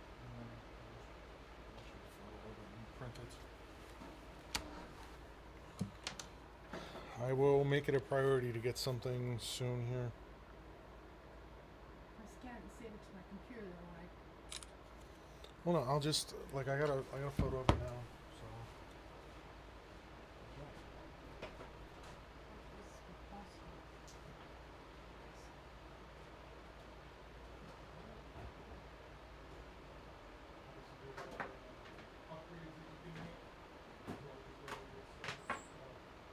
you got it cleaned up, it's running all right. I gave him the power cord, right? Power cord to the computer. Okay.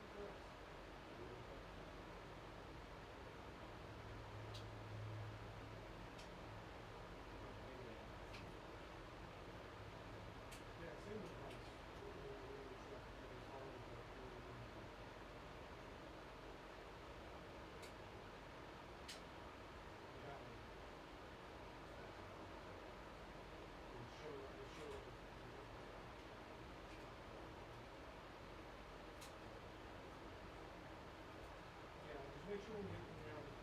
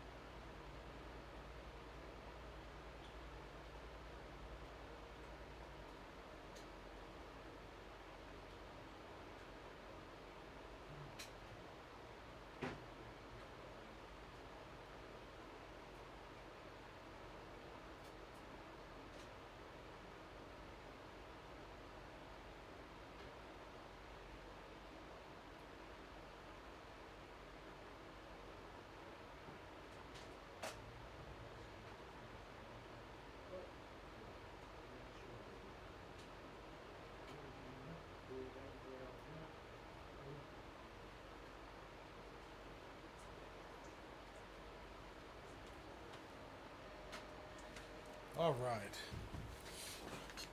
I'm back.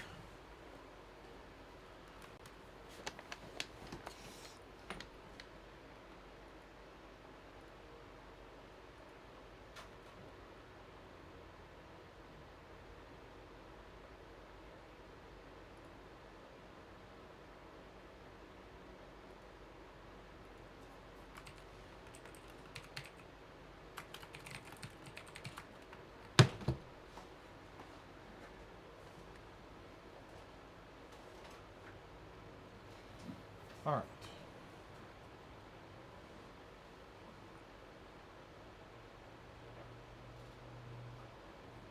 So, Tinkercad.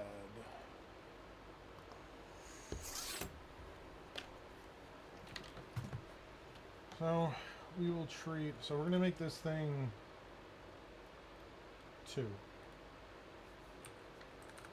We go straight 2, all the way down. And what I think I'm going to do, we're going to print another one. And actually, we're going to drop this back to 1.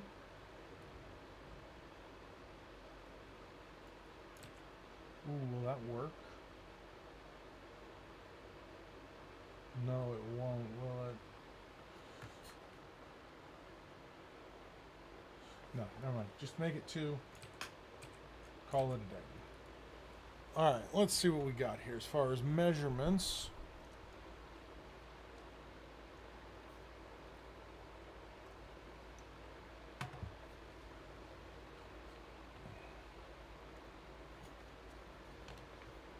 So starting from the bottom right,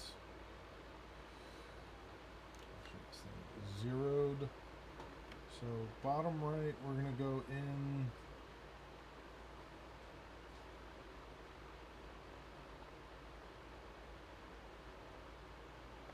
19.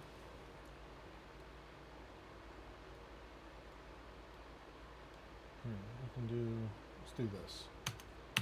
0, 0.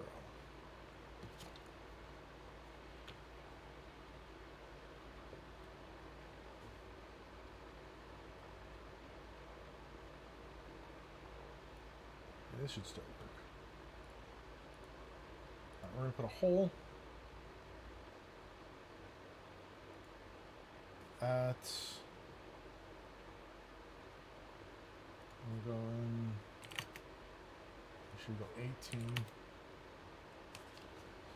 and set this at 2, and then how big do I need this thing? I'm gonna work on more videos. I told you today's I'm gonna edit videos all day today between working on this. I just want to try and get as many videos done as I can so that I'm not stressing about it the rest of the week. So this plug, we're gonna give it a square. Maybe I'll just try and do this.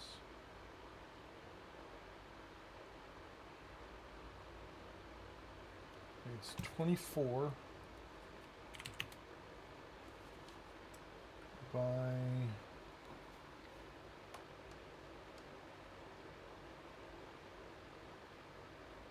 15.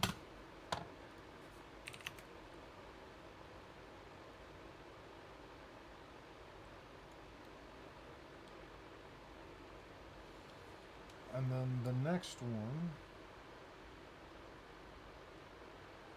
is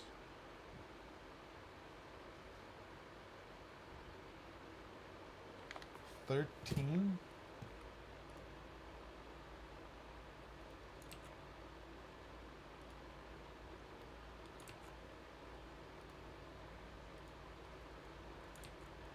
Why is it doing that? 2, nope. 2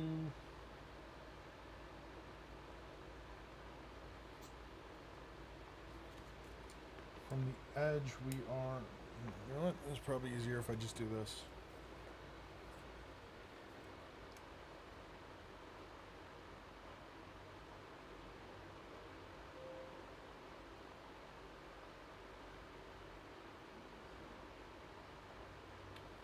Five, 6, 7. So let's go if it's exactly where it needs to be.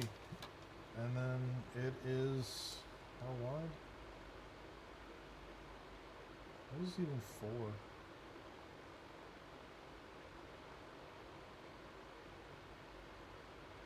38 by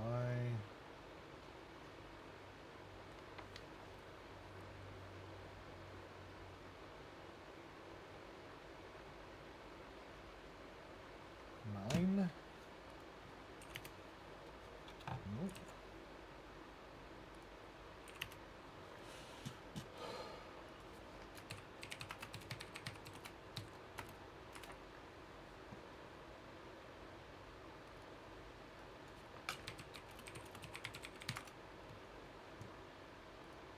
So it does have a group of holes there that lines up with this.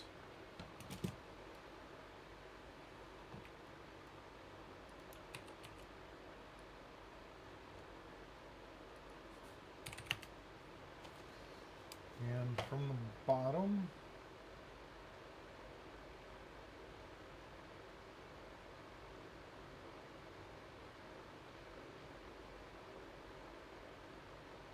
so it's actually just do the space from this. That'll be smarter.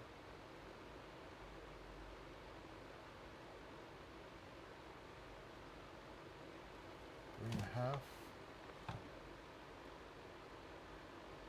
So 2, because that should be 11. 1, 2, 3. So 3.5. So do 3, and then it's the same size.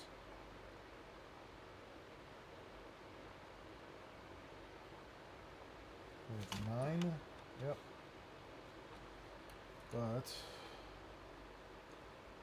has to be something different. To lock that.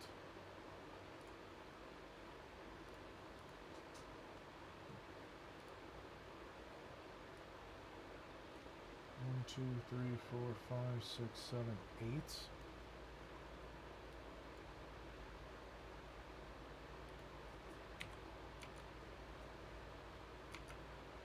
The hell? 2. Go 1 by 1.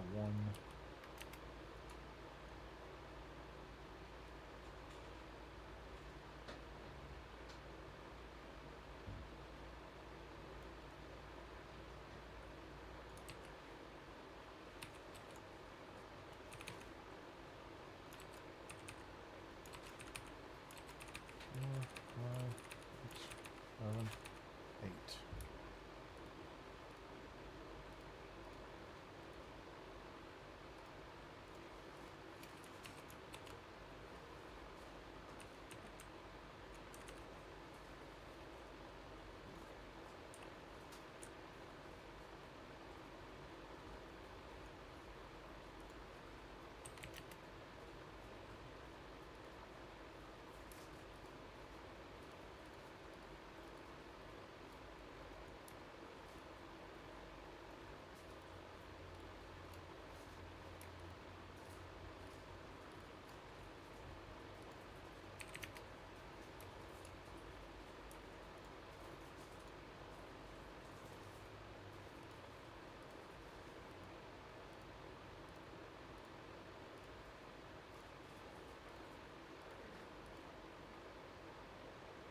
Let's group these.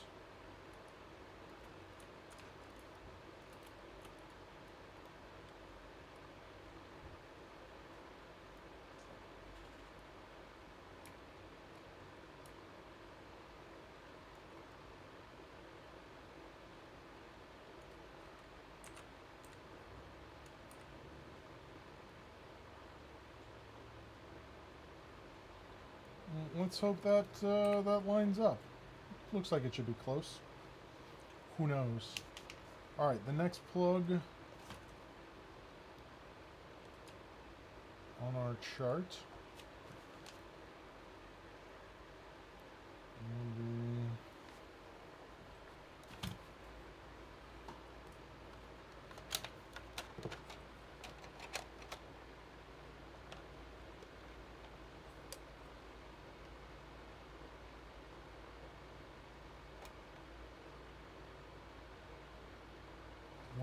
four in.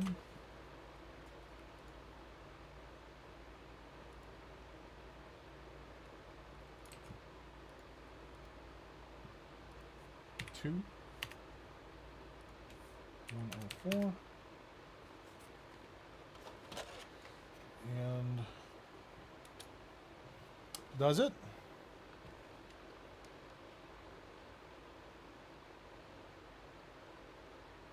And it needs to be 9.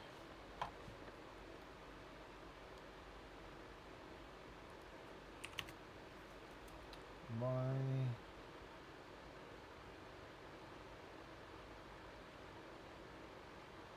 say 18.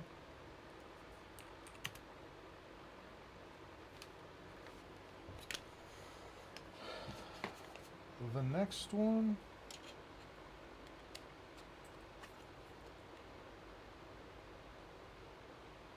is 132.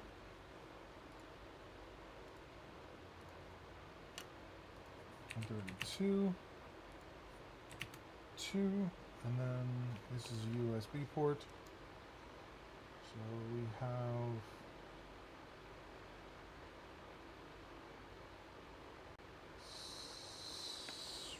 say 16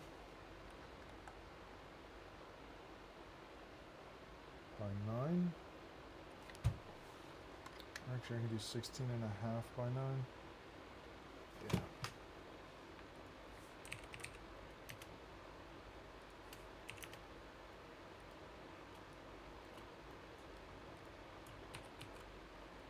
And the next one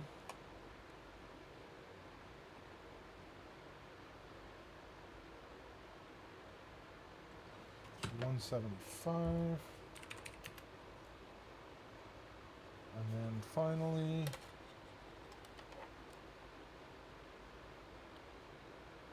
I definitely did that wrong. So the next one is actually 155.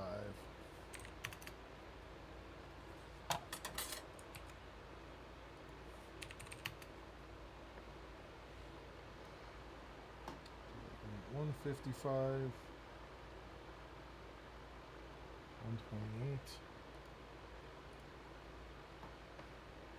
How did I get 132? Oh, I'm measuring from the wrong thing. That's why. I'm okay.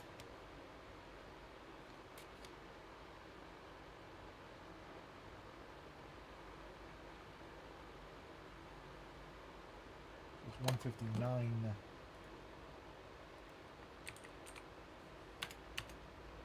And then the final one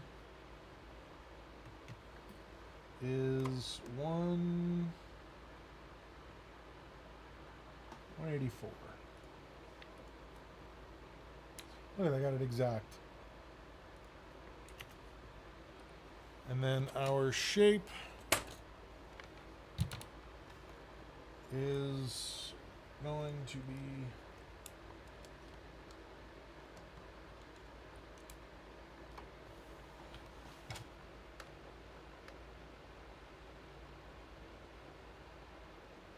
$15 and a half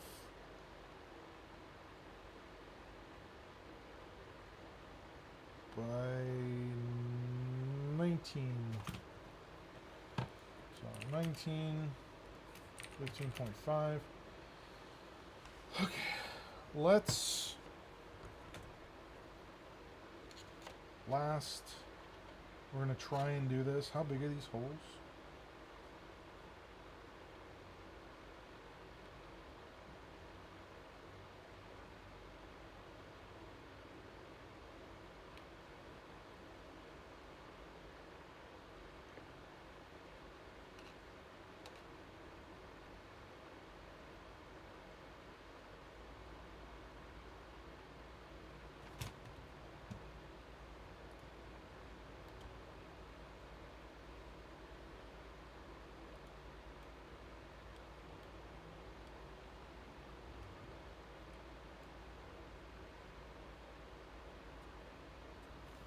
How far in do I need to go?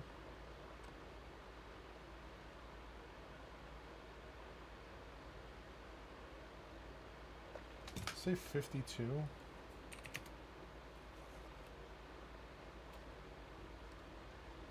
Immediately, I'm not liking that.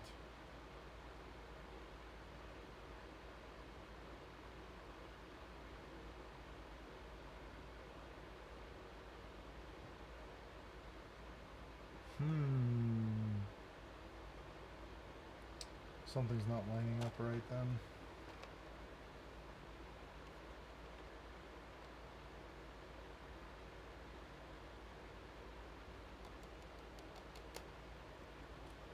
Let's just print this and see what happens.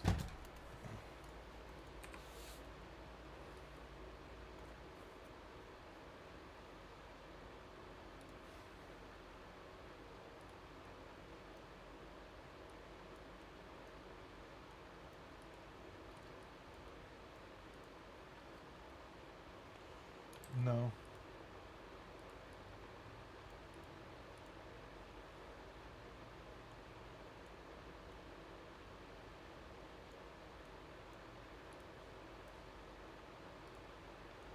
No, this is going to be the FDM.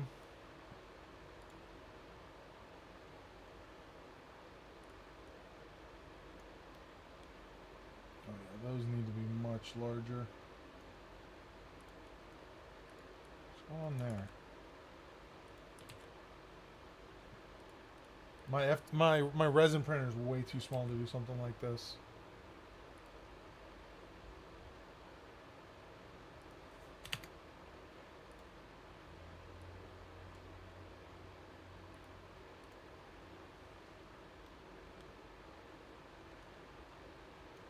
Yeah, these are going to be too small, but we'll see. Export STL.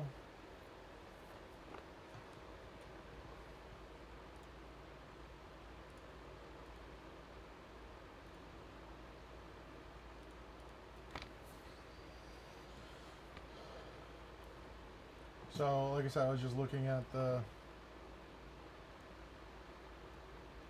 back of this.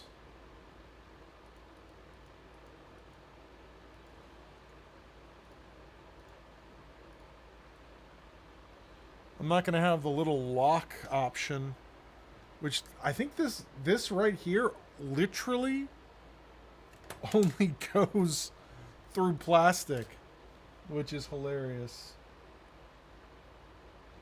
Storage expansion. And then that, like I said, those I'm probably going to have to make those larger. Like, how big are those? I don't know for sure.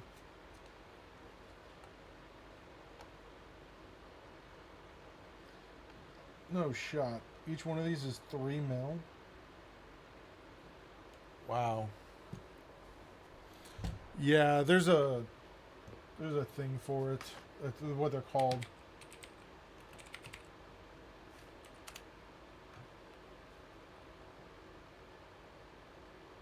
Kensington locks.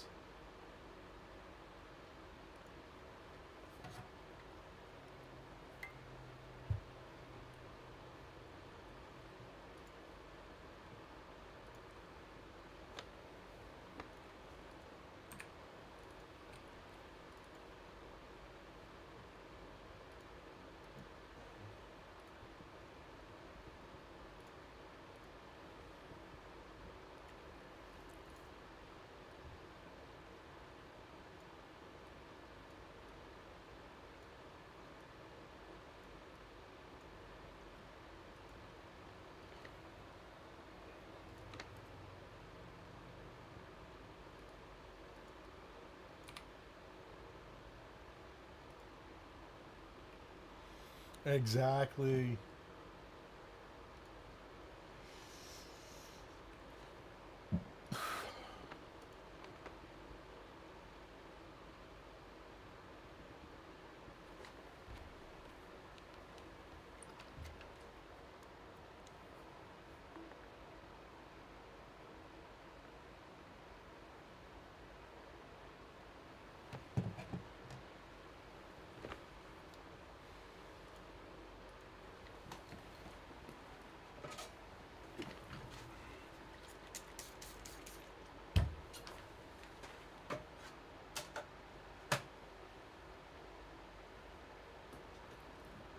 All right. I mean, worst case scenario, I can get some white. I don't think I ordered white.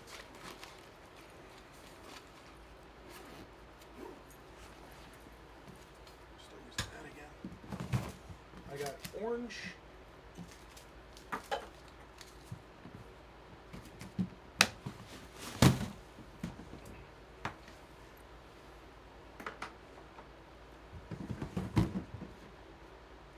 I have clear and I have gray.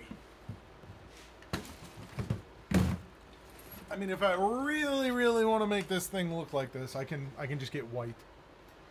See how much white ABS is. You check the rent this morning? I hear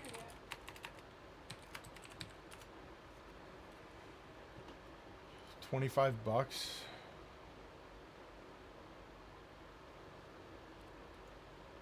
I don't necessarily think I'm ever be doing this again, but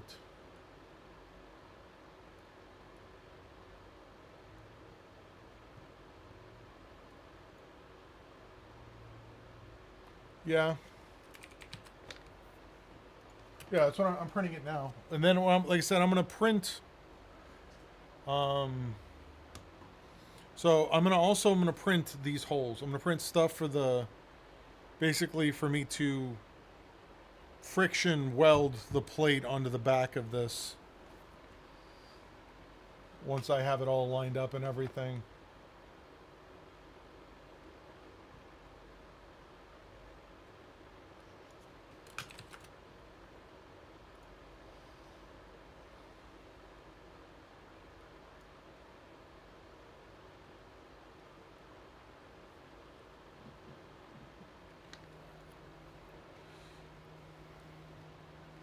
Yeah, I know, carbon fiber. I do not have a nozzle that can print carbon fiber.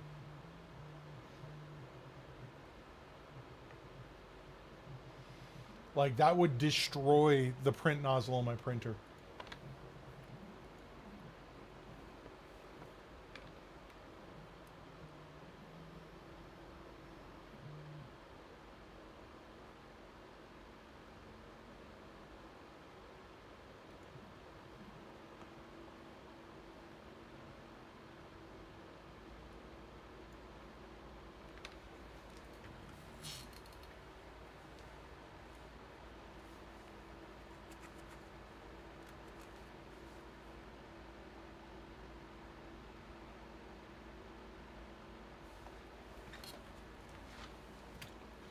Oh, believe me, I know it exists.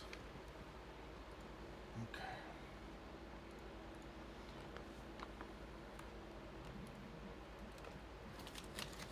Let me see what this is about real quick.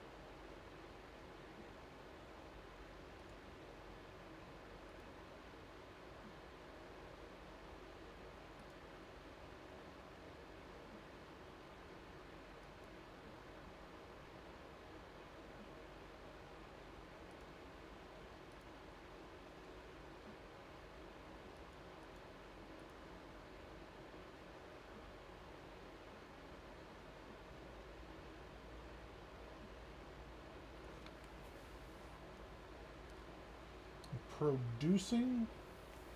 Yes.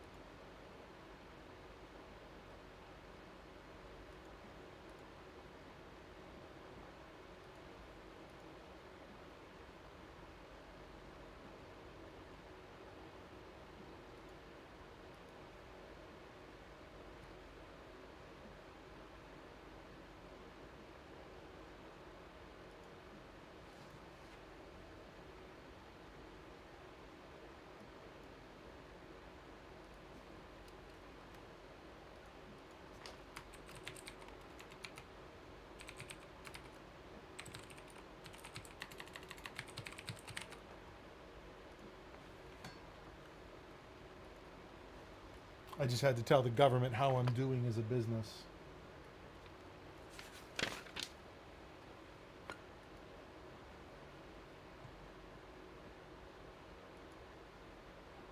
Because they were interested.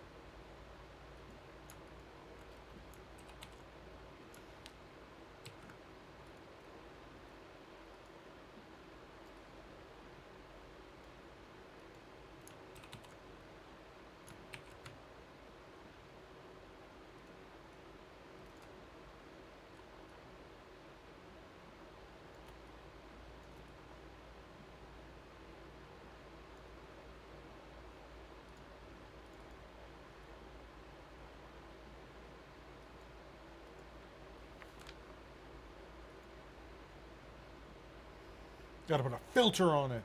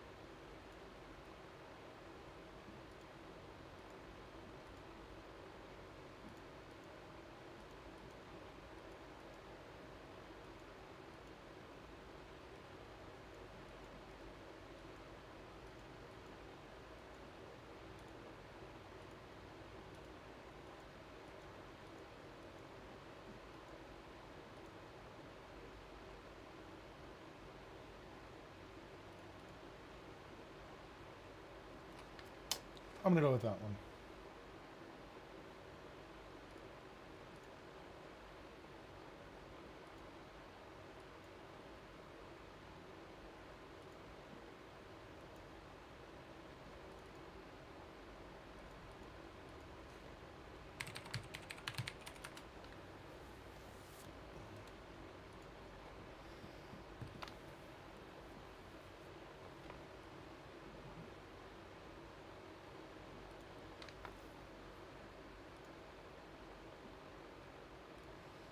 This is almost done.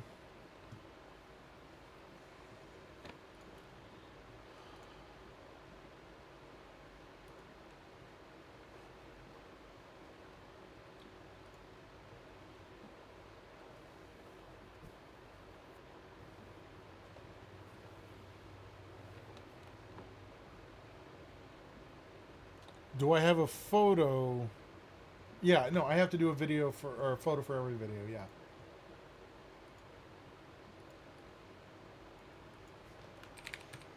Gotta have a cover.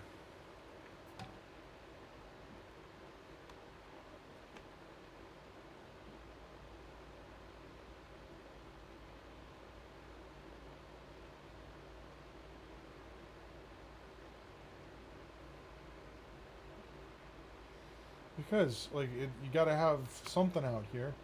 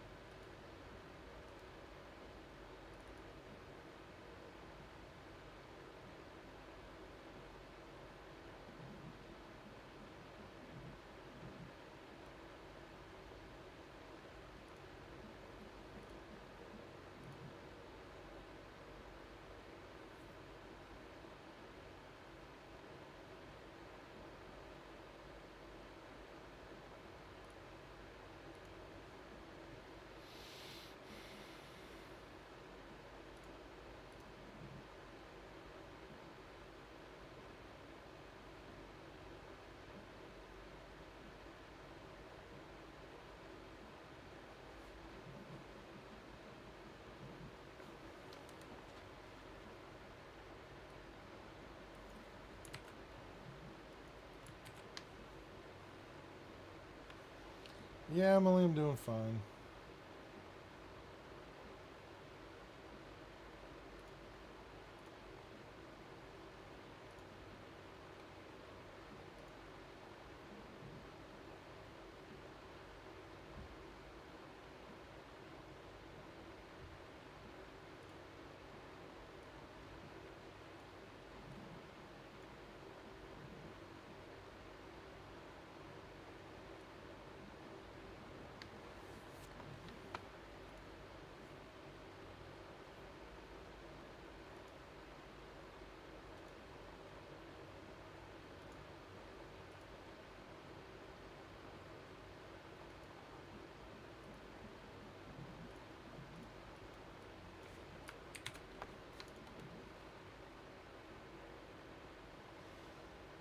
If you play them all, Emily, no. That's the biggest thing. If you weren't playing them all,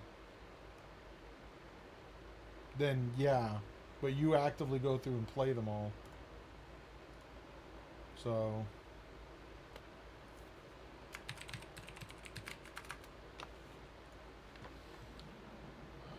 So, no.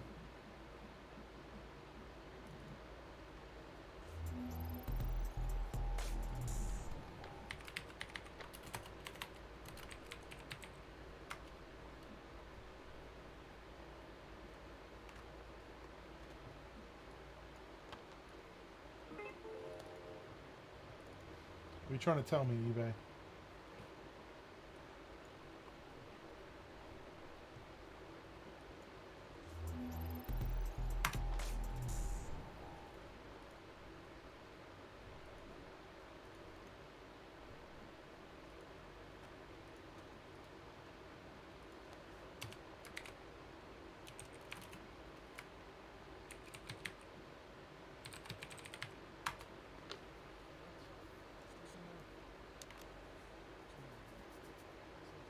Okay, so here's what we're going to talk about.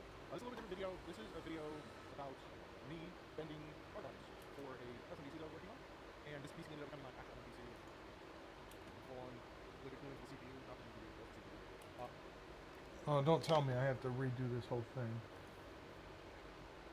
Because something got out of sync. Oh, you've got to be kidding me.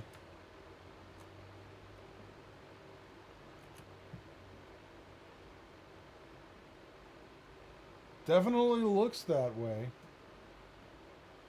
Seeing as it's supposed to be like right here.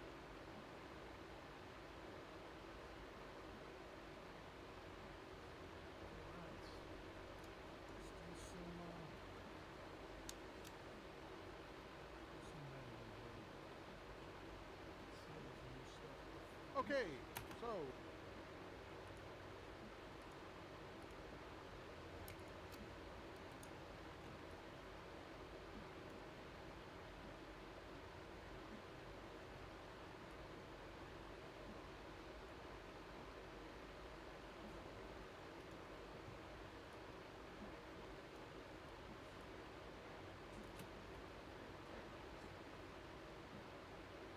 okay.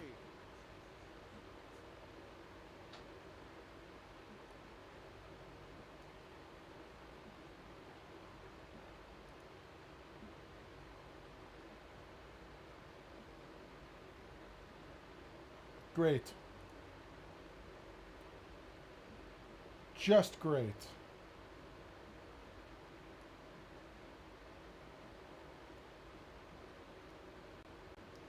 Hoping I was going to be done with this video.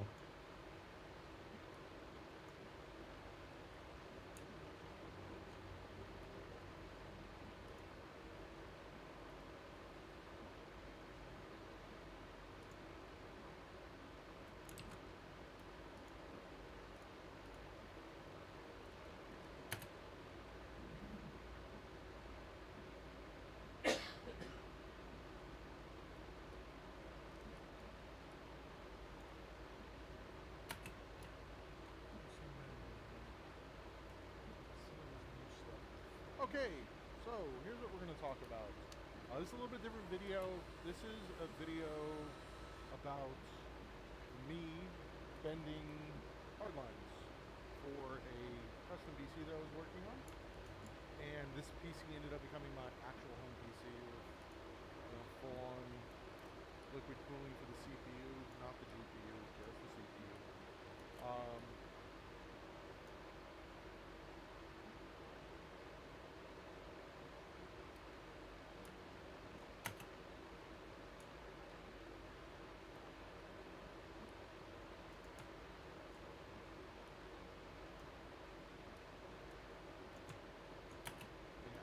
of the pump out of CPU block because I don't like that angle. But when you're making adjustments, let's say I know that I need to take off an inch off of this, I will start by. So there's obviously different types of tuning it.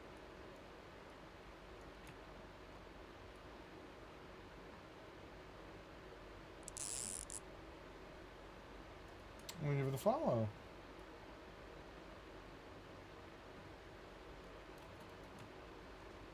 Because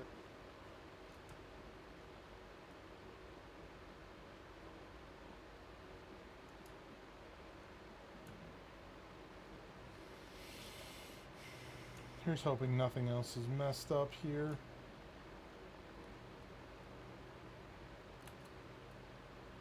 the reservoir, before you sit and let it run for an extended period of time, I recommend filling it. You always want to be filling and emptying the reservoir before you sit and let it run for an extended period of time. I recommend, which I guess is another best Okay, way. you have a good night, Emily. You always want to be filling and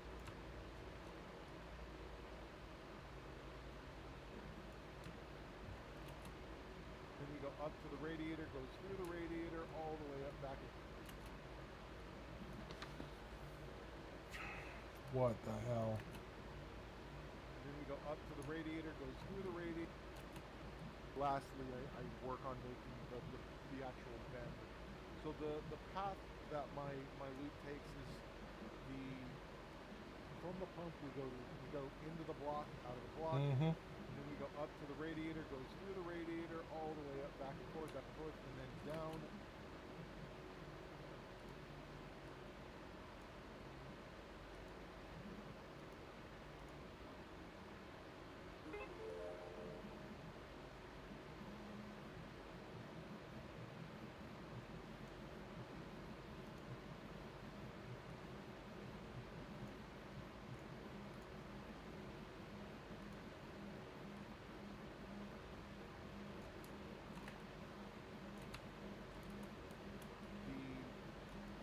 We go into the block, out of the block.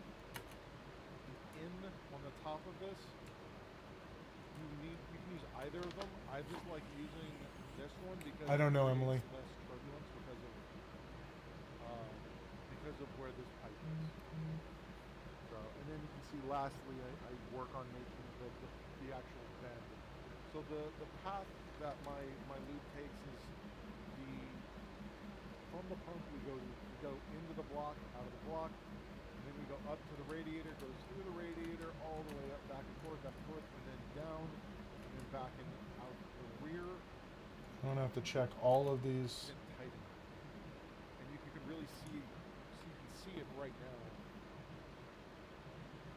right here, how much of a difference there is between this and this. You're never gonna. So this whole thing got moved at some point. Son of a bitch.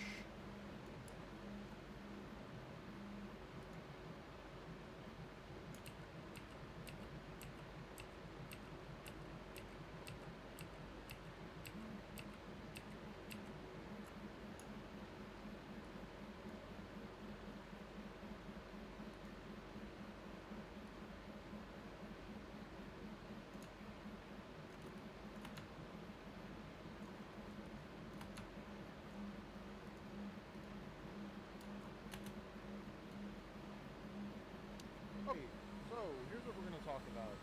This is a little bit different video. This is a video about me bending hard lines for a custom BC that I was working.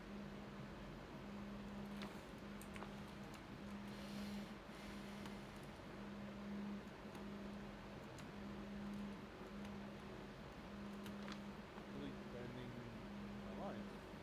And see, after this is the big thing about doing this, is after I have this set up the way that I know that I want it, I can now take this off and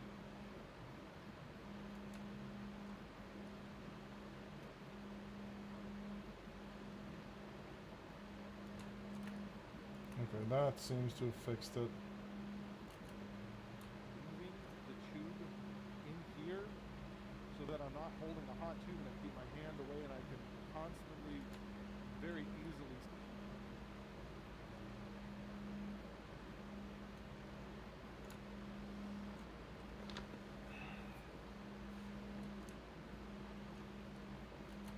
great guide on doing water hard line.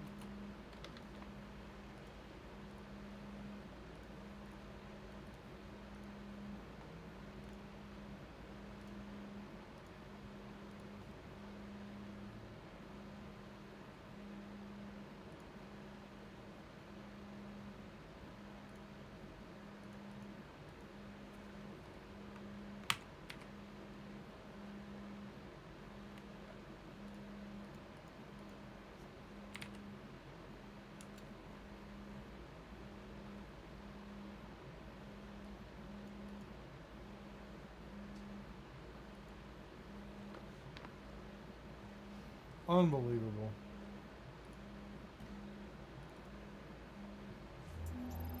Wow.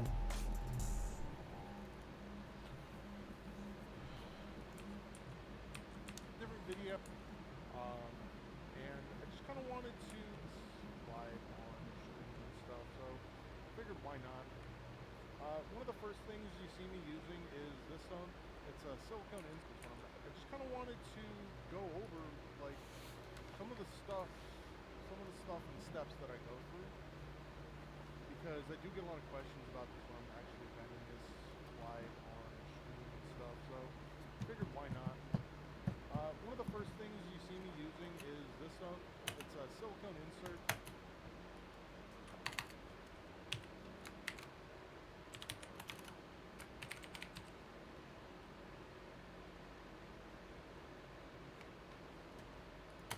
That goes inside the actual hard lines that you're going to bend.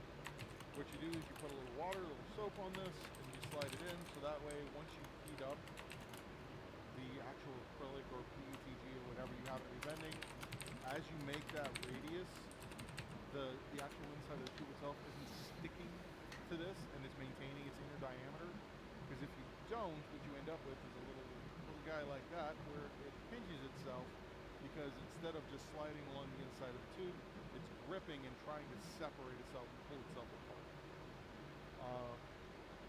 So as you can see as you're watching through this video, I use this stuff pretty heavily, and I do some bends I do using an actual 90-degree tool that you can get from like Alpha Cool or Mod My Mod.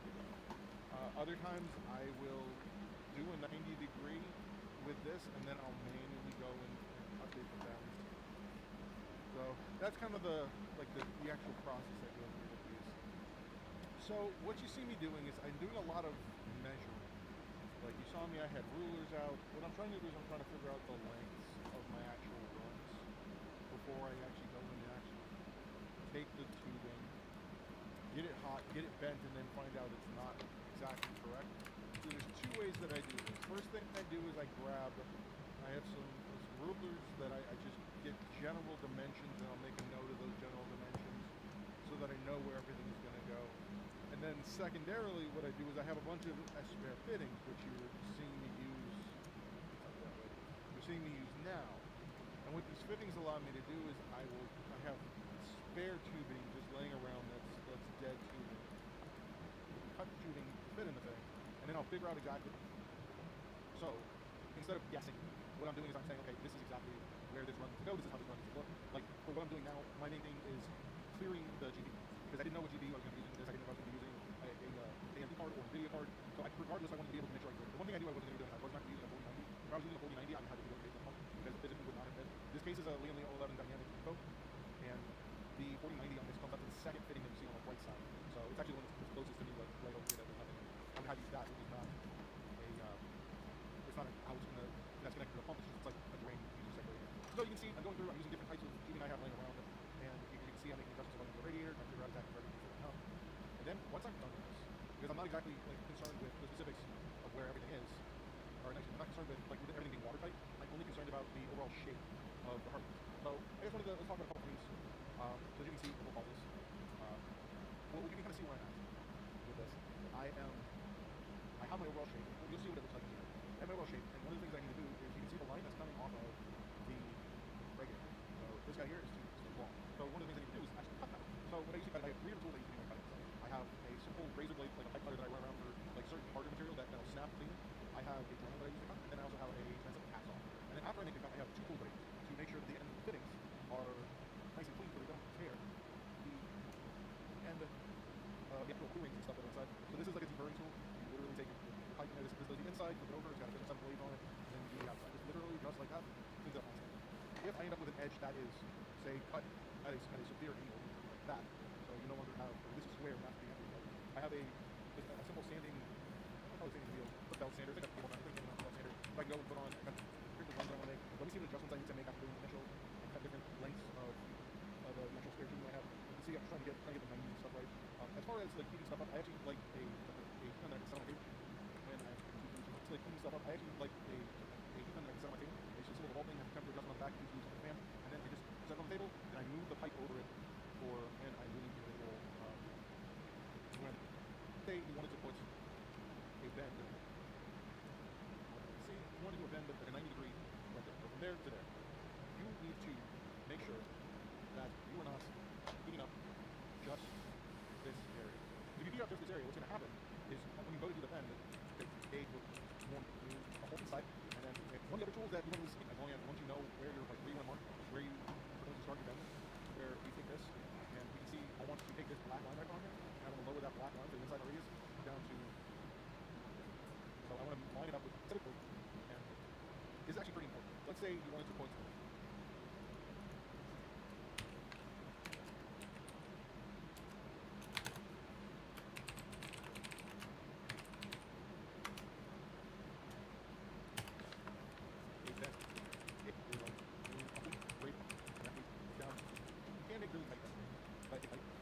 Back to the video. Okay.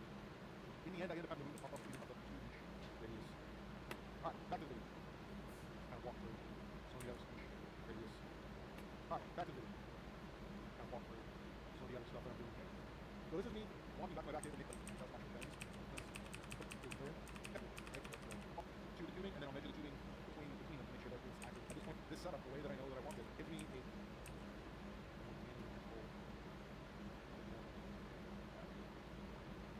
So what I'm doing is I'm checking to make sure first off that the tubing that I have will be long enough to actually make this bend. And then secondarily, I'm going to take my DC so that I'm not holding a hot tube and keep my hand away, and I can constantly very easily spin the tube in here so that I'm not holding a hot tube and keep my hand away, and I can constantly very easily spin this with little enough friction. Whereas if I get my hands on having to do this on the turning straight, this way here, my whole area that I end up wanting to heat up can be cut in a relatively straight matter. I heat up, I wait for it to get. Let's say I know that I need to take off an inch off of this. I will start, I want to just form the shape that I'm trying to make this in and out easily, and that it will never get stuck.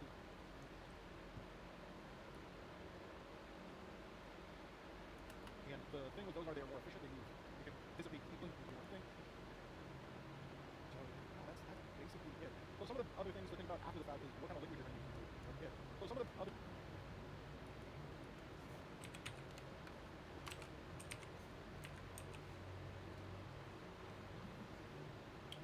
I'm gonna save this for now, so I'm gonna have to come back to this.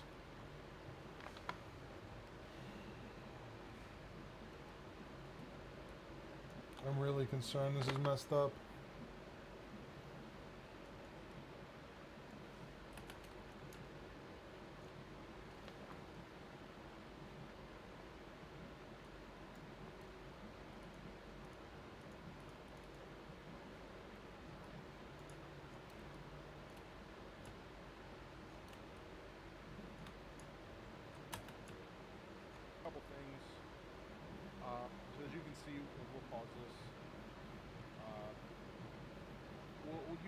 see where I'm at with this.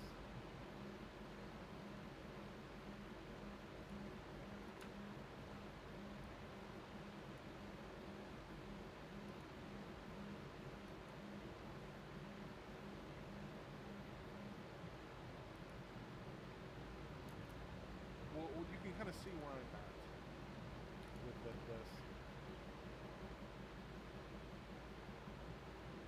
Well, according to my video, I paused this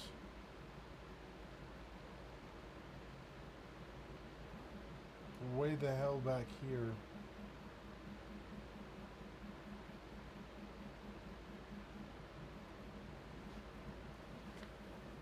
What the hell happened here?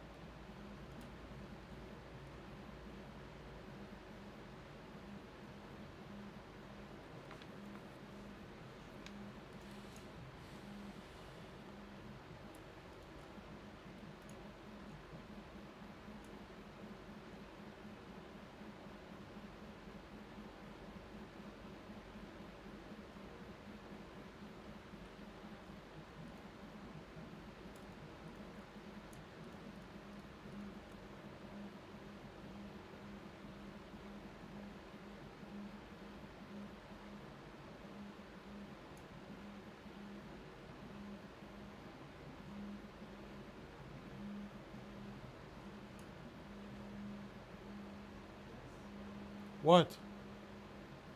Someone had scanned. Did you find anything still on that? Yeah, I said it was done. It's ready for you to go through do your thing. I know that. I'm up for a podium. Yeah, 100% there was stuff there.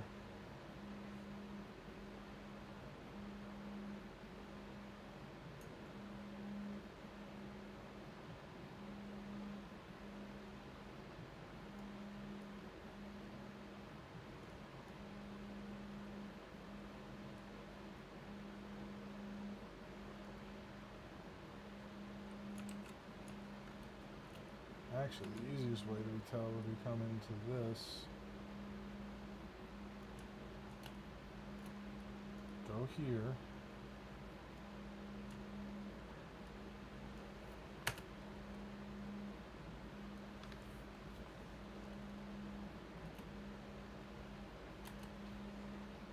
So,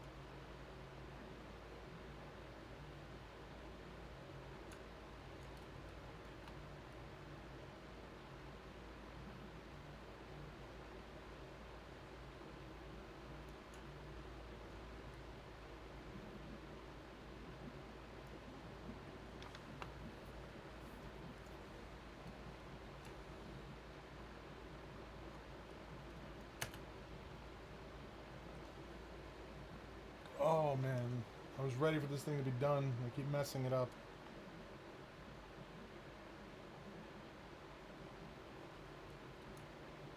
Concerned about the overall shape of the hard lines.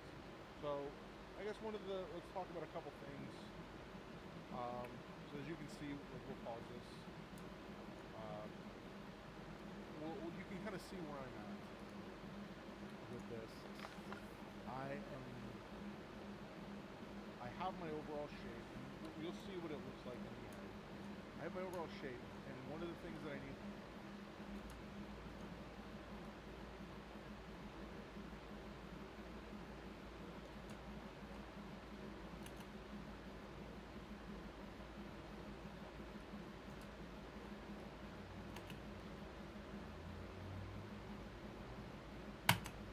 Like just making small adjustments as I'm along instead of assuming that I can make one cut and call it.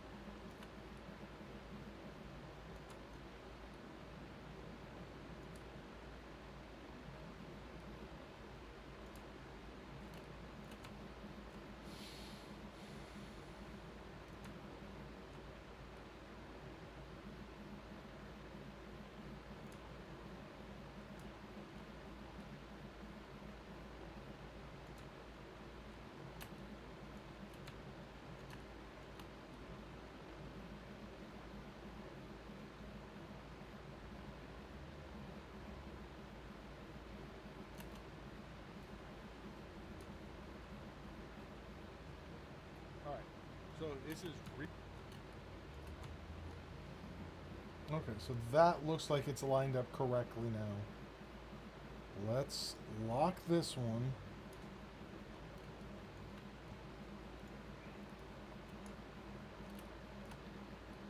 Make sure that this is all working. guides out there. Jay's 2 cent has a great guide on doing a water hard line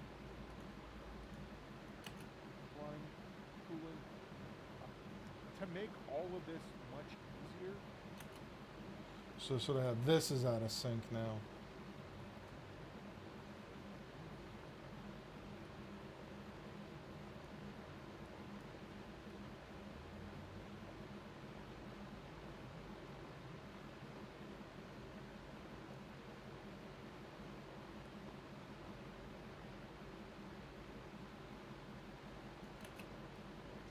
Another option would be using softening for everything.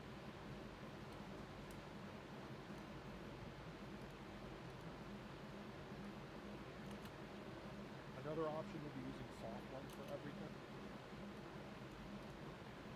But we should be able to do that. Do audio, open a waveform. Waveform.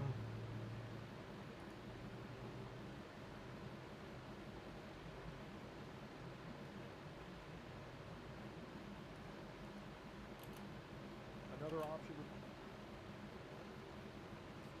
It's not gonna load, is it?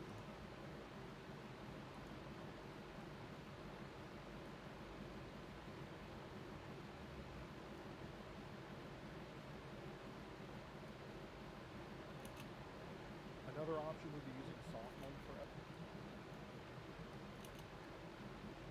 Another option would be using soft.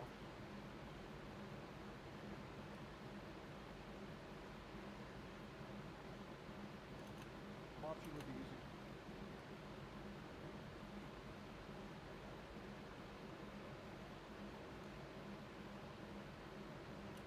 Option would be using soft. Another option would be using softline for everything.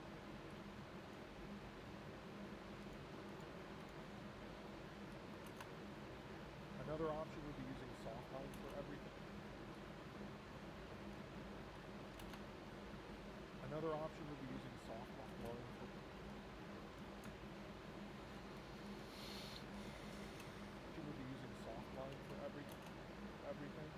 that would greatly reduce the amount of work.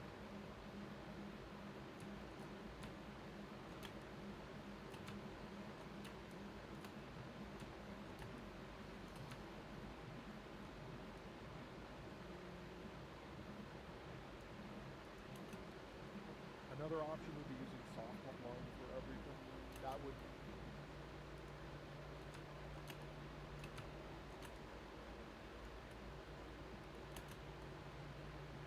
Another option would be using soft line. Another option would be Another option would be using Another option would be using Another option would be using Another option would be using soft line for everything. That would greatly reduce the amount of work that would go into this. I don't think it looks quite as good.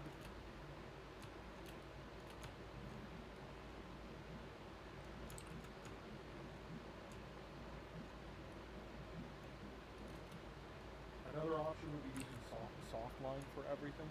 That would greatly reduce the amount of work that would go into this. I don't think it looks quite as good.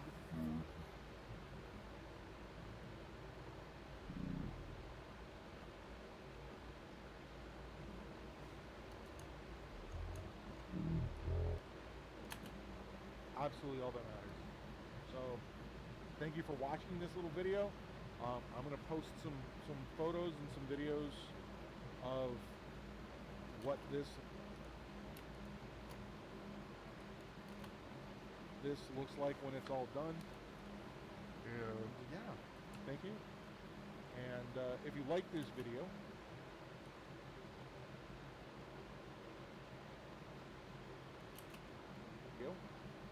make sure you hit that like button. If you want to see more videos like the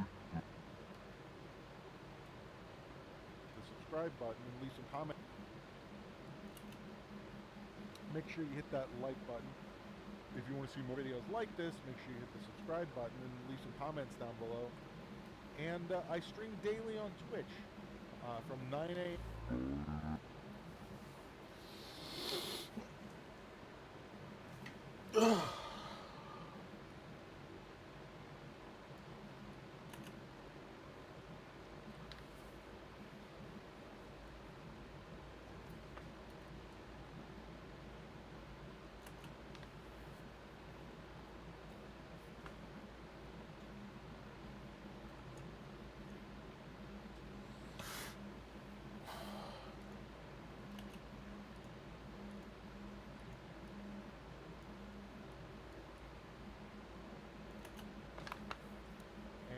If you like this video, make sure you hit that like button. If you want to see more videos like this, make sure you hit the subscribe button and leave some comments down below. And I stream daily on Twitch from 9 a.m. to about 5 p.m. Eastern Standard Times.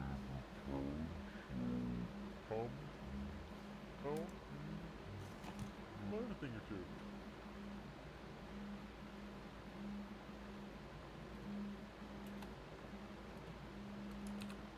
Okay, they should be corrected now.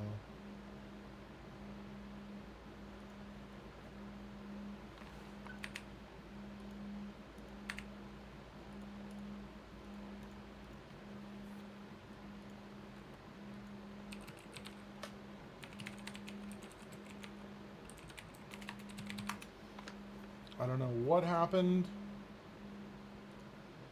or what, but yeah, I messed it up royal, didn't I?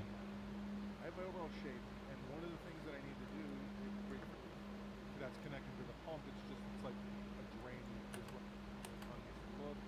Like for what I'm doing now, my main thing is clearing the GPU because I didn't know what GPU I was going to be using for this. I didn't know if I was going to be using a AMD card or NVIDIA card.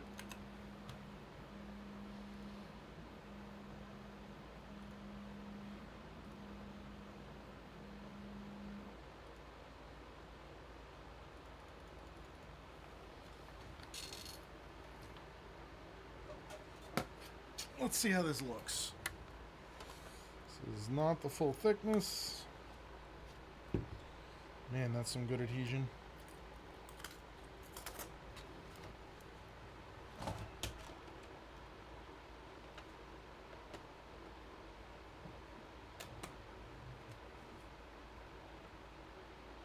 So clearly I have some adjustments to make.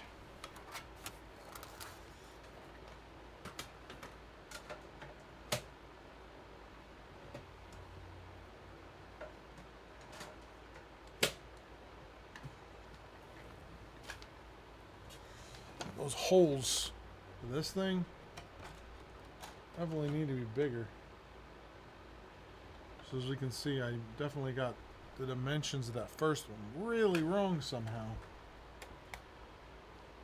And other than that, we're getting close.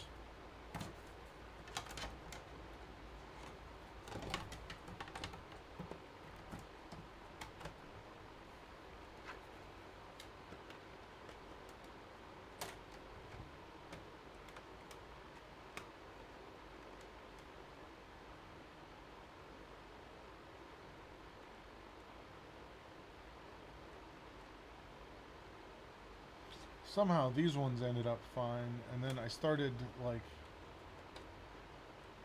I don't know, these guys got messed up pretty bad.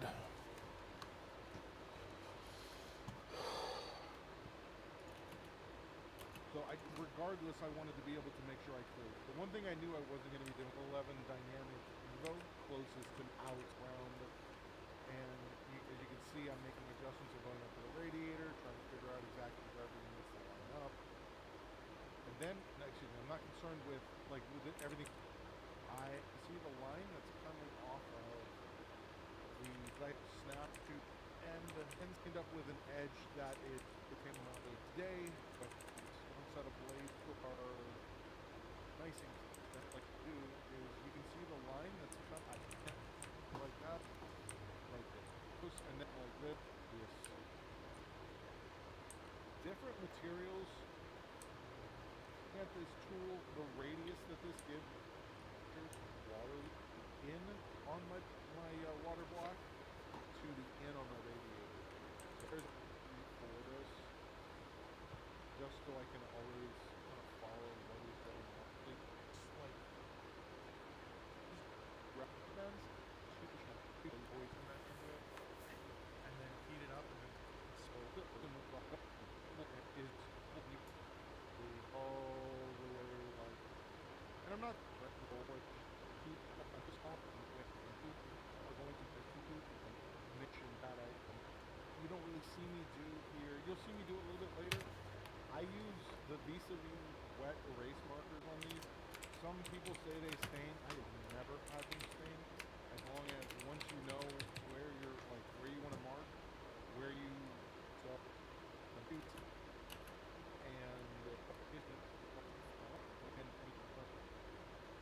where I need to template. And that can definitely do whatever you put it in. What you can do is you can get that I put on has lesson stuff they'll have like that stuff that I just had up on the stream. That is and a lot of times they'll have like that stuff that I just had up on the stream.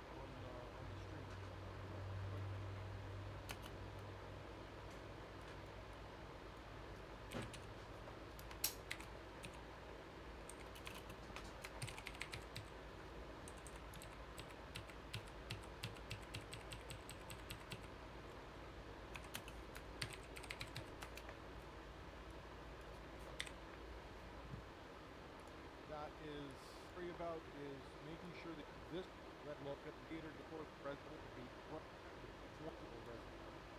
So this if you when we go up to the radiator, goes through the radiator all the way up back and forth, and then down, and then back and out the rear near the back of the case, and then it goes into the top of the actual reservoir. So this is me just doing some pressure testing. I fill, empty, which I guess is another best practice, you always want to be filling and emptying the reservoir before you sit and let it run for an extended period of time. Like, well, that's technically 2 cents. Or if, like, at some point when you're putting this all together, if you ever aren't sure, you can always come and ask me. Look on the internet. There's a lot of guides out there. Jay's 2 cents has a great guide on doing water hard line cooling. If you put the come and yeah, thank you. And if you like this video, make sure you hit that like button. If you want to see more videos like this, make sure you hit the subscribe button and leave some comments down below. And I stream Jake. So that's going now. Hopefully that'll be it. Alright, let's figure out how I messed this up. Because very clearly I messed this up. It's funny, this one is fine. I can actually, like, let me ungroup this. So this one here I can actually, that 2 mil is like perfect. So let me go, so this is only 12 and a half.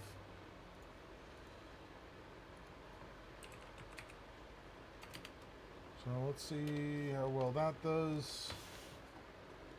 These two, same thing. Make these 7 each.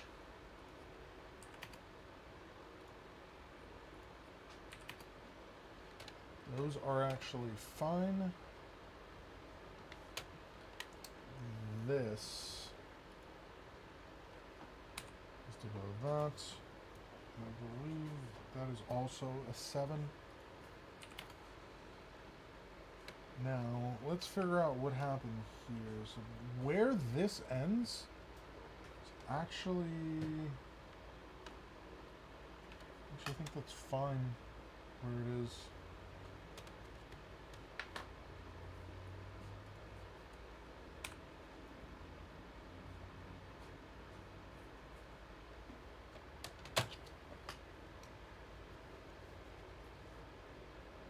If I move this, it's moving the wrong direction.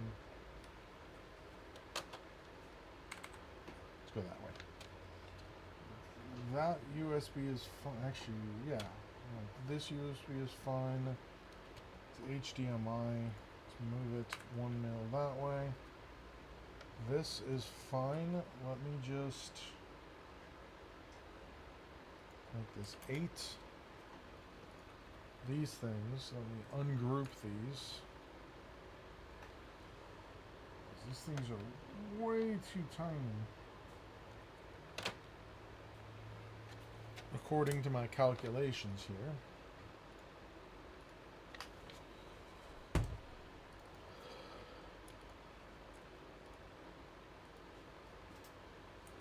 Three by 3.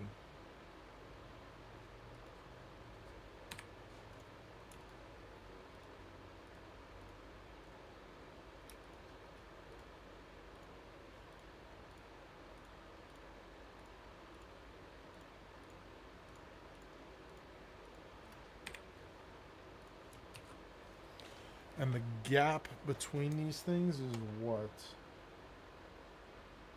1? So if I get this close,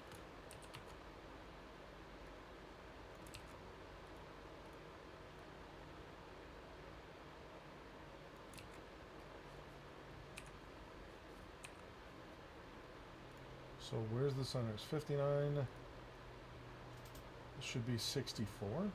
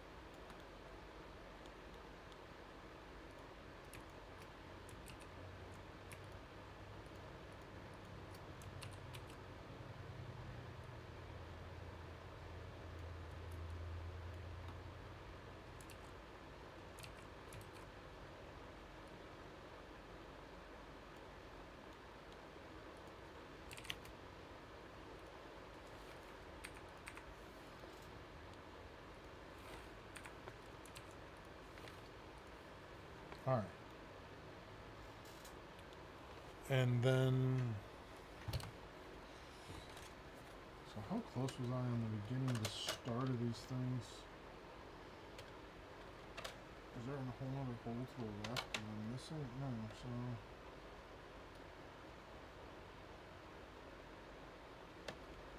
Those will probably have to get out to play around with those holes quite a bit. But this thing, man, how did I get this so wrong? So from where this starts to where this starts should be 22 millimeters. And the height, I got that wrong, should be 11. Alright, let's print this again.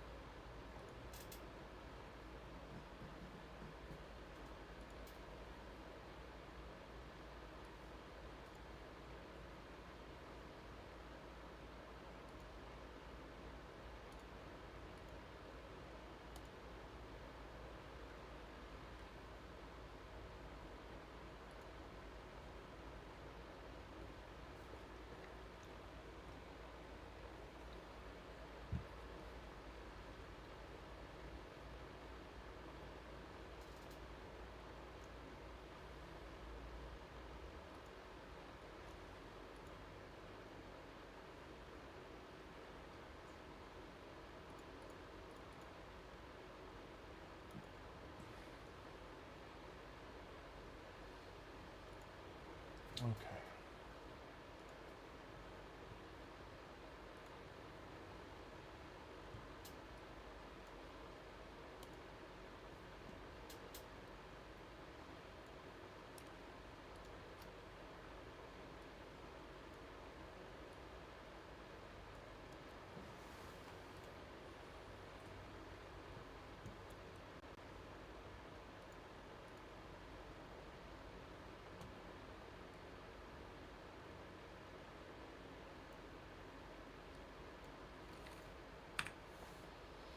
Turn. Oh, I can't undo that, can I?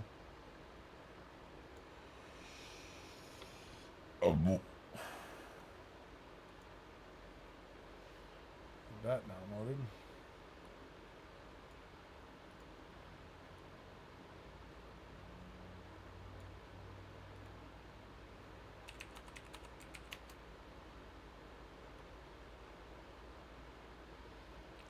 Eight, 4.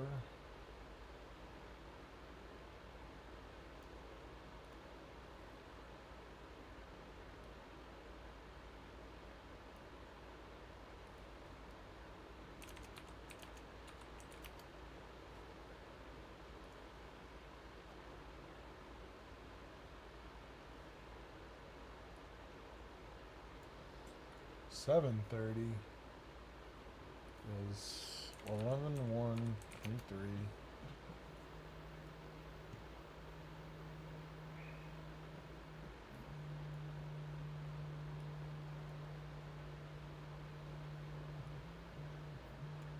713 is 1031. 23.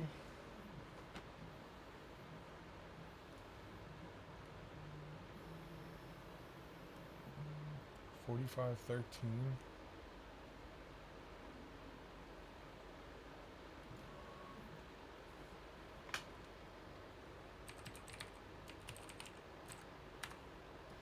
Leave it alone.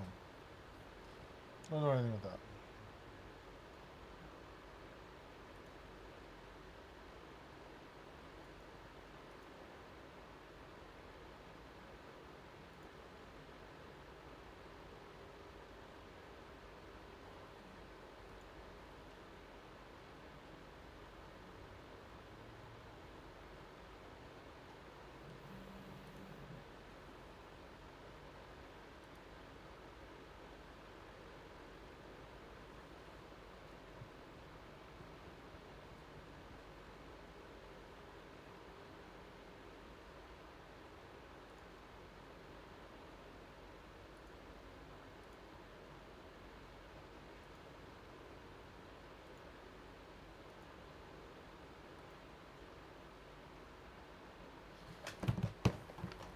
Alright, I gotta go check my mailbox for something.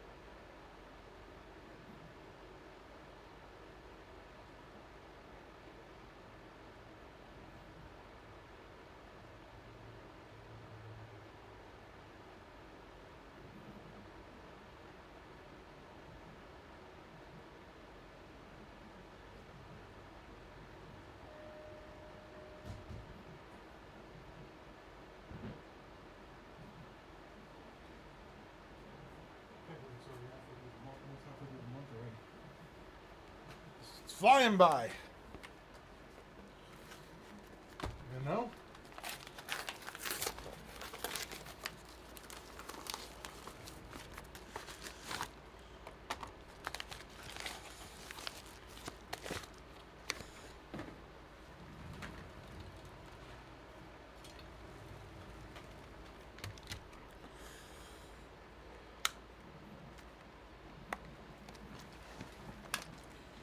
I'm just waiting on the back panel.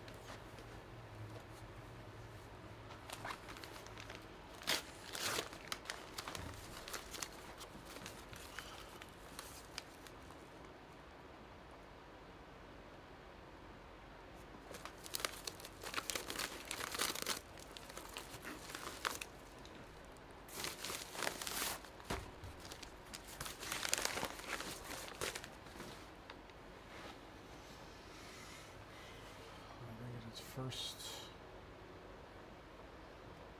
layered down.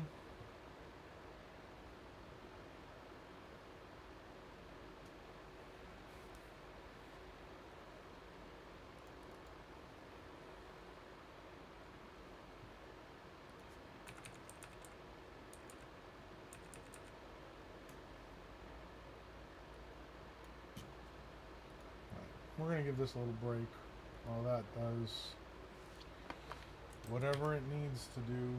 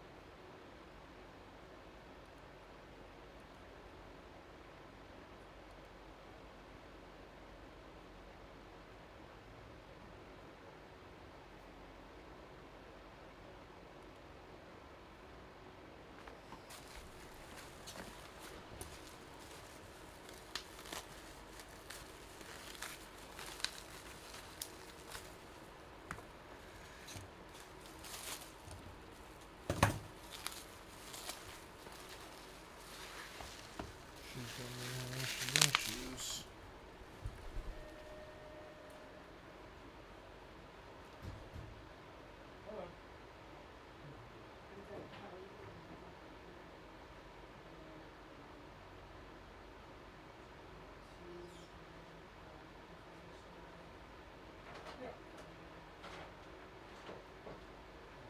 Pull up the hard drive.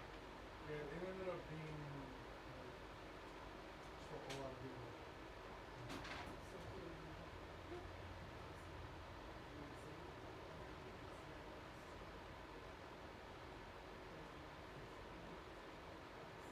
I'll give you a call when it's done. Because it is going to take like Okay, that's fine. I'm not in a rush, obviously. Yeah, Thank you so much. Anyway, you guys thank you. yeah, you know, I'll give you a call probably tomorrow or something. Okay, great, thanks.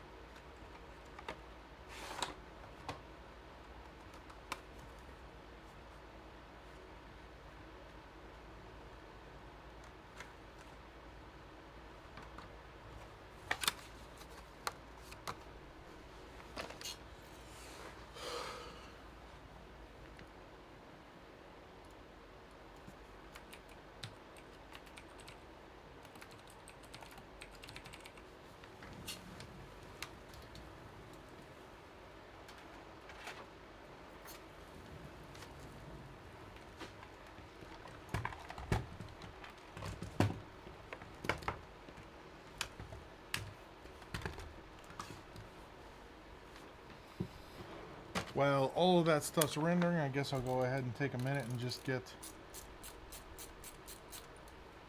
this installed. This is another day.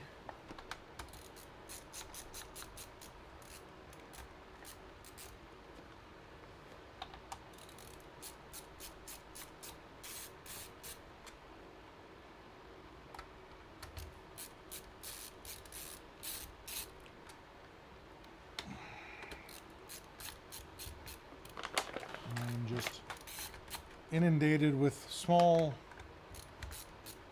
tasks that don't make me any money. So, pull that out. Pull this out.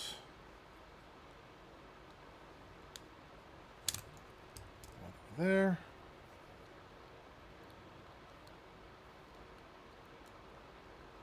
That plugged in.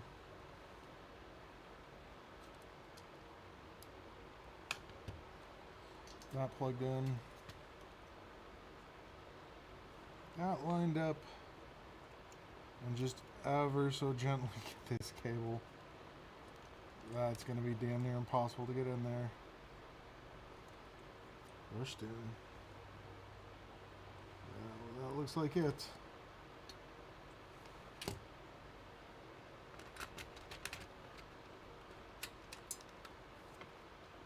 Why do more and more of these things keep popping out of here?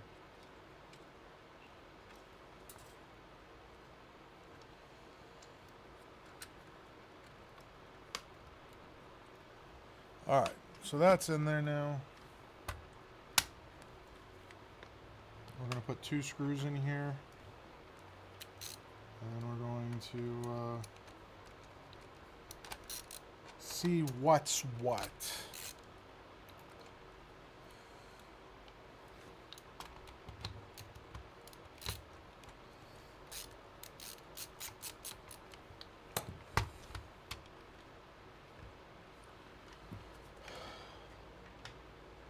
Give it power.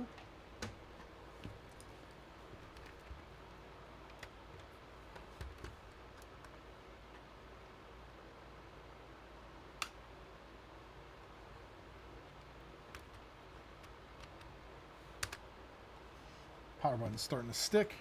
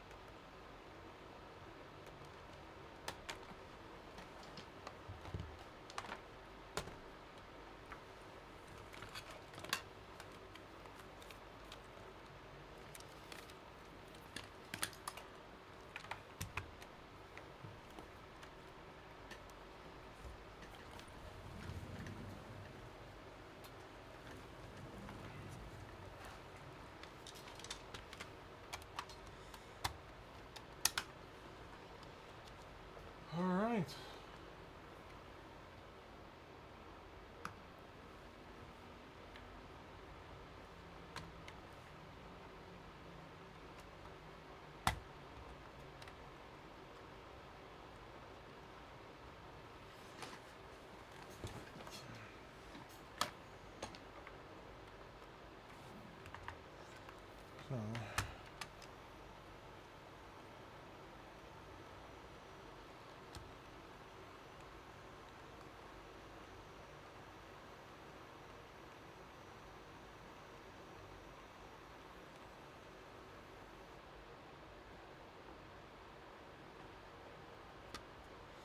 So So that's awkward.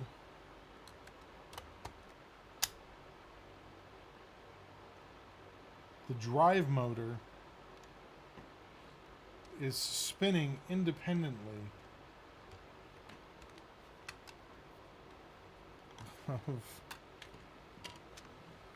of the actual drive.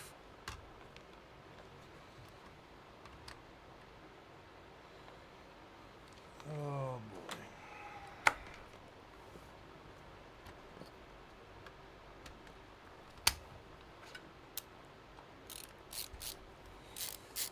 Obviously it's not brand new, but I was hoping it was going to at least be working. And at this point we are not working.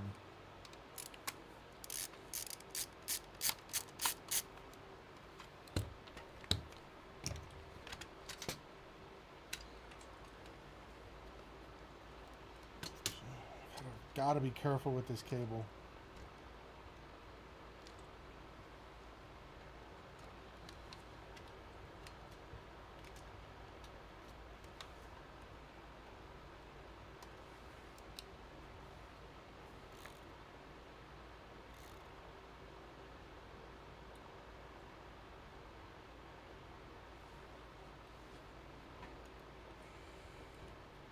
it open.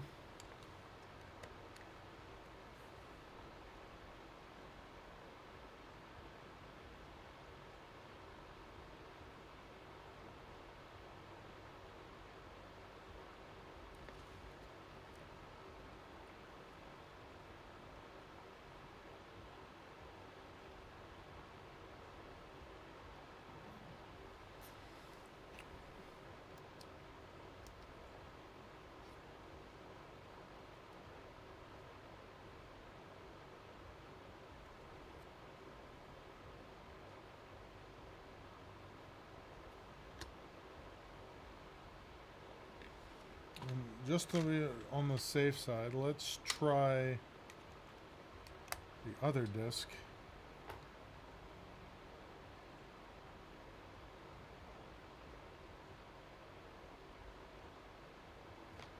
I'm still leaning towards whatever the problem is drive related.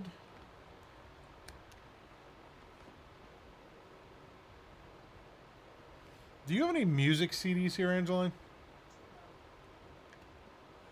Do you have that sleeve of CDs?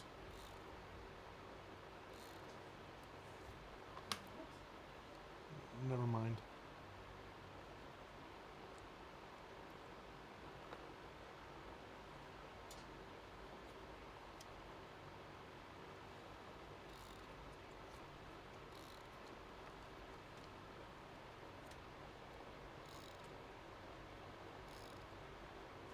Yeah, that just sounds bad.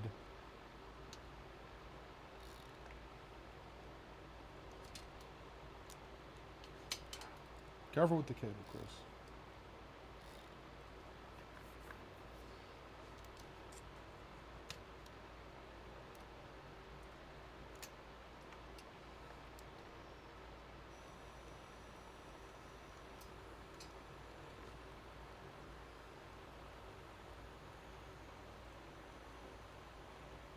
That could be the problem.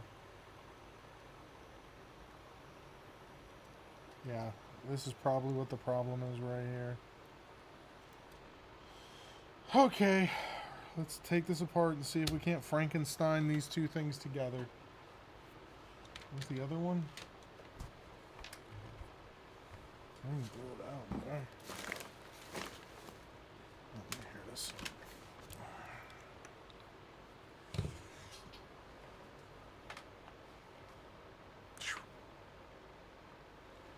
Definitely doesn't like that 20-year-old driver in there. Yeah, that much.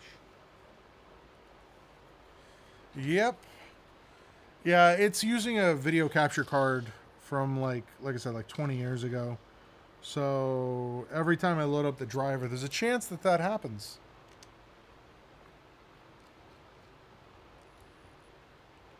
I think with a follow.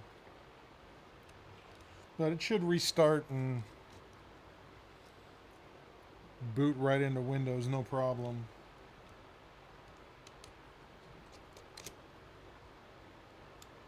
Yeah, see, it's already going.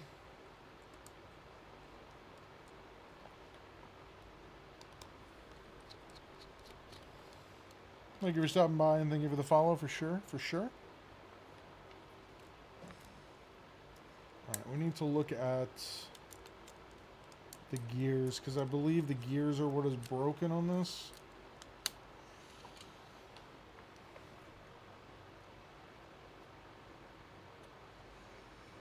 This is not... Like, this one doesn't move at all. This one should be moving, but it is not. Oh, oh, well, there's your problem. Looks like it's jumped the track.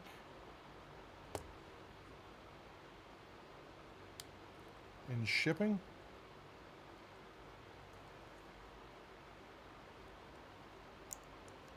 Ooh, now be careful here.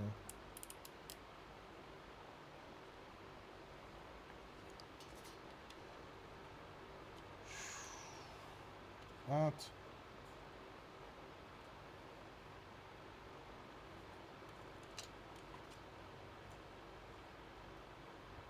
how does this come out of here?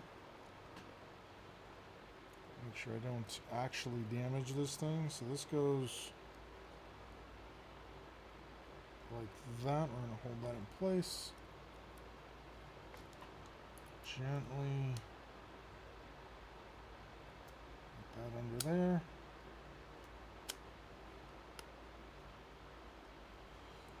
Put 2 screws back in it.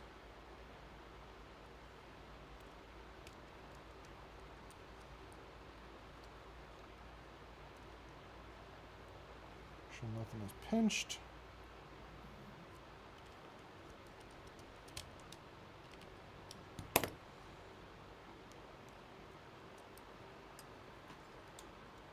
Line that up. I'll get that in. Now that moved. Like that.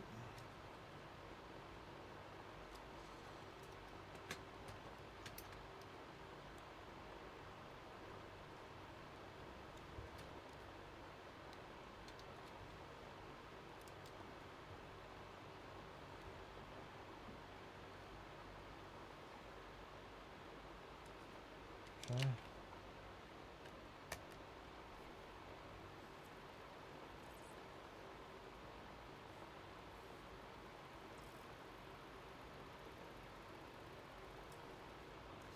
That's promising. All right, let's get back into this.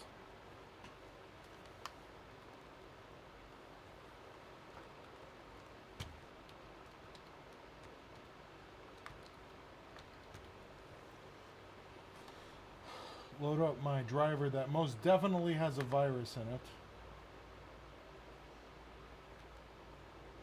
Turn our capture back on. Oh, that one.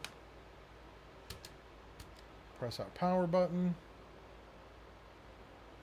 Hold this down. And we'll see.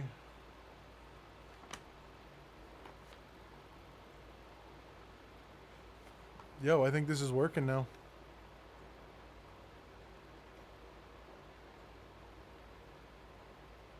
Maybe.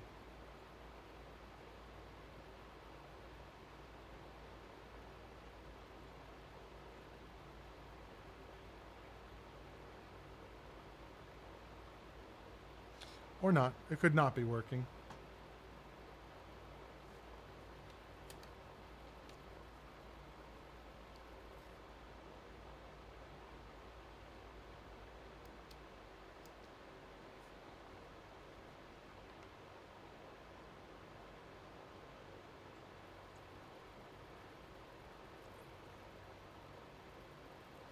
I might need to adjust where that eye is.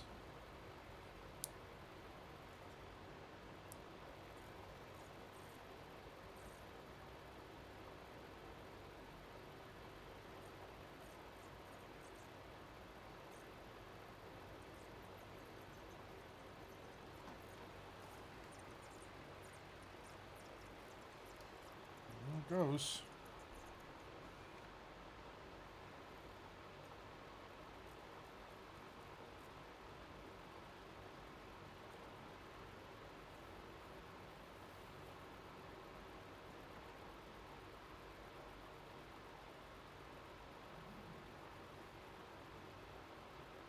I don't know how long this is supposed to take. It's been so long since I've ran one of these.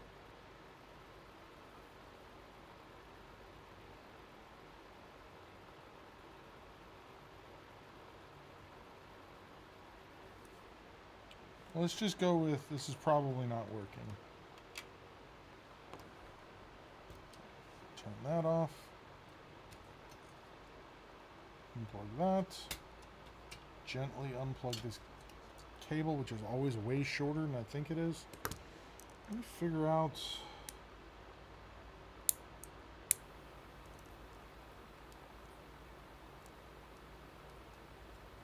The motor was seized.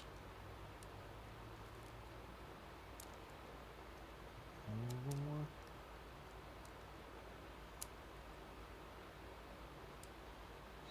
That's the one that's. it's frozen.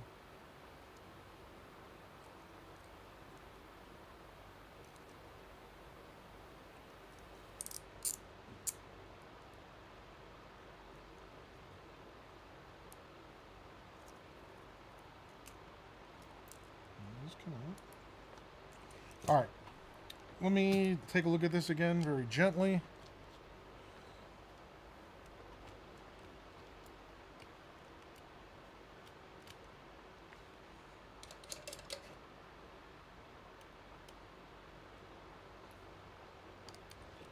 I think I might need to make one adjustment here because I think when I did that originally, the lens, like the gear for the lens, might be slightly off now.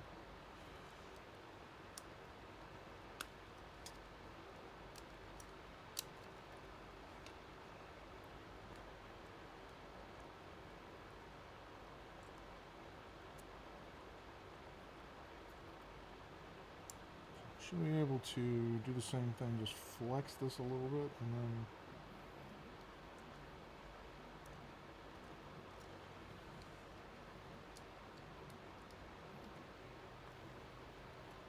let's see what this looks like in here.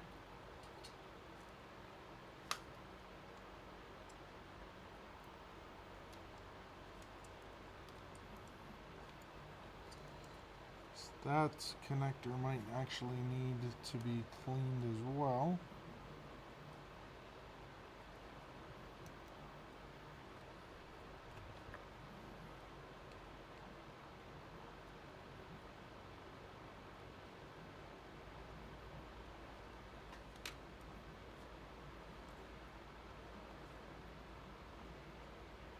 I think I can do this without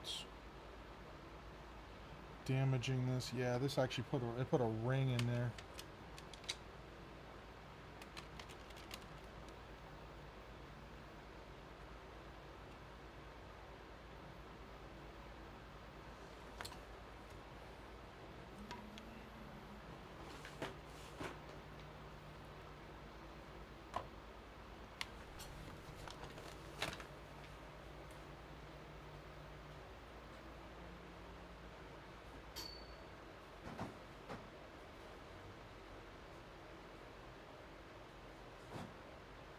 See what happens when I put this in here.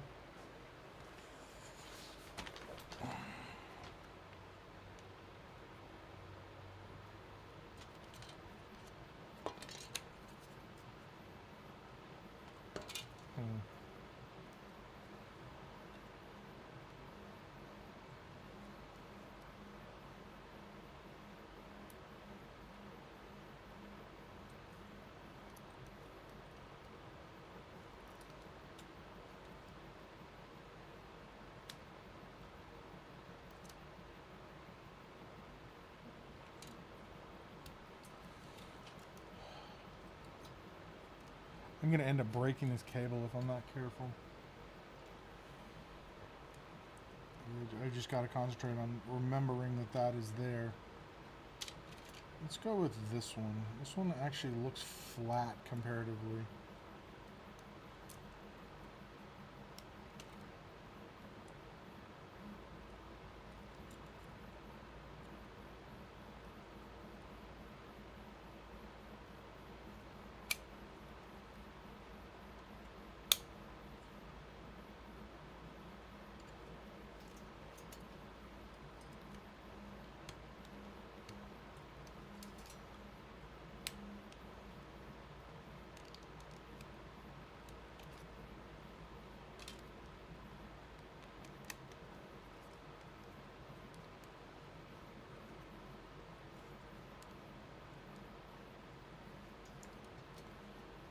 Cable sure ends up getting in places where you wouldn't want it to be.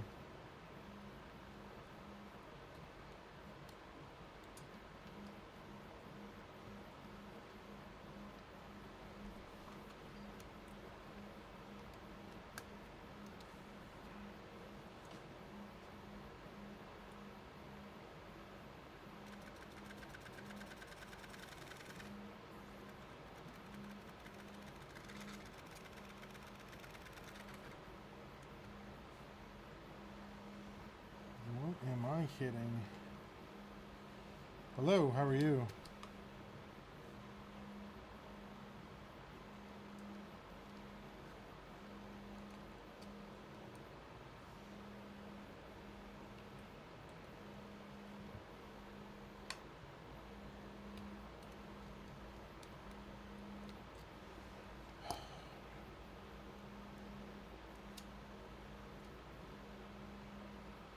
Yeah, new drive came in, but it's not working. And like I'm using something else just to do some testing with it, and it's clicking. While I'm waiting for this video to frickin' render, I'm just going through and I'm testing it, trying to figure out what exactly is going wrong here. Like it tries to read, but then it's just like, nah. No, this screw will not thread in at all.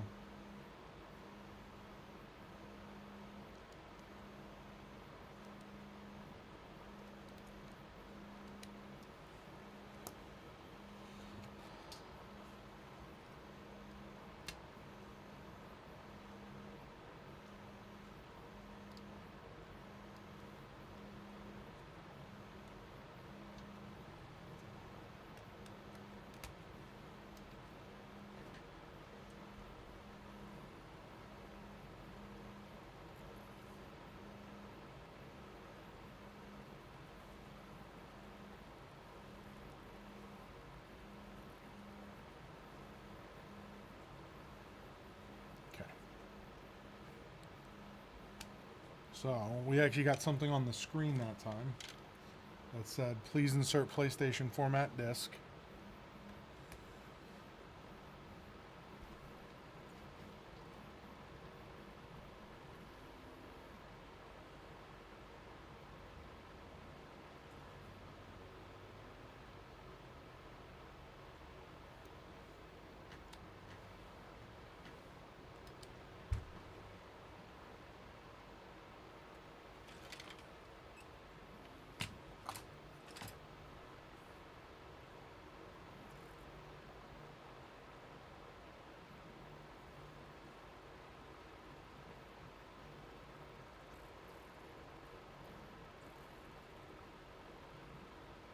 I'd very much love to see this screen go away. But so far it doesn't want to do that.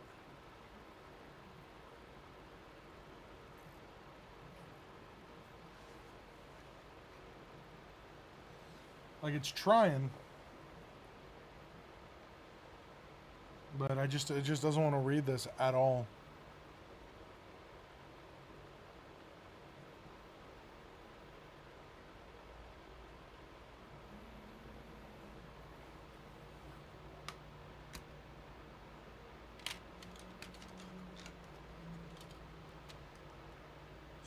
Try disc 2.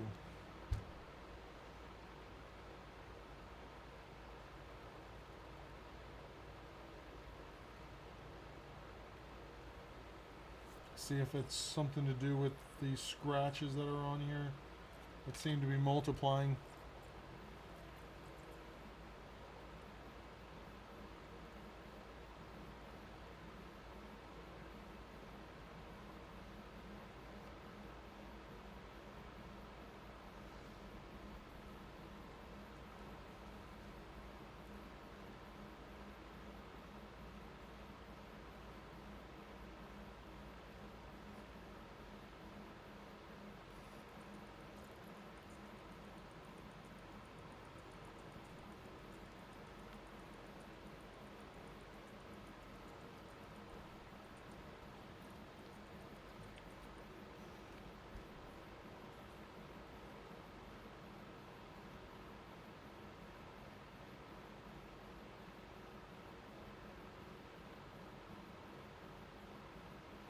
Like it's hunting, it just doesn't know what it's looking for.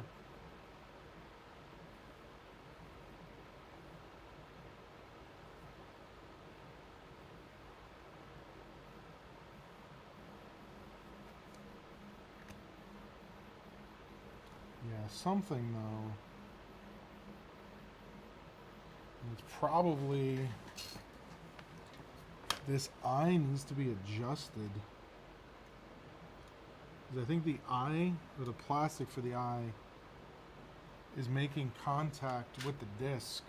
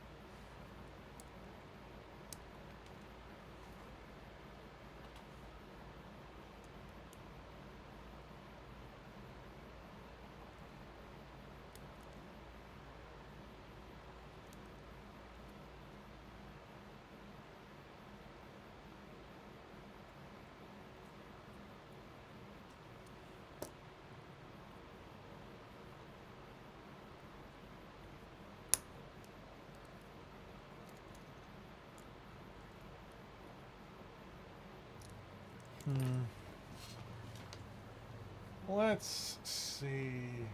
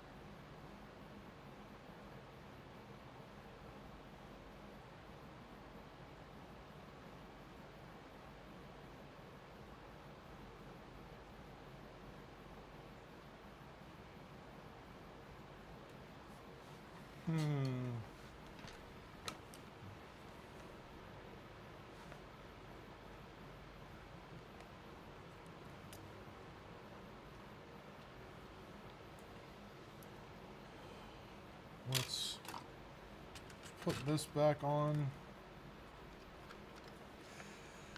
Put the screw back in. And then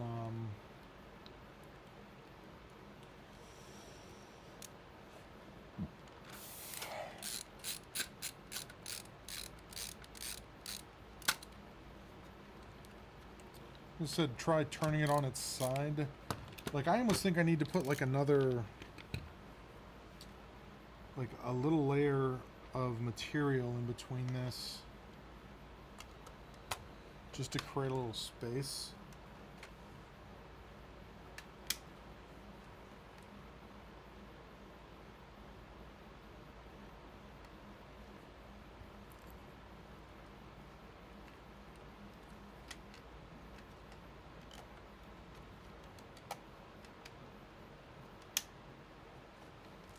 Not making contact.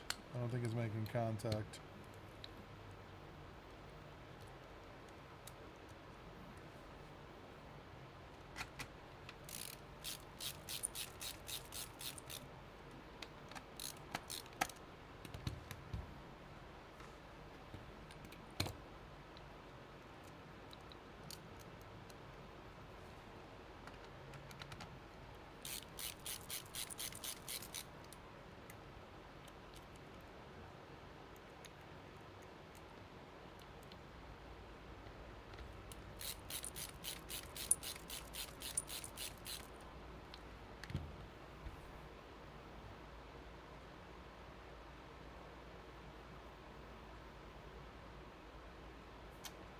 So that's stupid that putting on its side helped.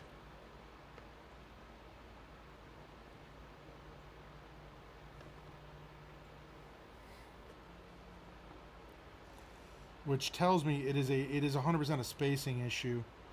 So I wonder, like I said, I wonder if I'm putting like just a little layer of material there, maybe like a millimeter or two of material, would raise the disc enough so that it's no longer a problem.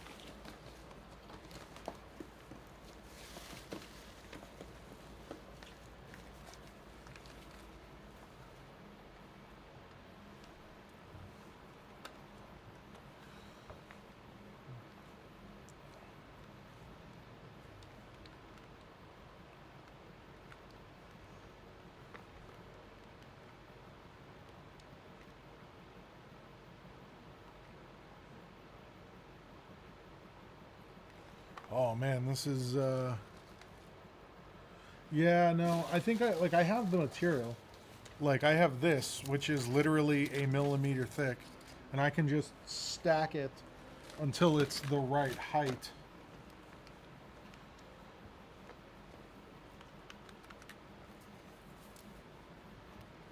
And I need to get screws for this controller.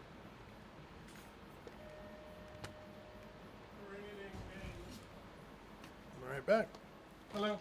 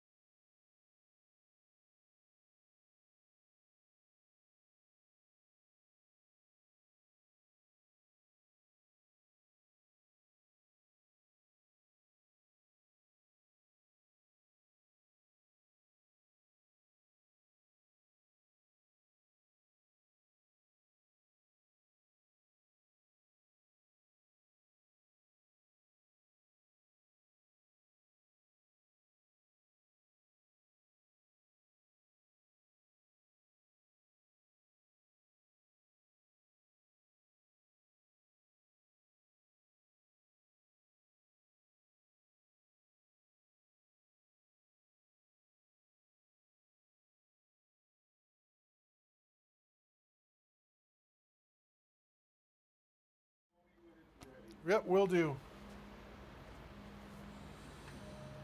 Yeah, this one I'm surprised it worked. Be nice if we had audio.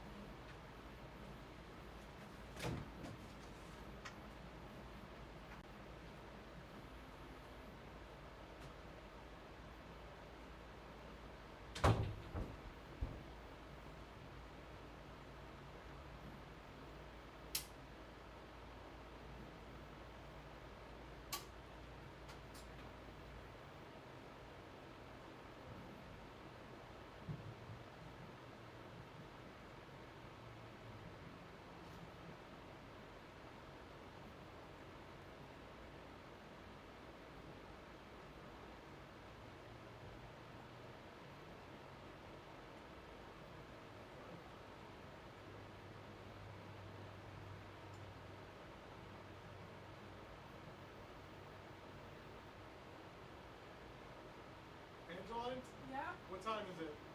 Oh, 5:12.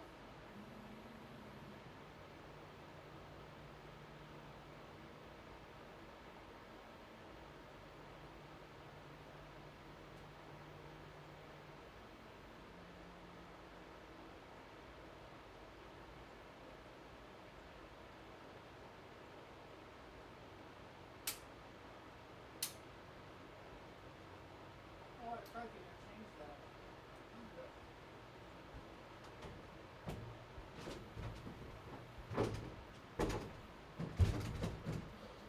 Adjusting my sign for daylight savings time. Little light. Huh? The sun. On the building. Oh.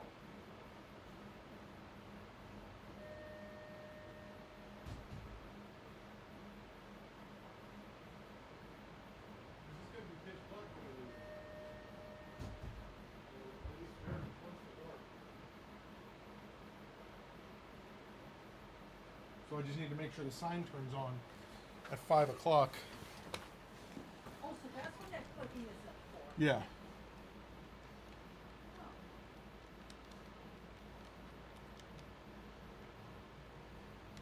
Like I said, it'd be great if we had sound. And if these screws were the right length to hold this thing together at all.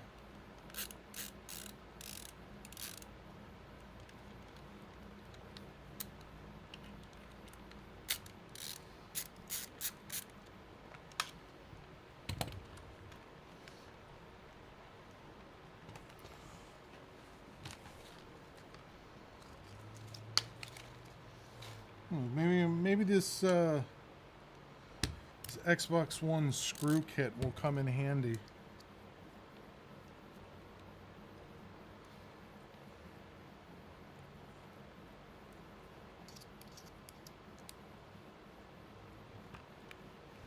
Jeez, man, this game was so dark.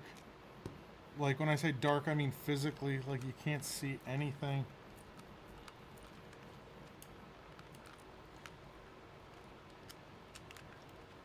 Yeah, that didn't do anything.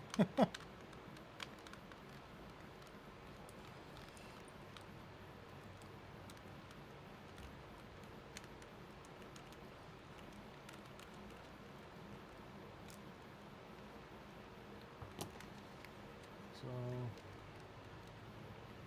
down, up, cannon. These rear bumpers are working. Look left, look right. There we go. That's the camera.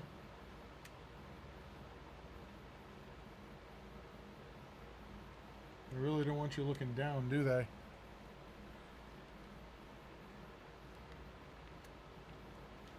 Don't know. So that's the air brake. That button's definitely working.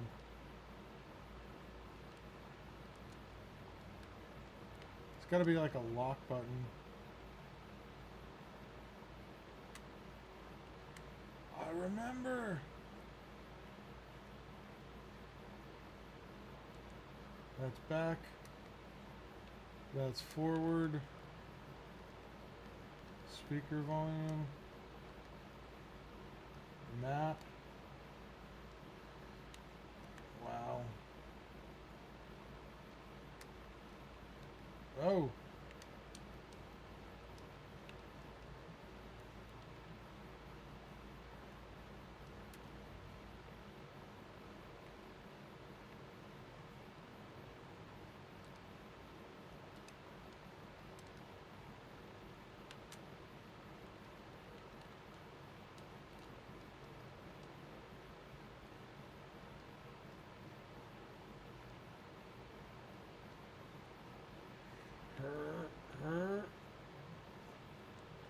Yeah. Okay. So this is working.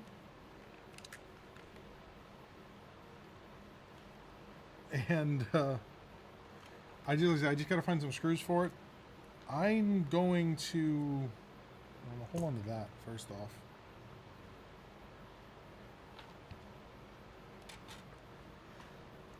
That's one of them. That motor was seized. I'm going to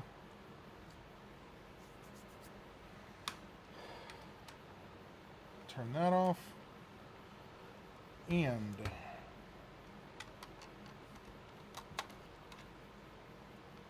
yeah, that worked. That worked a treat. So what I'm going to do is I'm going to use this as a kind of like a die to cut this plastic that I have to put on there and see what that does. I just got to get screws for the controller, and then this, I'd say this thing is actually like working again. I just can't see anything.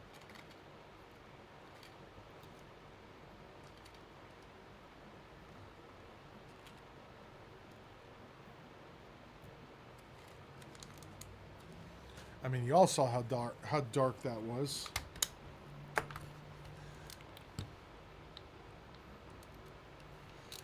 Alright, so let's get this back in there. So after all that, we have a working PS1. So let me just make some final little adjustments. And then this thing can go on the shelf of completed things. After I, of course, take this home and play this game, because I've like, this is a game that this is a problem. You gotta run a razor blade around the inside of that. This is a game I grew up with that, like, got me into flight sims, even though it's, like, a terrible flight sim.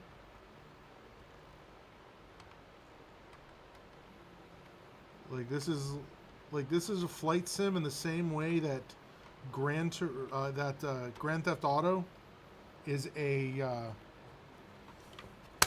racing game.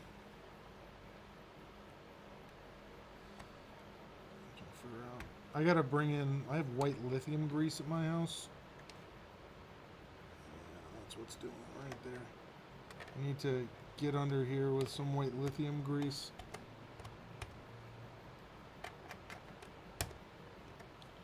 Used to have some here, but come on. Yes, I don't have any. I used to, like I was saying, I used to have some here. Unfortunately, I no longer do. All right, so first things first, let's cut out our center circle.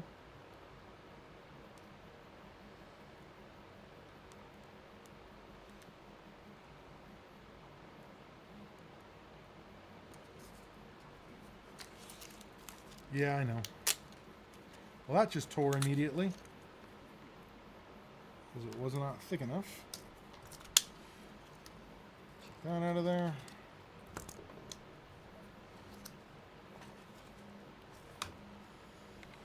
Because I can just print out, like, I can actually just make this if I want to. And if that isn't thick enough, I can use that, which is a lot thicker. Just want to start thin to see if I can get it to work with something super thin.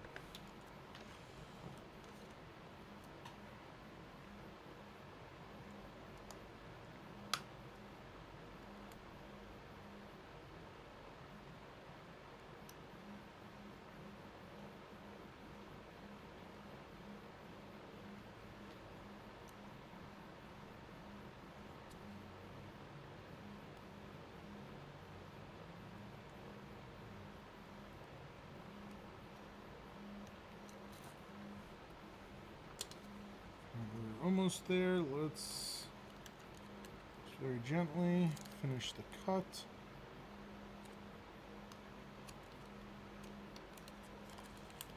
All right.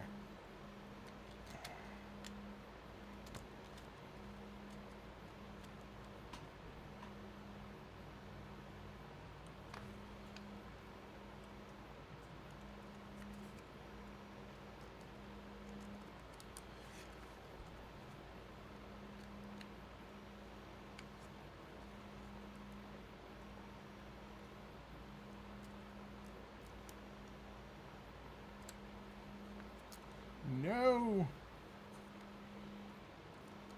I might just 3D print something. Like as hilarious as that seems.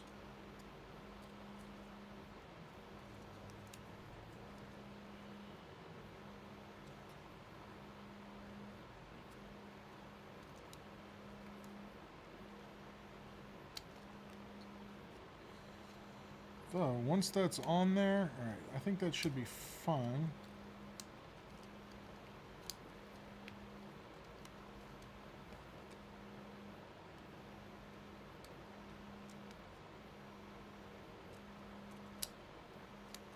Cut this off in strips.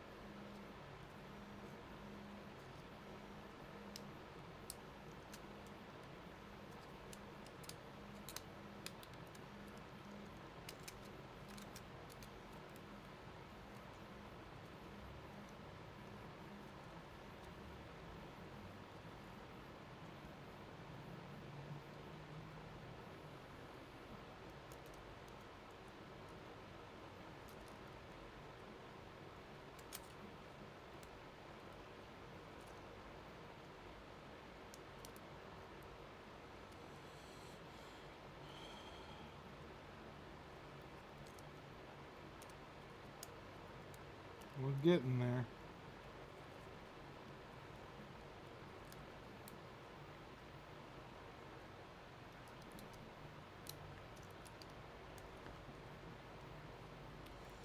Alright.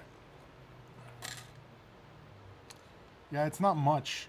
If gravity flipping it over was enough, then what I'm putting on here should lift it just enough. Let's find out. Ooh, this might be too thick.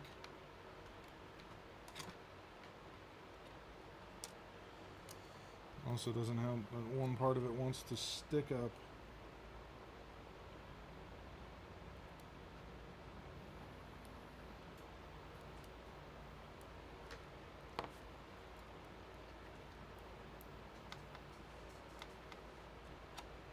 What's up?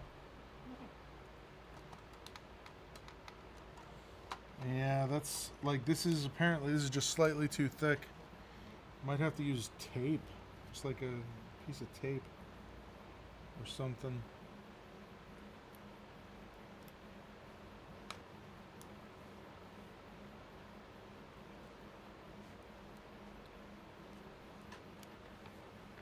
Tell you this though, this is gonna make this unbalanced,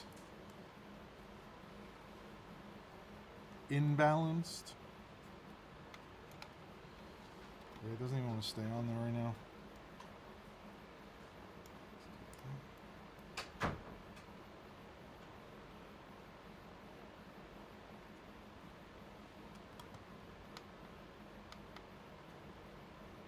Alright. Let's see if that's enough.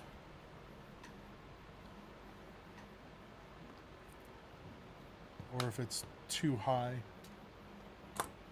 Yeah, it's too high. I can't even read it. Man, I was really hoping that was going to be enough.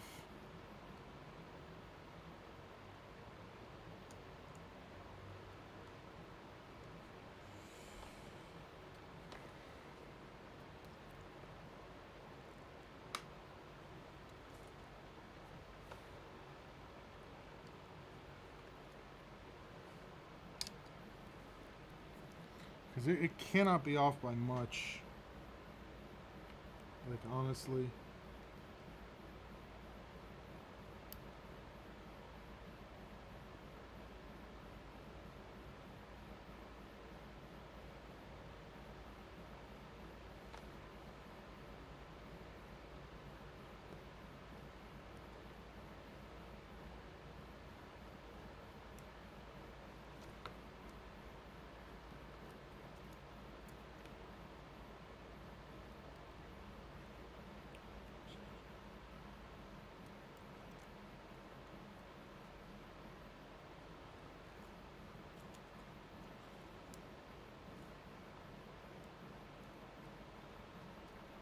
Tech Life has been quiet today. I wonder if he's out and about with the fam.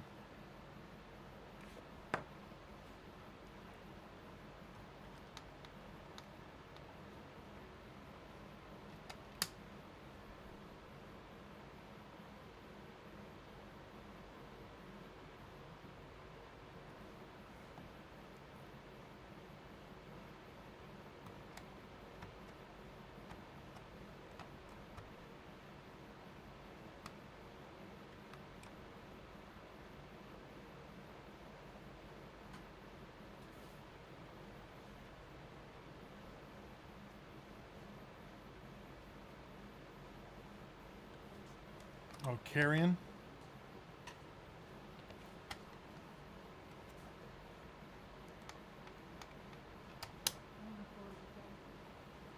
Shit, it's 5:30. Yeah, go ahead. Oh, well, that's fun.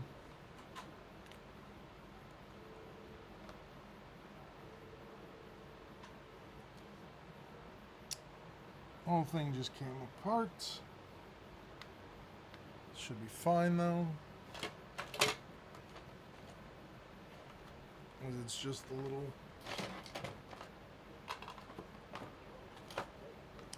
Where is my flashlight? There it is.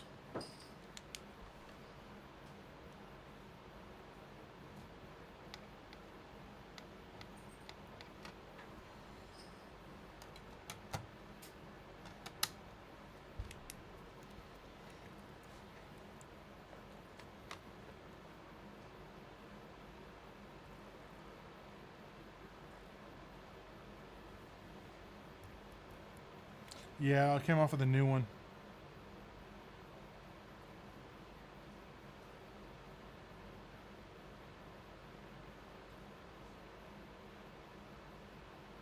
Well, now it's working now. Because I can lift that a little bit, but...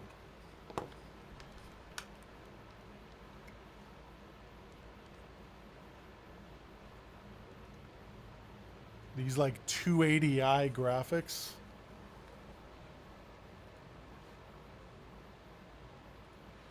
Dolby.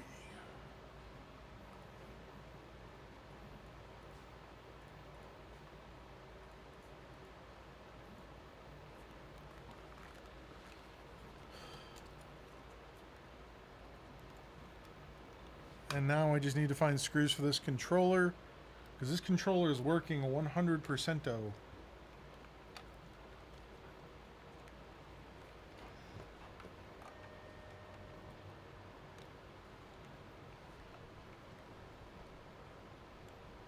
Isn't that what I said? 240? It's not 240i. It's just 240.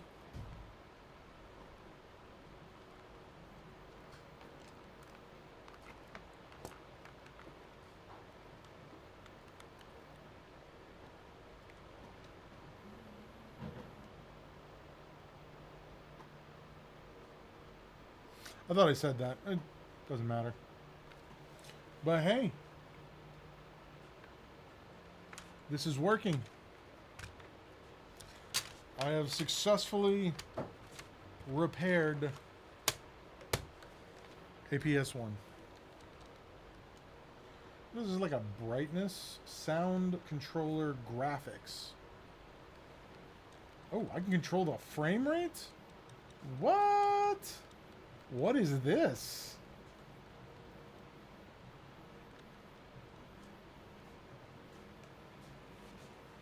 Goodbye. Bye.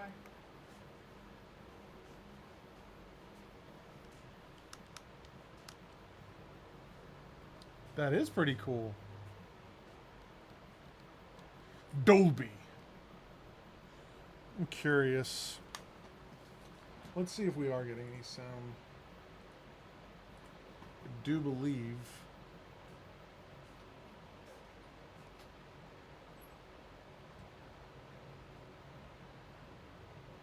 I do believe there's sound, but I can't hear it. Can you guys hear it?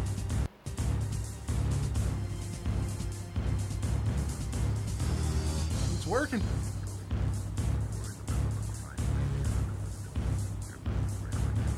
It's extremely quiet, but it's working.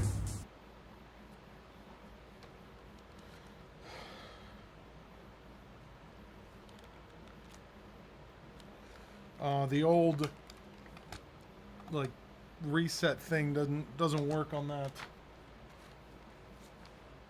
All right, well, there we go. That is working. Get rid of this guy. Get my desk cleaned up. Tomorrow we're gonna build a couple computers, or at least one. I got a data transfer I need to finish. That away. So yeah, so this is now fully working. Thank you. Only thing I need to do is find some simple screws for the back of this controller. And, oh, okay, so they're $47 for the screws. Let me think about that one. That is stupid.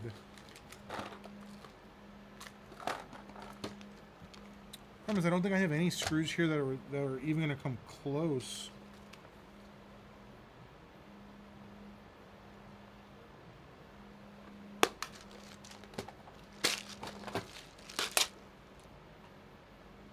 They're thinking it's old, so people are going to pay that. That is what they are thinking. All right, so that concludes our Sony PlayStation. Ooh, gosh. Tell you this though, the bottom of this gets quite toasty now that I've like, there is support material on the bottom of this where I added like the metal plate that you can see shining through here. On the opposite side of it, it was so rusted that like there's a copper plate that was down there that I ground off, which was right here, which you could see the rust starting to come through the plastic right there. Like what I did is I ground the plate down, and then after I ground the plate down, I put some thermal compound. It's transferring the heat quite well now to this plastic shell.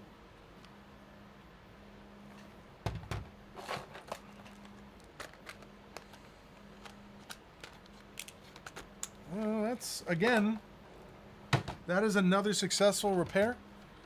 So you can see how well this thing cleaned up from when we first got it to now. It's got a new DC jack, everything else. It's got there's a new DC jack. We got a new cable.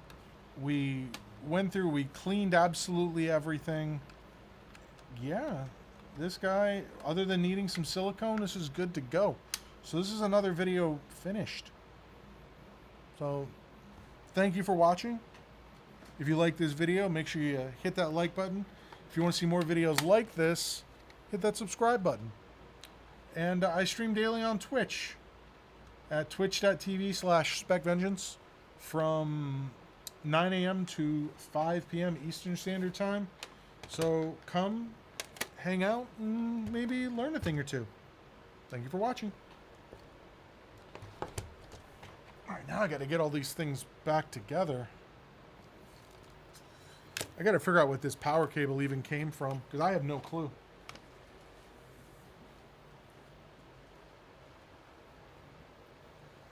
Oh man, I gotta put up a shelf. Gotta have a Sony shelf. So I can put my PSP up there with my PlayStation.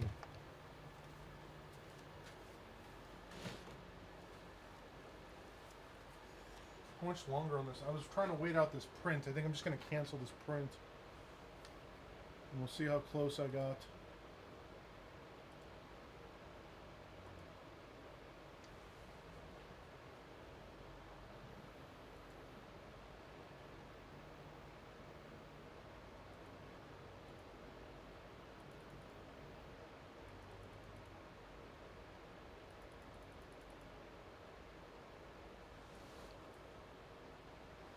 No, I don't plan on trying to fix the PS3.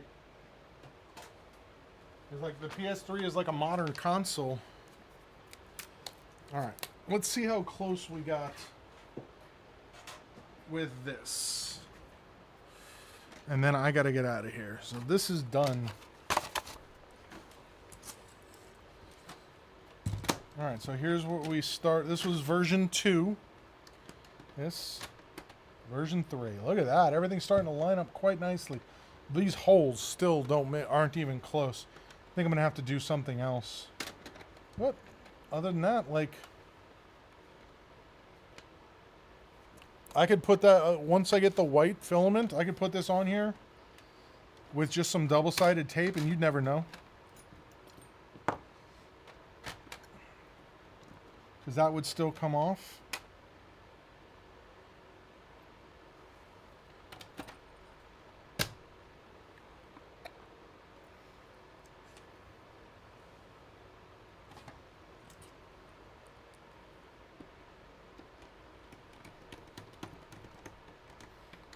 It's not going to have, you know, structural rigidity or anything. So I guess the next version of this that I work on tomorrow.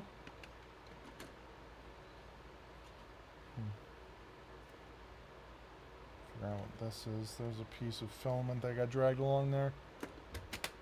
But yeah, I guess the next, like the 2 millimeters is just about right. Like it's actually a little bit thinner than 2 mil. But again, I don't think,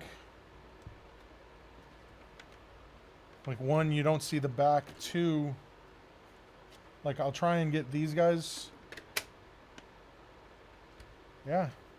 I will definitely, like, there's obviously a bunch of small little adjustments I need to make. So, like, this port needs to shift a millimeter to the left. This needs to go a millimeter to the left. This needs to go a millimeter to the left. So this one just needs to come in about a millimeter that way. And then that one will be perfect. So we need to go 1 mil that way, 1 mil. This one here needs to go this way 1 mil. I think I'm just gonna do for these because you can see like how like they don't match up at all. I didn't realize how close these things were underneath here. I think what I'm gonna do is I'm just gonna do like an X pattern right here. Like that, like looks like the Xbox logo. So that's what I'll do right there. But this needs to go, so this needs to get shifted that way as well. But it also needs to, we need to reduce the vertical height. This needs to be cut here, so we need to bring that in. So yeah. And then I'll probably try and round that so it matches up a little bit more. But yeah, I think this is the joys of owning a 3D printer. And then get this. So the other thing that I think that happens with this is there are little,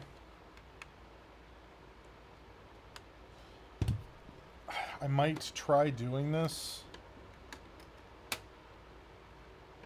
when this prints. Try and do like a 2 millimeter lip that comes this way, like underneath here, that's only a millimeter tall, and then that'll brace that a little bit more, and then we'll see. But yeah, I think once I get the white filament should be here Wednesday. We can get that printed and get that sold. Make some of my money back on that finally. Seeing as right now I'm $120 in. I'll count the whole roll of filament towards it. So we'll say like 160. Say I'm 160 bucks in on this. I want to try and get 240-ish out of it. I think that'll be a good turnaround on this.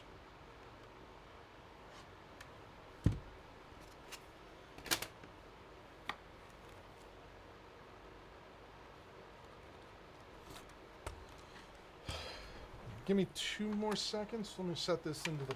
Actually, yeah, I'll leave this here. I want to finish that.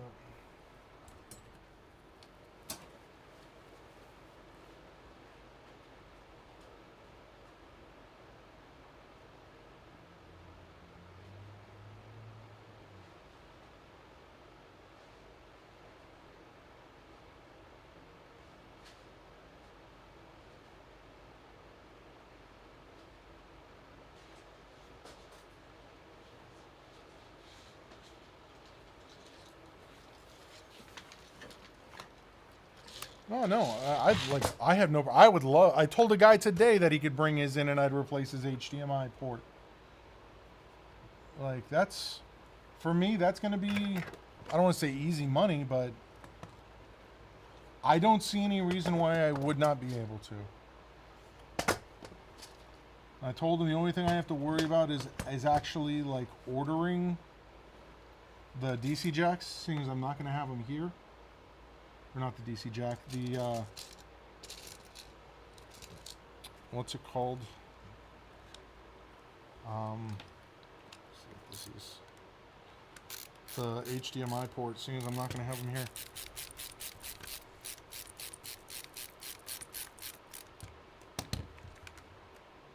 Oh, that bit.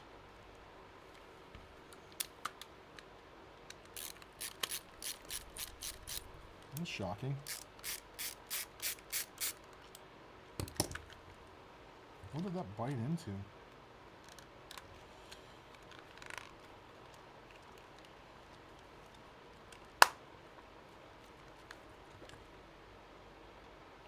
Oh, these holes are tiny, bro.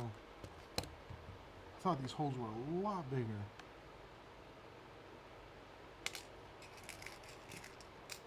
So maybe some of these will work.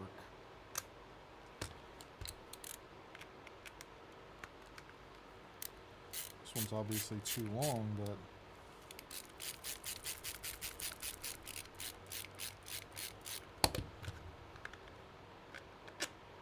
oh yeah, so that's my thread pitch. I might actually be able to do something here with some of my other screws. Let's see here.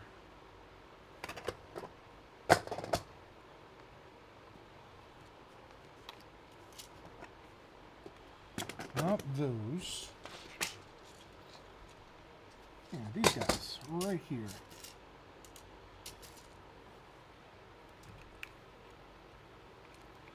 I might actually have screws for a computer that'll actually fit into this.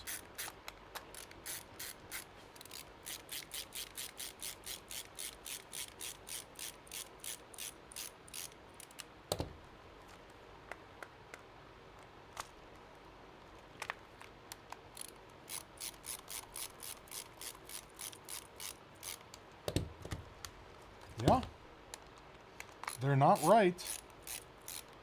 But guess what? They work. I will take it. Maybe I should put these in a package and sell them for $40. Undercut that guy.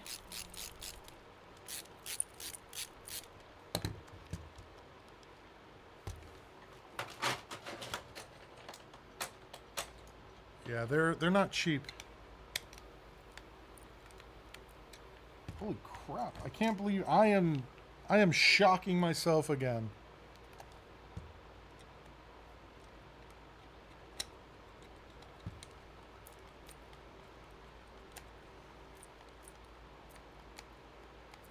Now this, I can tell you this won't take any kind of like punishment or anything. But this controller is gonna hold together. Especially with the amount of screws that I'm putting in here.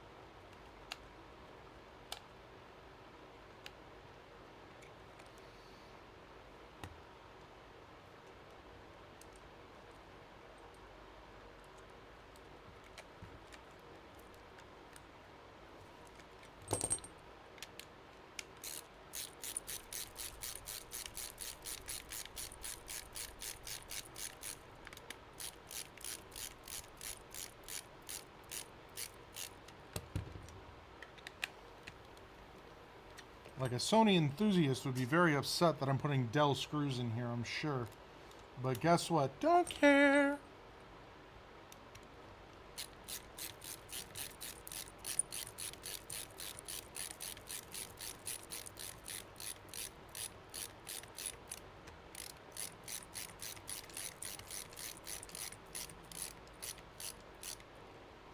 My goal is to end up with something working and functional, which I have accomplished. Look at that. That feels nice. Nice and solid, too. Wow, as Owen Wilson would say. Wow. Alright, one more.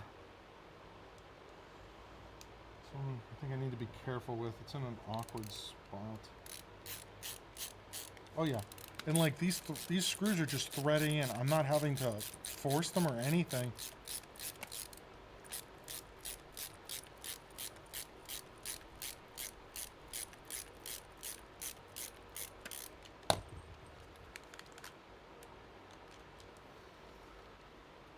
And there we go. Completely back together, completely ready to go. I guess tomorrow I'm going to put up my Sony shelf.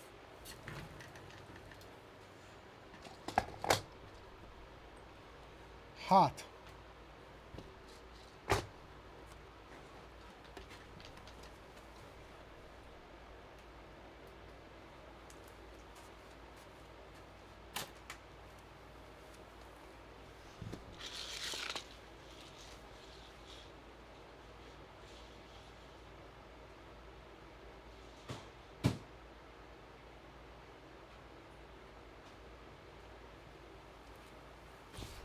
I am very happy about that.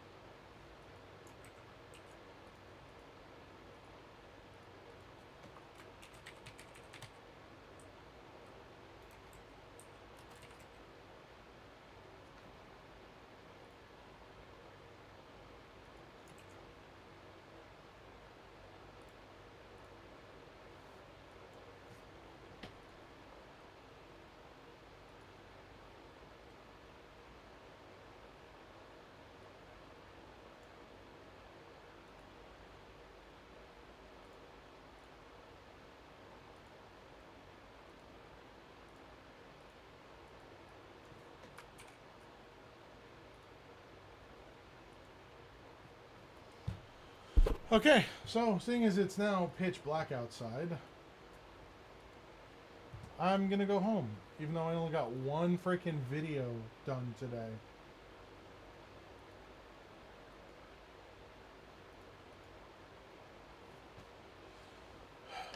Got one video done. I wanted to get multiple videos done.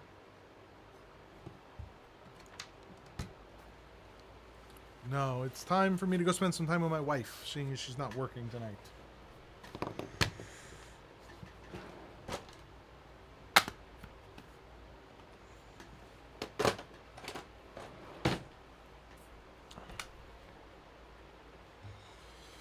And then I guess we also spent some time working on this. So I have feel unproductive, but at the same time, as productive as I could have been.